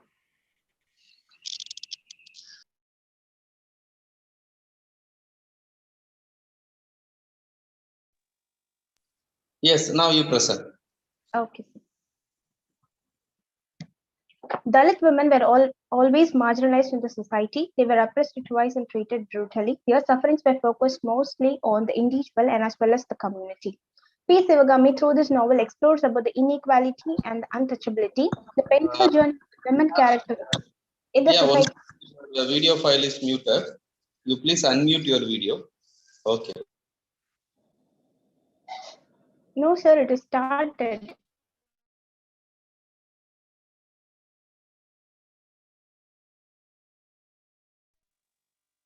Can you hear me, sir?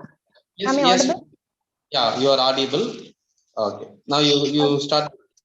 Okay, sir. The grip of the change is about the atrocities of both patriarchal society and the so-classed upper class in Dalit men. P. Sivagami paints the problem of a Dalit woman on account of gender, caste, and how the women suffer on the hands of the upper caste men and especially the Dalit men. The novel delineates the issues facing by the Dalit women named as Tangam. So Ambedkar quotes, Dalithood is a kind of life condition that characterizes the exploitation, suppression, and oppression and marginalization of Dalit people by the social, economic, cultural, and political domination of the caste Hindus and Brahminical ideology. So Sivagami's novel, The Grip of Change, talks about the women character who are prototypes of such dominance. Though a woman is born free, struggle to be free till her last breath, they are blind and they were bound in prison in the various forms of patriarchy and suppression, and they were also subject to the economic domination of the so-classed upper class men, and also the Brahminical dominance of the society. So Sivagami picturizes the novel starting with Tangam, the character of the novel, who is subjected to the extreme inequality, and also ending with Gauri, another character in the novel, firm decision to remain unmarried after not finding answer to any of the domination and also of the exploration. So Tangam's quest for the better life is not fulfilled till last. As a Dalit woman, she is suffering from various afflictions as she belonged to the oppressed community. She she was neglected by the people. She might see the various problems, miseries throughout her life. Sivagami depicts the status of the patriarchal dominance and their breaches. Tangam decides to survive by working without anyone's help.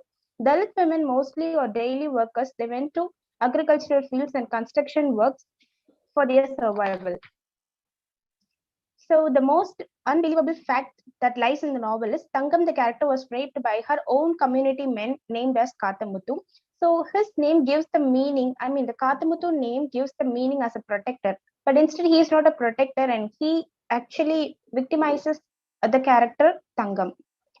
So she was mentally disturbed by such type of harassment, and thus Sivagami depicts or she comments through the novelist, treating of the Dalit women such as materialistic or slave has to be eradicated.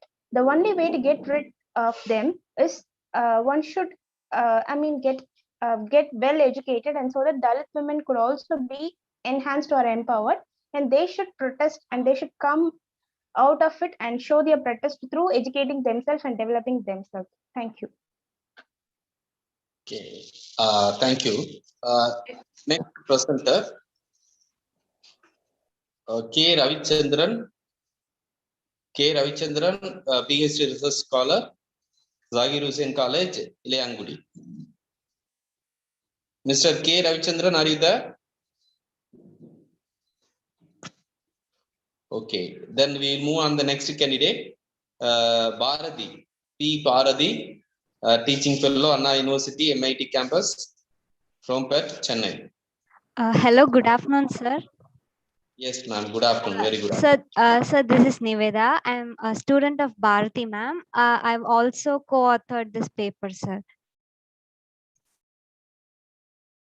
I've also written this paper, sir. My name is missing in the list. Okay. Yes, sir. Yes.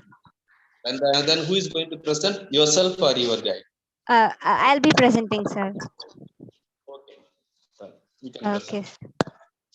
You please unmute your video, then present. Sure, sir.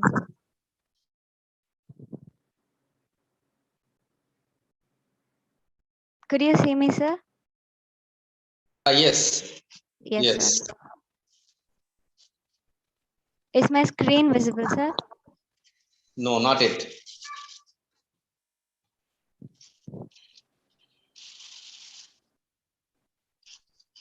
It is loading. Yes, now it is visible.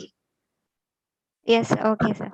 So a very good afternoon, everybody. This is Niveda, student from Anna University, MIT campus, Krompet, Chennai.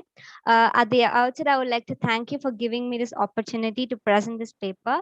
Mrs. P. Bharati, teaching fellow from Anna University, MIT campus, Chennai, and I have worked on exploring and analyzing the social relevance in the film Sarpata Parambarai. During the 70s and 80s, North Madras of Tamil Nadu was flourishing with various martial art forms until the Britishers brought modern boxing into picture. So professional boxing has become one of the most important and thriving cultures of North Madras. It also saw the emergence of separate boxing clans as a symbol of their machismo. This film, Sarpata Parambarai, is mainly based on the less-known boxing clan rivalry of North Madras. We have analyzed the struggles of the protagonist, how his self-efficacy, self-actualization, and resilient nature has adorned his clan with the crown of victory. John Maxwell talked about two kinds of pride.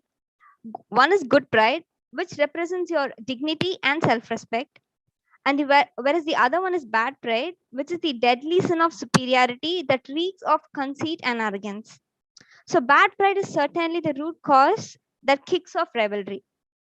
Rivalry is actually a subjective concept. It should have existed priorly in the minds of the parties.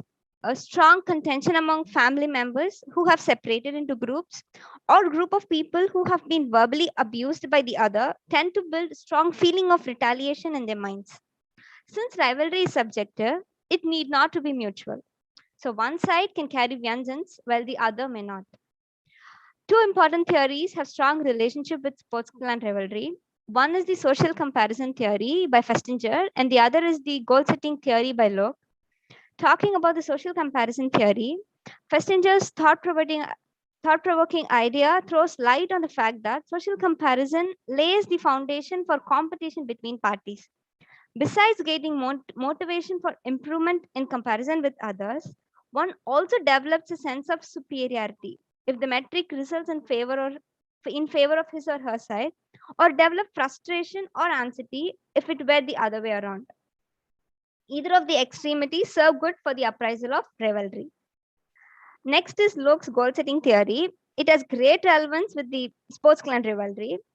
He states that clear and challenging goals can serve to motivate people to enhance their performance. In order to keep up the dignity of their clan, people tend to yield their fullest, and that's where they perceive their real potential. So, in a way, rivalry results in a positive impact as well. Kabilan, our protagonist, is portrayed as a breadwinning working class man who leads a mediocre life with mother Bhakyam. Since childhood, he has had his heart for boxing, but his mother Bhakyam has always been strongly reluctant and defied to let him pursue his career as a boxer. She worries that if her son had become a boxer, he would then definitely indulge in rowdyism and his life would ultimately become a disaster. In fact, there are lots of Bhakyams out there in the society with this kind of catastrophic thinking. According to Beck's theory, the meaning or interpretation that people give to their experience influence whether they'll suffer severe depression or not. Bhakyam is an apt example for hopelessness theory. Even though Kabilan could not pursue his career in boxing due to his mother's hostility, he has always been faithful to his coach Rangan, and he has immense respect and love for him and has never let him down.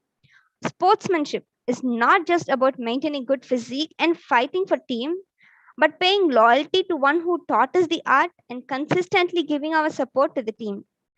In that case, faithfulness and clan ego is innately present in Kabilan's blood. Self-actualization.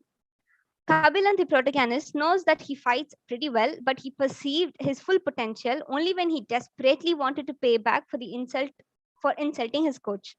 So, in a way, rivalry has brought the sense of self-actualization in him. It's not about the war inside the ring, but the real war within himself. Self-actualization in Maslow's hierarchy of needs is the highest level of psychological development, where personal potential is fully realized after basic bodily needs are fulfilled. Okay. Oh, sorry for the interruption. Now you just come to the conclusion of your paper. What are your findings of your paper? Sure, sir. I've attached the references of the paper also. Yes. So the intensity of the rivalry, like between clans who fight ferociously, to not let their clans pride at stake, or between the good angels and bad demons that exist and constantly strive within oneself, it is perfectly pictured in the film, sir. So one-time victory will not last for lifetime. So our consistency and persistence in being the best version of ourselves till our last breath is the real victory, and it's very well stated in the film through the protagonist, sir. Thank you for giving me this opportunity. While you are presenting your paper, you mentioned the theory. What type of theory you mentioned your paper? I talked about the social comparison theory and goal setting theory, sir. Goal setting theory. Then who coined the theory, goal setting theory? It's Locke, sir.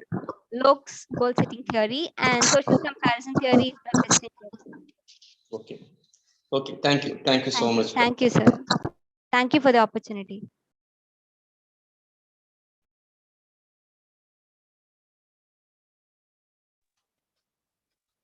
The next presenter, Parvati, research scholar in English, Muslim Arts College, Tirchangod. Good afternoon, sir. Can you hear me? Yes, your voice is audible. Okay. Very good afternoon, one and all. My topic is a qualitative analysis on animated cartoon networks among school children. Cartoons are much popular among children, and watching it has a huge influence on the attitude and the behavior of teenagers. It impacts like the likes and dislikes, the manner of speaking, the behavior with which other teenagers they behave. In addition, it has a substantial impact on the linguistic communication and the means of their mind, psyche, clothing, eating, etc. Theoretically, the media, especially television, plays an important source for learning behaviors, cultivating viewers' attitude and perceptions. There is a scope of cross-cultural and transitional studies possible in this domain. The global media landscape has brought in the cultural traits of other countries and other societies to our homes.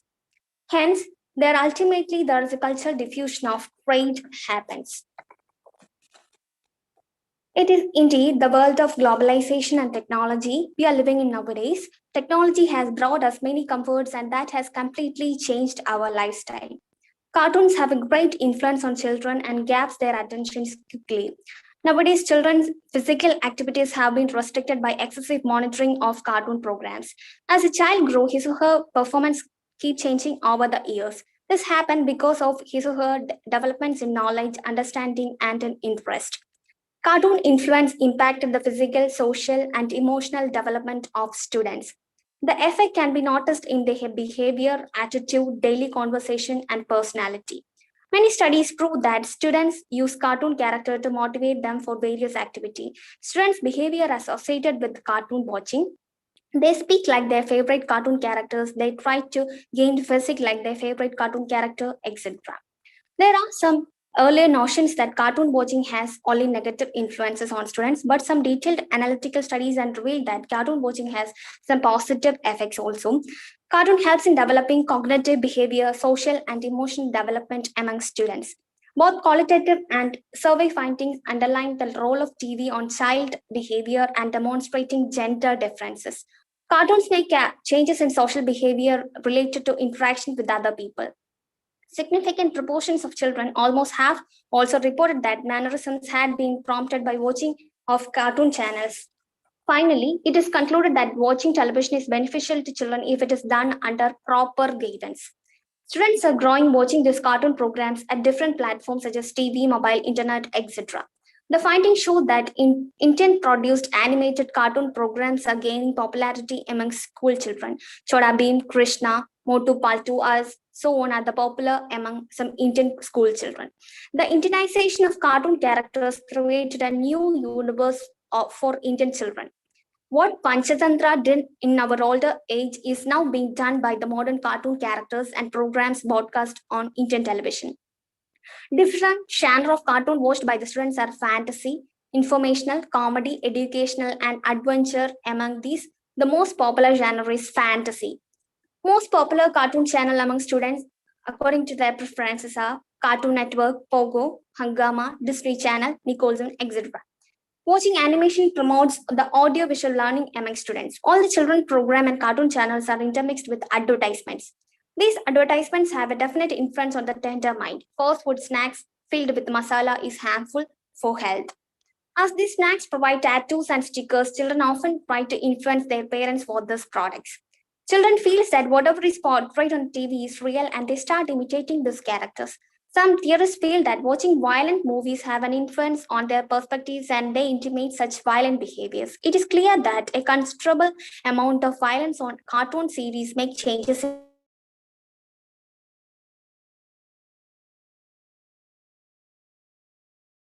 real and they start imitating these characters. In fact, the more violence deviates from the reality and less likely it is that the act of violence will be taken seriously by the reviver. The children who watch the violent cartoons were more likely to hit their parents, argue, and disobey. Okay. Cartoons have a great influence on children and grasp children's attention quickly. As in the 20th century, children are more exposed to the electronic media. Perspicacity of the hour of the cartoons is more through the cautious of the design. They mostly fantasize the real life situations. Unfortunately, violence is in the form of. Hello? You just, tell your findings of this paper. Okay, sir. By watching the cartoonated films, there are some behavioral changes happened in the mindset of children. whatever they see in the cartoons, they might think that it is real. They have a fight between the real world and the fantastic world. And it also helps in the importance of it also used as an positive manner, like used as an in socialization, understanding the cultural disparities between other countries also, and also as an educational tool. From the above discussion, it is evident that children should be regulated by their parents for what they watch, and the sole responsibility of the parents is to regulate the kind of cartoon programs their children watches, and it has a great effect in their whole life.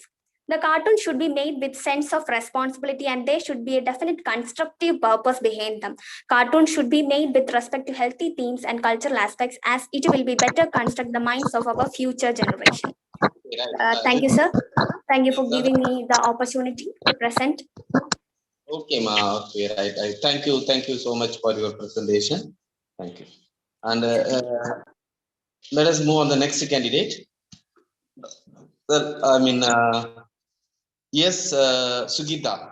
Sugita, Assistant Professor, Baridasan Government Arts College for Women, Puducherry. Sugita, are you there? Yes, sir. Yes, sir. Good afternoon, sir. Am I audible, sir? Yes, you are audible, but your video is not mute one. Yeah, So sir. You unmute your video. Yes, ma'am. Now you start your presentation. So now I'm going to present my seminar based on Australian stolen generation, an analysis.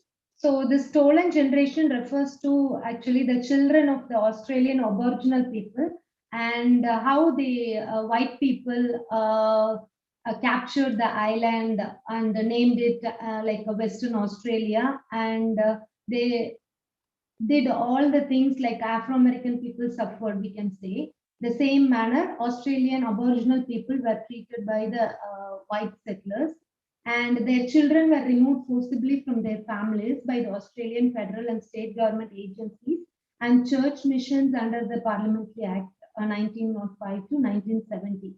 So this whole period, almost 65 to 70 years, the Aboriginal people and their children, they were separated mostly, and the children were taken care by the government, and they were not allowed to live with their parents.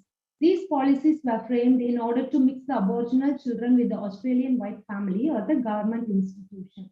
So the government thought the Aboriginal people should be educated, and thus they were separated. The kids were separated from the parents, and they were educated, given education in the government institution. So these Aboriginal children who were forcibly taken from their families, and these kids were known as stolen generation. Stolen in the sense they were stolen from their parents by the government itself.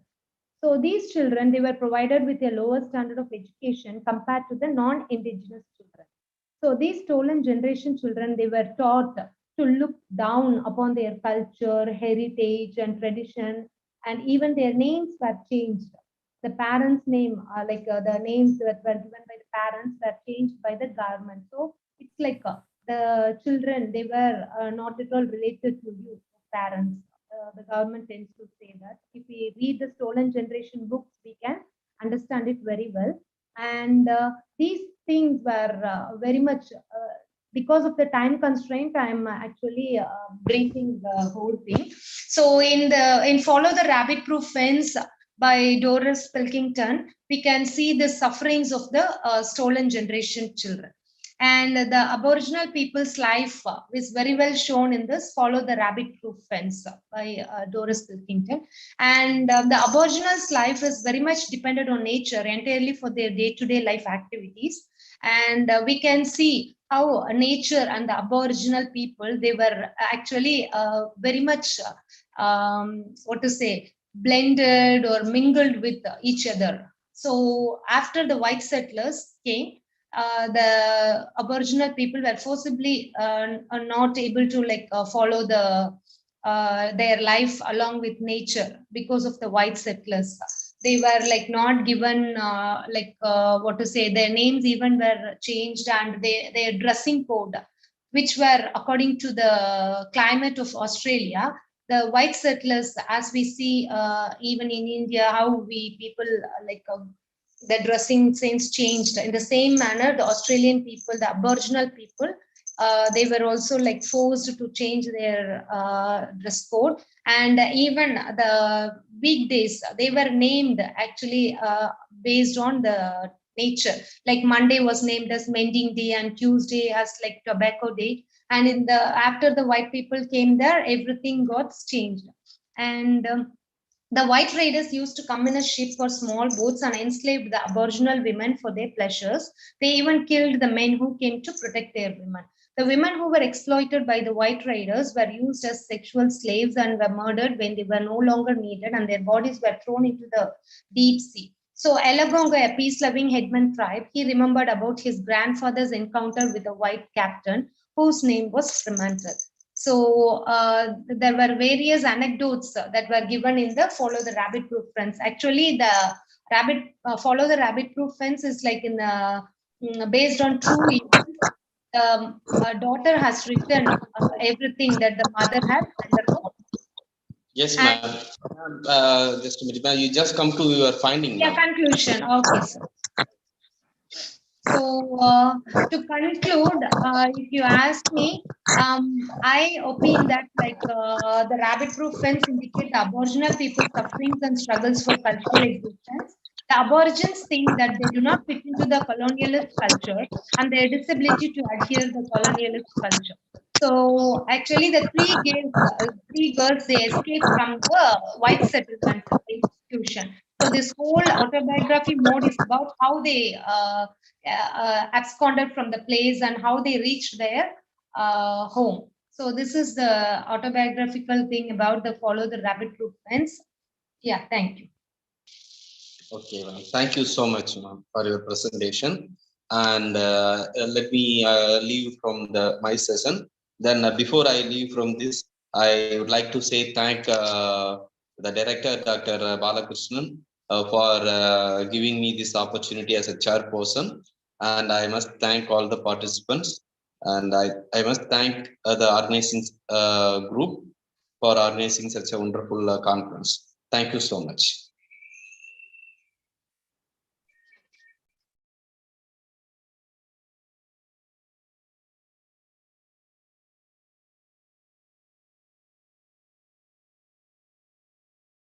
Hello. Yes, sir.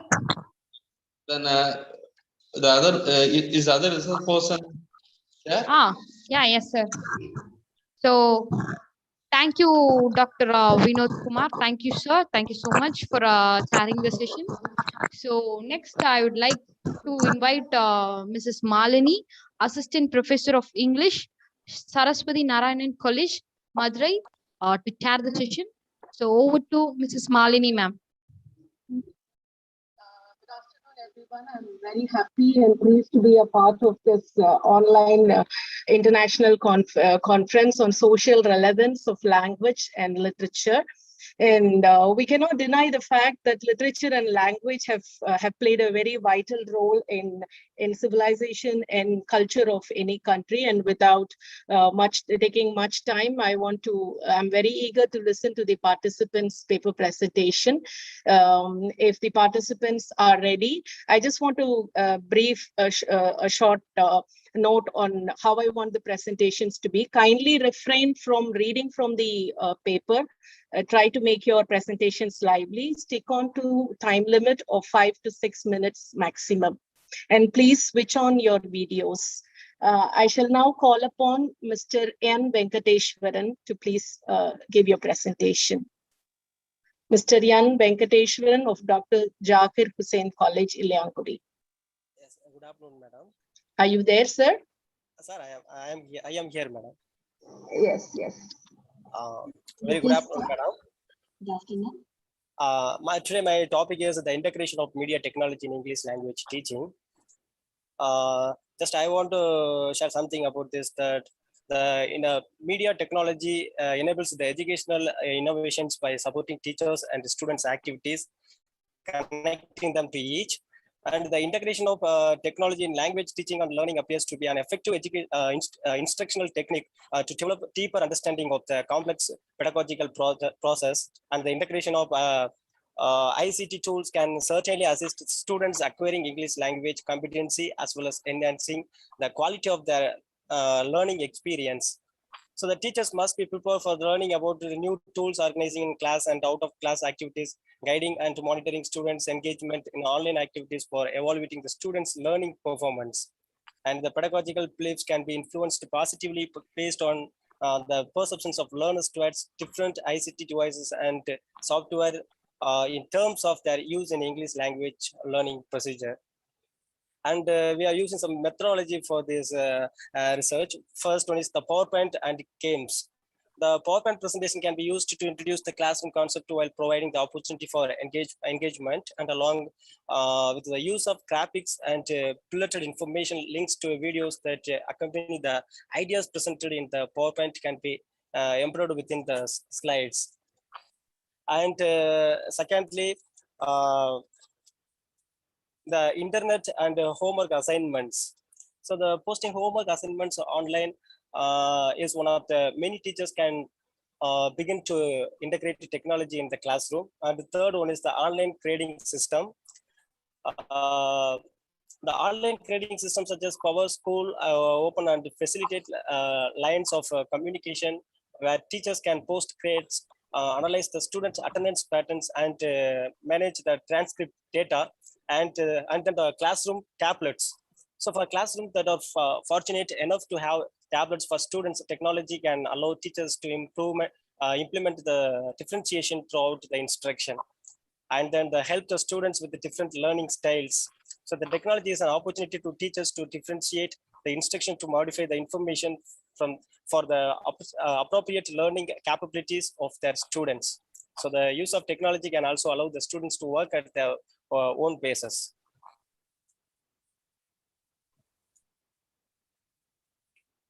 Then finally, the teachers can prepare the students with life skills. That is, the technology has become its own form of literacy because of how often it is used in everyday life, and allowing students to learn and refine these skills, prepare them for the life beyond the classroom. Thank you, madam. Mr. Venkateshwaran. Technology has now become an inherent part of our living, and there are a lot of bad effects of corona. One of the good effects of corona is that it has introduced us, it has made us more closer towards media. Previously, the media was not a part of our education system. Now, online education has become a necessity. So yes, I really thank you for choosing this topic, and you did it well. Thanks. Good job. Okay. Thank you, madam. Thank you, madam. Okay, thank you. Can we move on to the next one? Ms. Kirti Rajalakshmi from Teni. Yes, ma'am. Hello, ma'am. Ma'am, I have a problem with my mobile camera and I'm using my mobile to attend the meeting. Sorry for the inconvenience, ma'am.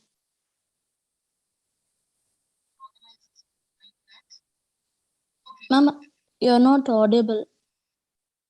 Can't able to hear you.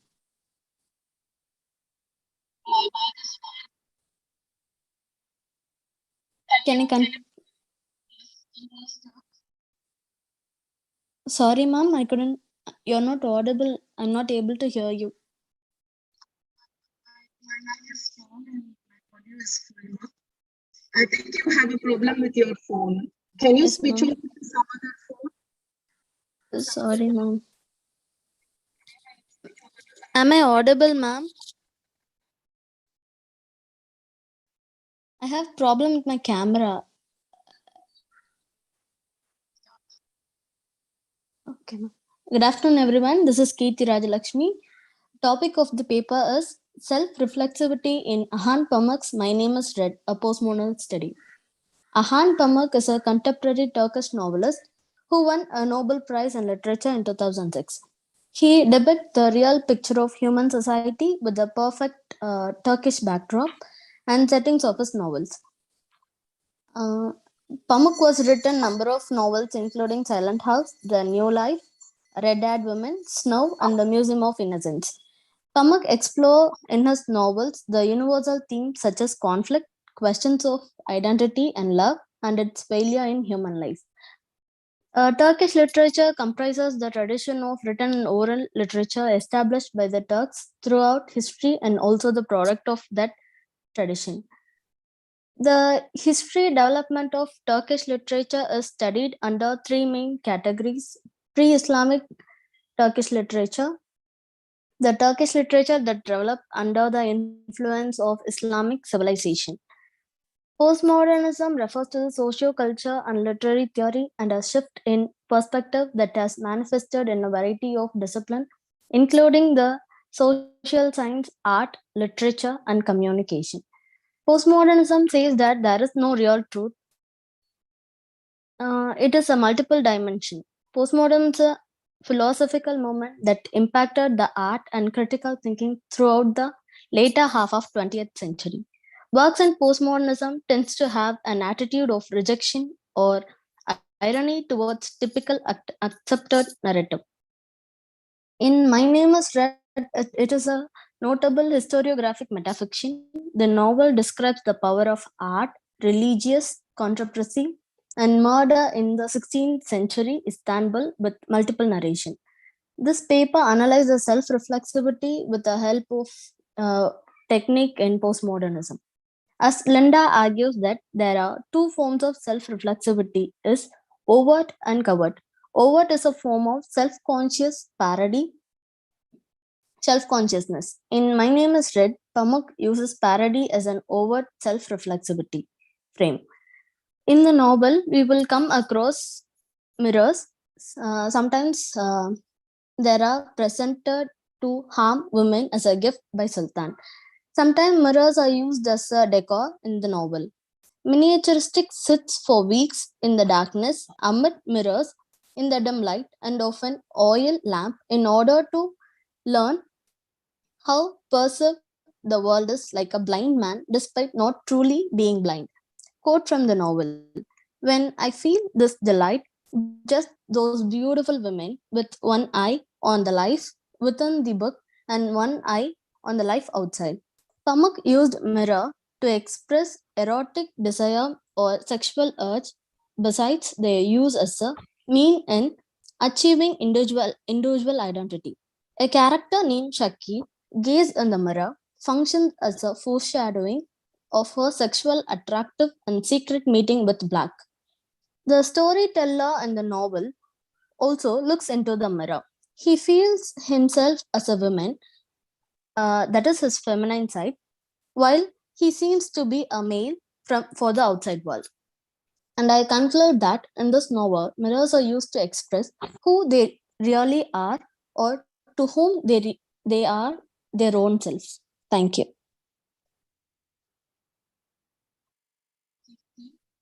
Yes, ma'am. Is one of my favorite novelists too. He's a Nobel Prize winner for literature. Can you share for which book he got the Nobel Prize? I think Red-Haired Woman. Yes. The Red-Haired Woman.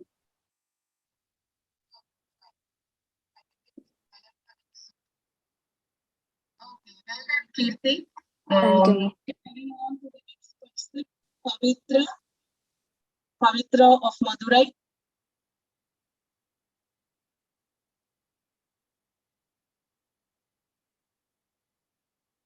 Pavitra of Madurai, are you there? Miss Pavitra?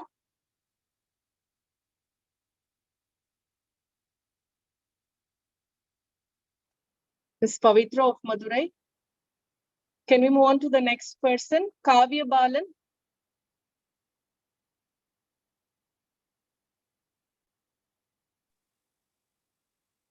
Hello, ma'am. Am I visible and audible? Yes. Okay, Miss Kavya Balan. Yes. Good afternoon, ma'am, and good afternoon to one and all present here. My name is Kavya Balan, and I am a postgraduate student of English from NSS Hindu College, Changanasheri, Kerala. So, The topic for my presentation here is representations of social evils and diasporic entities in Nadine Labaki's Caverna. So, the present paper aims to demarcate the social conditions, problems of identity, lack of proper consciousness about relations and basic elementary rights encountered by the marginalized and refugee communities living as mere creatures in the world. So, coming to the topic, the semi-civilized perceptions of people about the existential crisis are often regarded as matters of utmost importance. Refugeeism and diaspora in connection with the social evils are far more problematic in the modern chaotic world. So, being marginalized and facing the question of identity often leads to a kind of terrible insecurity, mainly for the minor ones, that means children.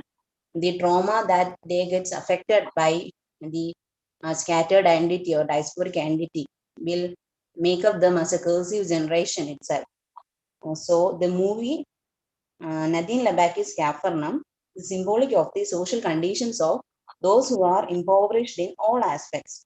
The movie, in a sense, described as cathartic or in a sense cathartic, as it purges our fear of being like the characters portrayed. It makes us anxious or feel like the characters portrayed. It a sort of empathy evokes in us. Saying an almost 12-year-old Lebanese boy is tormented by his fellow beings, including his parents. His parents are sort of uncivilized and uneducated parents, as it is portrayed in the movie. His parents, and he sues them for giving birth to him. This decision is taken from his miserable life conditions and experiences. His experiences made him to take this decision, that is to sue his parents for giving birth to him. He loudly asked in the courtroom that he wants his parents to stop having kids. How pathetic condition he's facing like this. So he constantly thinks of the question of his existence in the world. Even though he's a child, he tries to save his social sister named Zaho from child marriage, but in vain. The social evils and trauma experienced by the children living in the slums are also indicative of their own life stories. The dehumanizing social experiences of Sain and his siblings and the character called Rahil, also called Titus, the Ethiopian woman with an identity crisis, and her invisible baby named Jonas are depicted as agonizing and even more pathetic.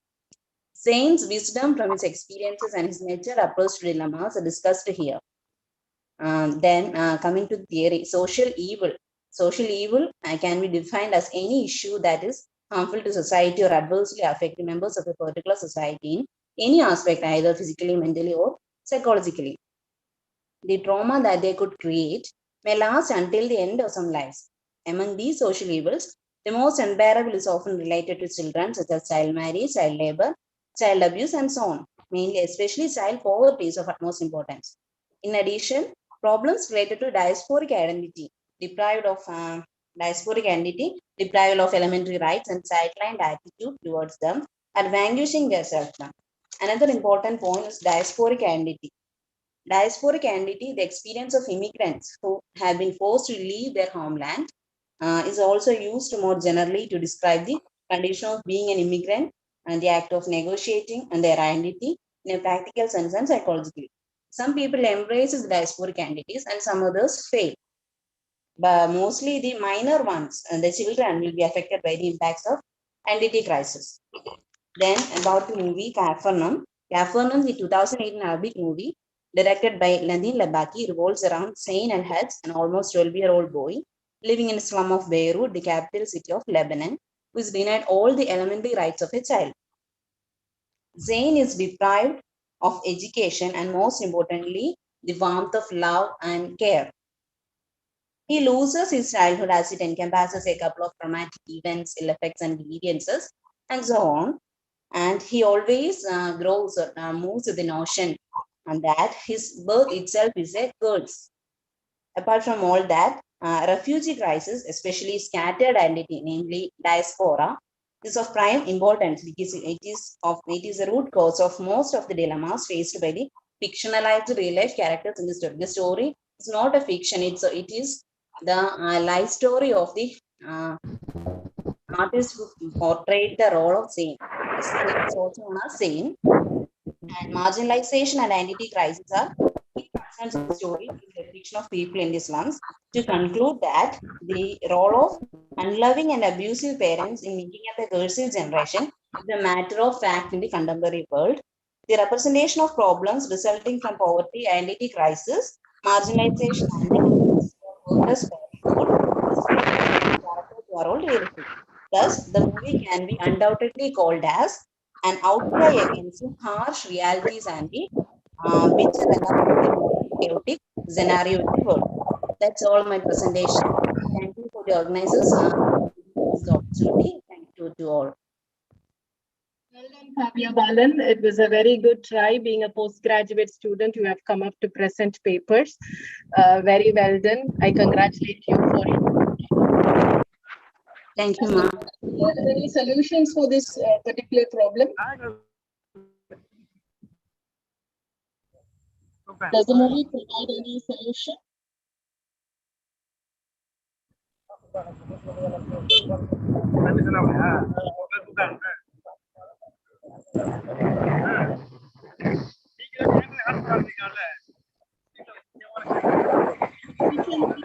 Can you please mute yourself?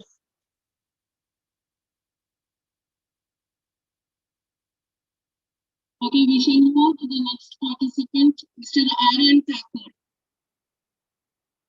Mr. Aryan Thakur, are you there? Yes, ma'am. Am I audible? Okay, I am Aryan Thakur, a graduation student from DAV University, Jalandhar, Punjab. And the topic for my paper is Societal Impact on the Justice System in E.M. Foster's A Passage to India. Societal involvement in the proceedings of the Department of the pinch of a salt. The trial of Dr. Aziz, the massive uproar it caused, and how it brought Indians of different sects together is much celebrated.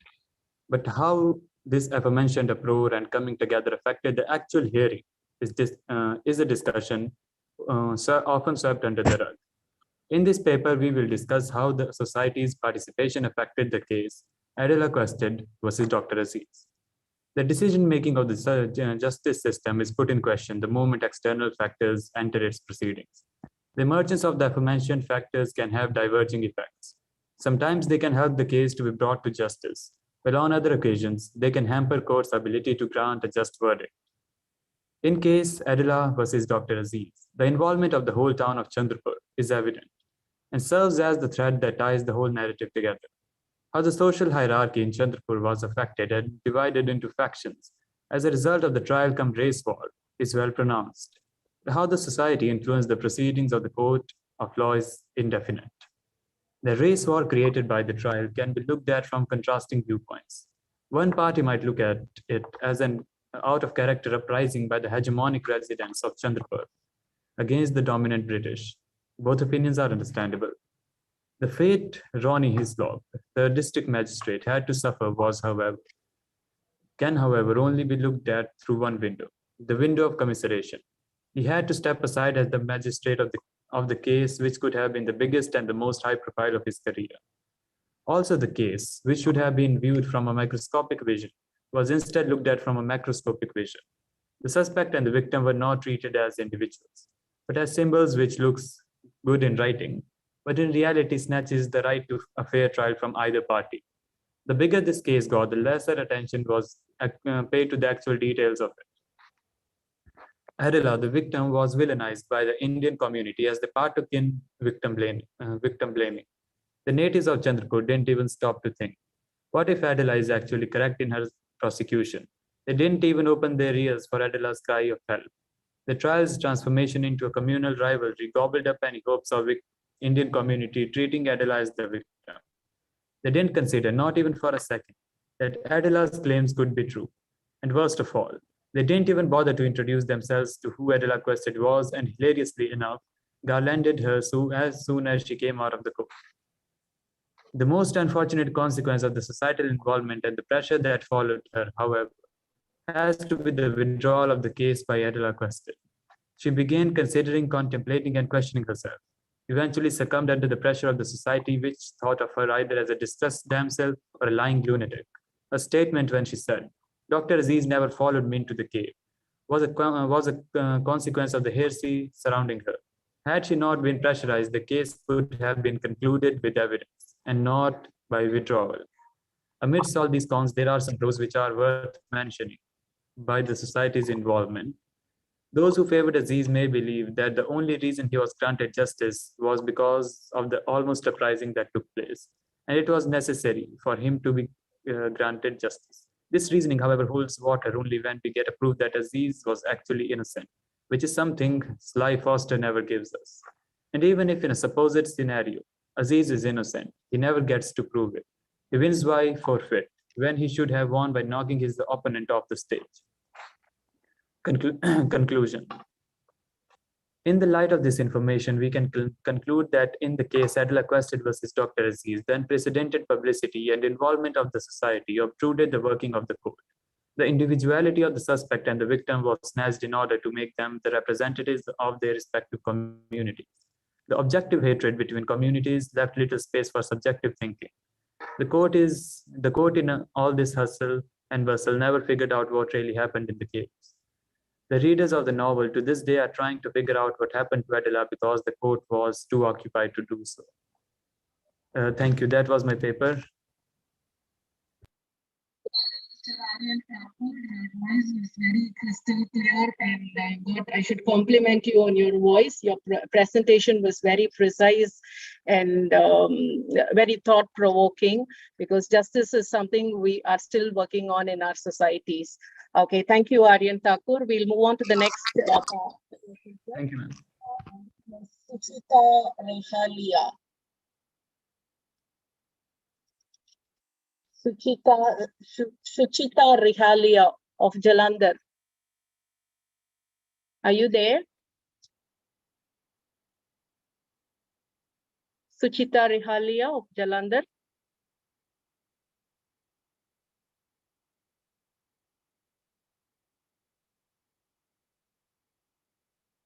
Mr. Aryan, have you got any idea? I think the person is from your same university. Ma'am, she would not be presenting today, unfortunately. The next participant, Anjali P. Pillai of NSS Hindu College, Kerala. Next presenter.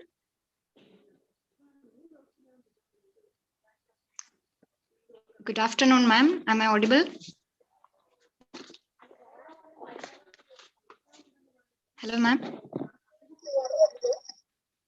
Okay, ma'am. Okay, ma'am. Good afternoon, all. My name is Anjali, and I'm a postgraduate student at NSS Hindu College, Changanasheri, Kerala. Today, I'm here to present a paper titled Frenzied Fancy, an exploration of the rational and the instinctive drives of human species, privileging the psychological over the sociological in the novel Pandavapuram by A. Sethumadhavan. So everyone is in search of a logical path to justify their present and creates their own world. And this paper attempts to inspect the functions of desire and fantasy from the distinctively feminist perspective, questioning the repressive effects of society, culture, and language on the articulation of female subjectivity. So we all have a subjective identity that is very different from how we are presented in reality. So the color of the self and will dilute in the yellow color of social mindset. And through fantasy, one may deny the rigid oppression that our social reality imposes upon our subjective identities. And Sethu's Pandavapuram was originally published in Malayalam in 1979, and it belongs to the body of significant modernist novel. So as we develop, we arrive at a sense of self that is separate and distant from our notion of the other. And French psychologist Jacques Lacan asserts man's desire is a desire for other. And we cannot help but feel that something is missing within our innermost beings, and we now contain a certain lack. And Lacan asserts that this lack that we feel, we came to realize it is unfulfillable, and that constitutes the condition of desire. And we pointlessly search for substitutions for our lost other, but we are able to satisfy this condition of desire through the temporary immersion of ourselves into a projection of fantasy. And through fantasy, we are able to experience a pleasure in their satisfaction. And through fantasy, one may deny the rigid oppression that a social reality imposes upon subjective identity. And Pandapuram is a reality where the main character of the novel is Devi, and it becomes a reality when Devi, the young and beautiful Devi, was gone with the husband, and soon after their marriage, she was deserted and she had to return with their child. And there arrives a Jaran, or we could say a floating man or a spy, who pretends to be their friend when they were in Pandapuram, and he creates a new world of Pandapuram. The novel is an intricately woven symphony of nightmares and vision. On one side, Sethu throws some light to the reality existing in the personal lives of the individuals and in family, and the less inspiring living conditions and ignorance the oppressed class always has to suffer. Sethu points out that the focus here is on the society's irresponsible reaction to such situations, and the mindset of a society is very negative, and they always mount all their pressures on their victims always. And the writer most stressed to portray Pandapuram as an imaginary place where we all wanted to live someday or other. When the young man from Pandapuram stays with Devi, the men of a village came forward to question, and they warned her as the so-called morality of the whole place was in danger, and they say that it's their responsibility to protect that. So in a patriarchal world where space for a woman is always measured, Devi defies the moral shackles of society through her fantasy, through the world that she creates. So here art provides a fantasy place. Here we are examining how art provides a fantasy place where the separation between the self and the other can be dissolved and reconfigured. So to dream, the novel's main focus is that to dream is to defy the rationality of the patriarchal order. And here Devi questions this order through the fantasy by creating a world of her own. Sethu creates a troubled world of passion and power. He's creating a troubled world of passion and power. And patriarchal society's need to regulate women's behavior arises from its anxiety about the disruptive effect of female sexuality on a male-centered power structure. So the author takes the reader through ambiguous zones where we doubt what is real and what is not. And Pandapuram is one of women's tryst with the fantasy and her strong conviction, which is held as a social stigma. In it, she becomes the wielder of a power that the real world refuses to grant her. So she is wielding a power that the real world refuses to grant her. And Pandapuram is a curse, a relief, and imagination, and yet it's a reality. So Pandapuram is a reality. It's an exploration of the instinctive drives of the human species, privileging the subjective over the objective. So this is all about my presentation. Thank you.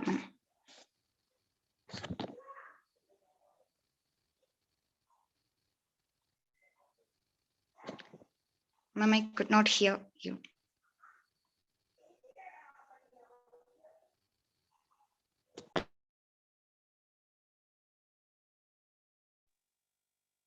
Anjali, are you there? Yes, ma'am. Can you tell me more about your author? A few lines about your author's region. Where does he come from? About the author? Ma'am, I could not hear you. Author Sethu Madhavan, Malayalam novelist. Society, right? Yes, ma'am. He's creating a world through fantasy, and is describing how we can converge ourselves and the other in a fantasy world. Kerala is basically a matriarchal society, right? Yes, ma'am. Yes, Kerala is basically a matriarchal society. We are also proud of your society, basically, because you add your mother's name also in your second names. And one of my friends also had this thing of Raji S. Smita. S stands for her mother's name also. I'm so proud of you, Anjali. Keep the good work going. Do a lot of presentations like this. Good work. Thank you, ma'am. Thank you very much. Okay, bye. Shall we move on to the next presenter, Diya Anil? Diya Anil from Kerala. Yeah. I'm audible? Yes, you are audible. Can you please switch on your video? Yes, ma'am. I'm currently doing it. Am I visible too? So, hi all.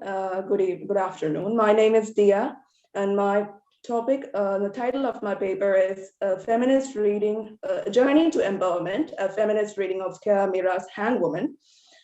So I'm skipping a first paragraph of feminism as a definition of it due to the lack of time. So I'll start my paper with a quote from M.S. Nagarajan. The agenda of feminism, therefore, is to understand the social and psychic mechanism that constructs and perpetuates gender inequality and change it as much as possible. Literary endeavors to expose hegemonic powers of men over women has been in practice since the era of Mary Wollstonecraft. Famous among the contemporary feminist writers is Kaviara and her prodigious work, Hangwoman. The novel navigates through the life of Chetana Gratha Mullik, who is appointed as the first woman executioner in the world.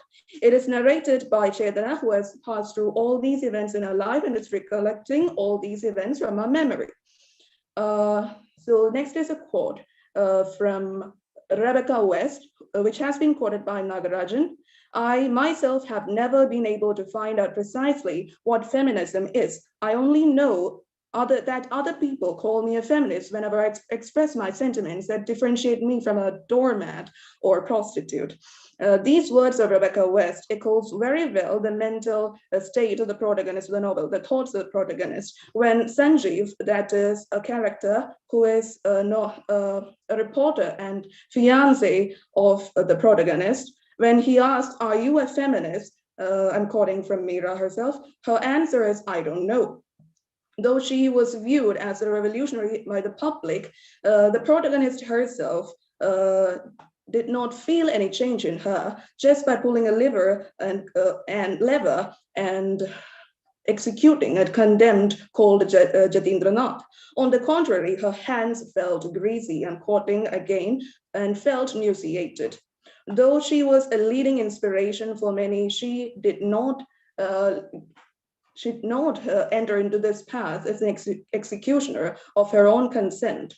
She was a puppet at the hands of men in her life, such as her father Pani Bhushan Gratha Mullik and Sanjeev Kumar Mitra. She had a war of her own within her personal life, multiple nooses symbolizing patriarchal society choking her. Living in a patriarchal household, her elders have always taught her, here's when the notion of social conditioning comes in, such as her elders, such as Thakuma, her grandmother, taught her to be docile and meek. And here I've quoted Thakuma. Thakuma's words in Chetana's ears rang, a man will only love the woman who gives him pleasure. A woman is capable of loving even those who hurt her. Thus, she is unable to get out of an abusive relationship with Sanjeev. And to further clarify my point, I would like to quote Levi-Strauss. According to Claude Levi-Strauss, I'm quoting from Claire Colebrook, Levi-Strauss, according to him, culture takes a form of a system of relations. We do not just live in the world in an effecting immediate animal desires, but defer our desire according to the demands of the culture. There's living in a patriarchal society, Chetana had no other choice but to follow the codes and norms. Though said, as ma'am said before, though it is a matriarchal society, it used to be, a lot of changes overtook the state, and many of the patriarchal characteristics have come through in our Keralite society, unfortunately. And Chetana has no choice but to form these codes, which has been imbibed in her from childhood. According to Thakuma, women have no real problems. They should not reveal their problems. There's this all angelic woman is a myth. And this concept of myth is by Simone de Beauvoir from her essay, Myth and Reality. She considers division of humans into even two classes of individuals, such as man and woman itself, as a myth. The myths consist of binary opposites. The saintly mother for correlating the cruel stepmother, the angelic young girl as a perverse virgin, I'm quoting from Lord Jenwood, The mythical banner of angel and the fallen woman forced women to choose either of one path, and thus it restricted them from leading life as who they are. Thus is the case with Chetana as well. Having no means of speaking out her dilemma, she finds meager ways to find an expression of her discomfort and anger, such as picking up quarrels or superstitions. After that comes with an abuse and all comes the topic of consent, and widely discussed in the contemporary era. The idea of consent has survived as a key concept of democracy, quoting from Patridge. Being denied to women is a common, even it has been normalized in all patriarchal democracy. And she is not asked her opinion of anything.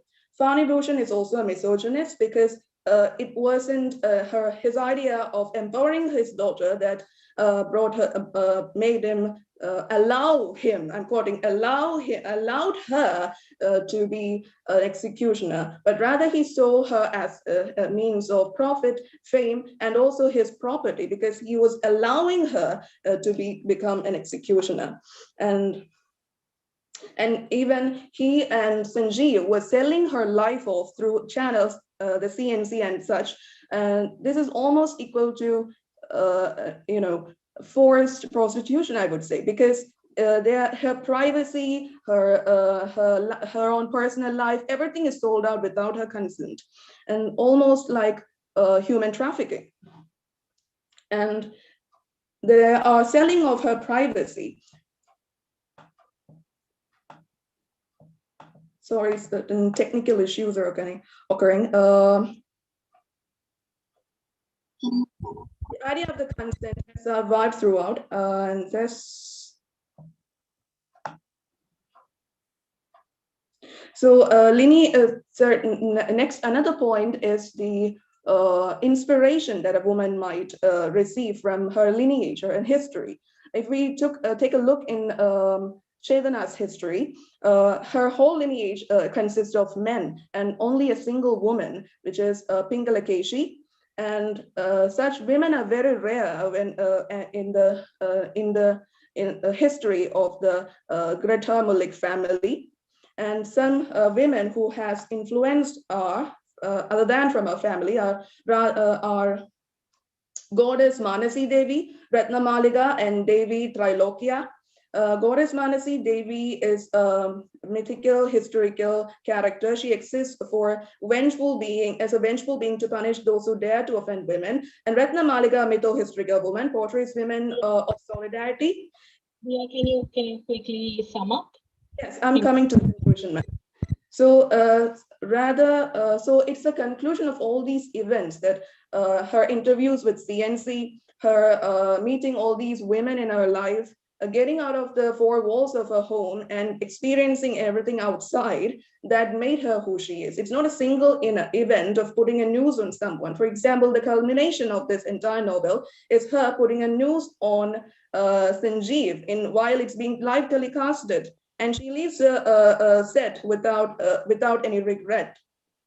And so this culmination point is not the final event in which every chain is broken, but rather it's just a reflection of how she puts the news on, returns patriarchy, what patriarchy has given her.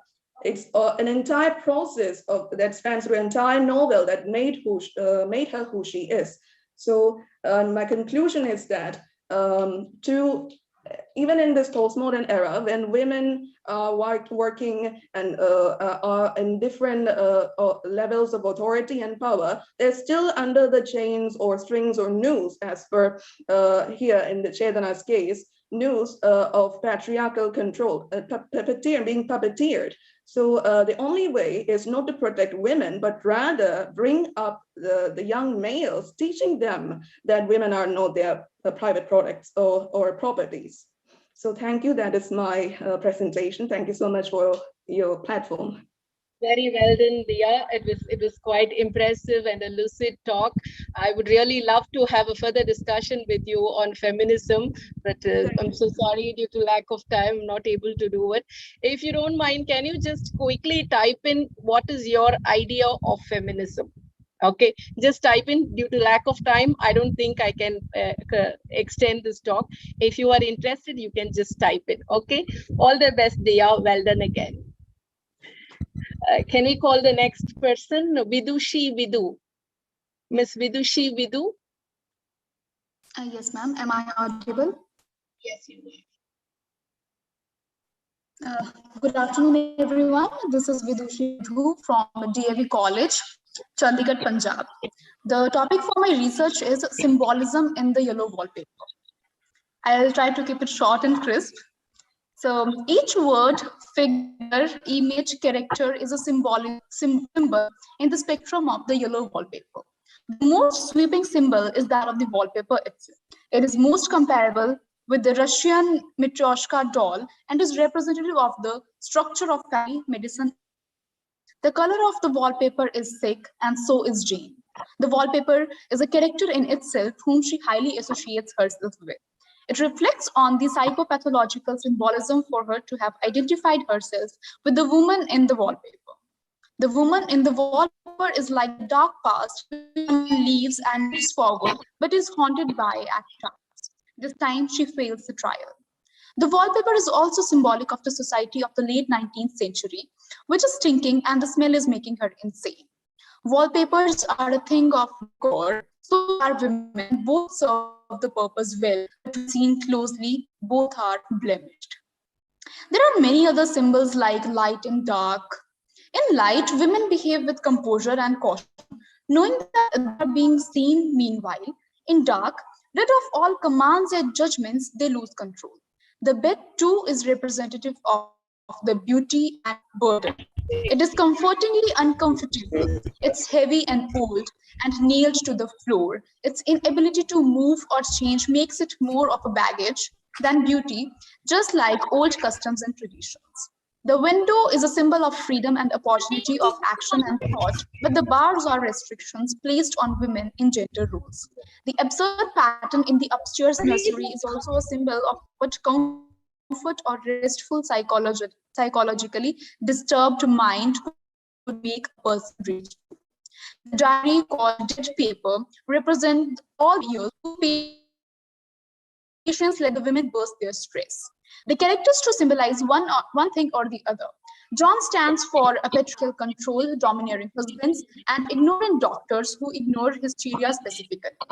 Jane stands collectively for all the women whose postpartum depression is considered nothing but a wave of mood swings. She represents the oppressed class.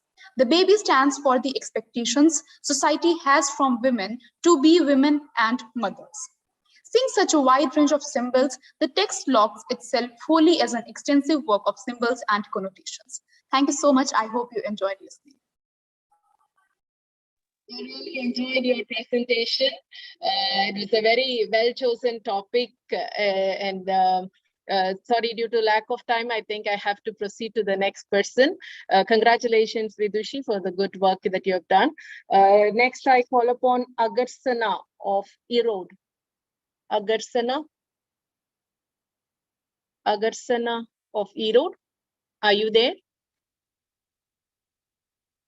Okay, if not, can we go on to Mr. K. Ravichandran of Ilayangudi?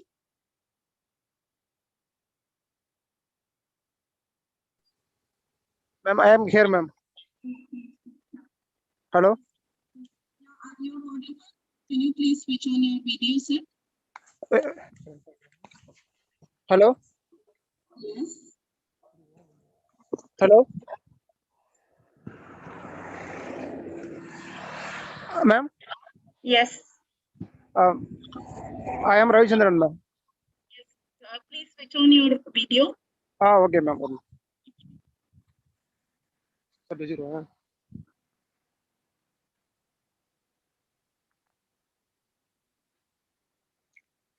I am Ravichandran, ma'am. My presentation is a discussion on the socio-cultural aspects highlighted in the Rowington Mystery novel, ma'am. the abstract of the study is to explore the biographical details of Rohinton Mistry and his writings, to highlight the socio-cultural aspect of his novels, Such a Long Journey, A Fine Balance, and Family Matters, to sum up the observed facts of socio-cultural aspects from the selected novel of Rohinton Mistry and concluded the title. Such a Long Journey is an intricate tale of dreams and disaster of a kind-hearted bank and family set in India in 1971, a time of domestic turbulence and war with Pakistan. The book received the Governor General Award, the Canada First Novel Award.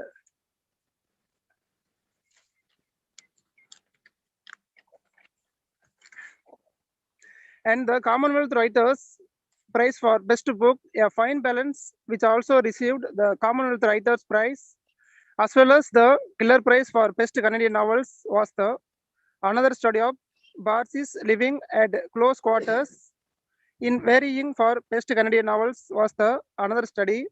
In this case, India, 1975, state of emergency.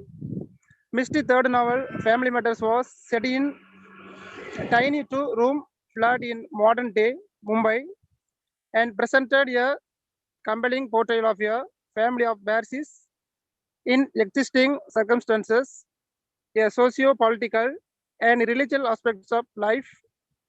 Rohinton Mistry is an important figure in contemporary Commonwealth literature, and he occupies a significant opinion among the writers of Indian diaspora. A fine balance of Rohinton Mistry reflects the reality of India post-colonial greedy politics of corruption, oppression, exploitation,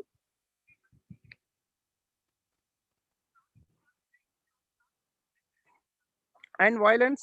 Mistry's strong opposition to social and class differences have extended the setting that is the tiny cramped house of Dina Dalal in Bombay.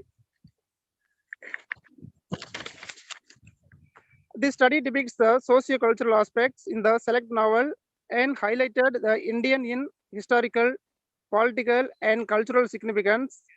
His novel showed India in its true sense, a socio-political and religious aspects of life of entire major and minor characters, and also describe its effect on the life of common man. Rohinton Mistry is an important figure in contemporary Commonwealth literature. Thank you, ma'am. Ravichandran, you're a PhD scholar. Are you pursuing PhD in this particular topic? No, ma'am. Another topic, ma'am. What's your favorite novel of Rohinton Mistry, if I may know? Hello? What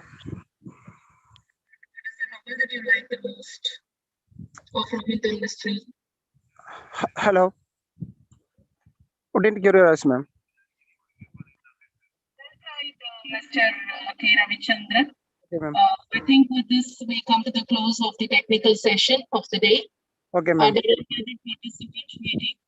Okay, ma'am.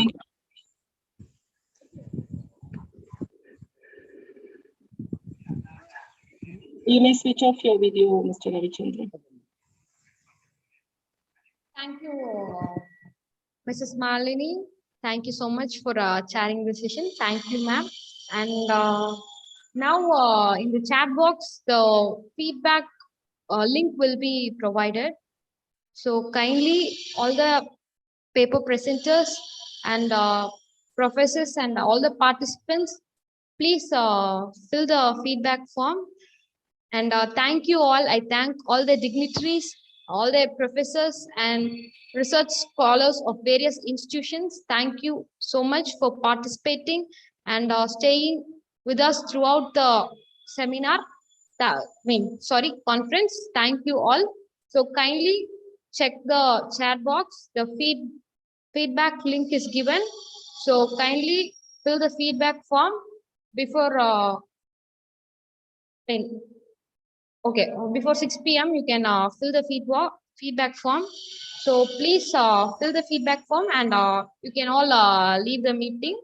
Thank you. Thank you all.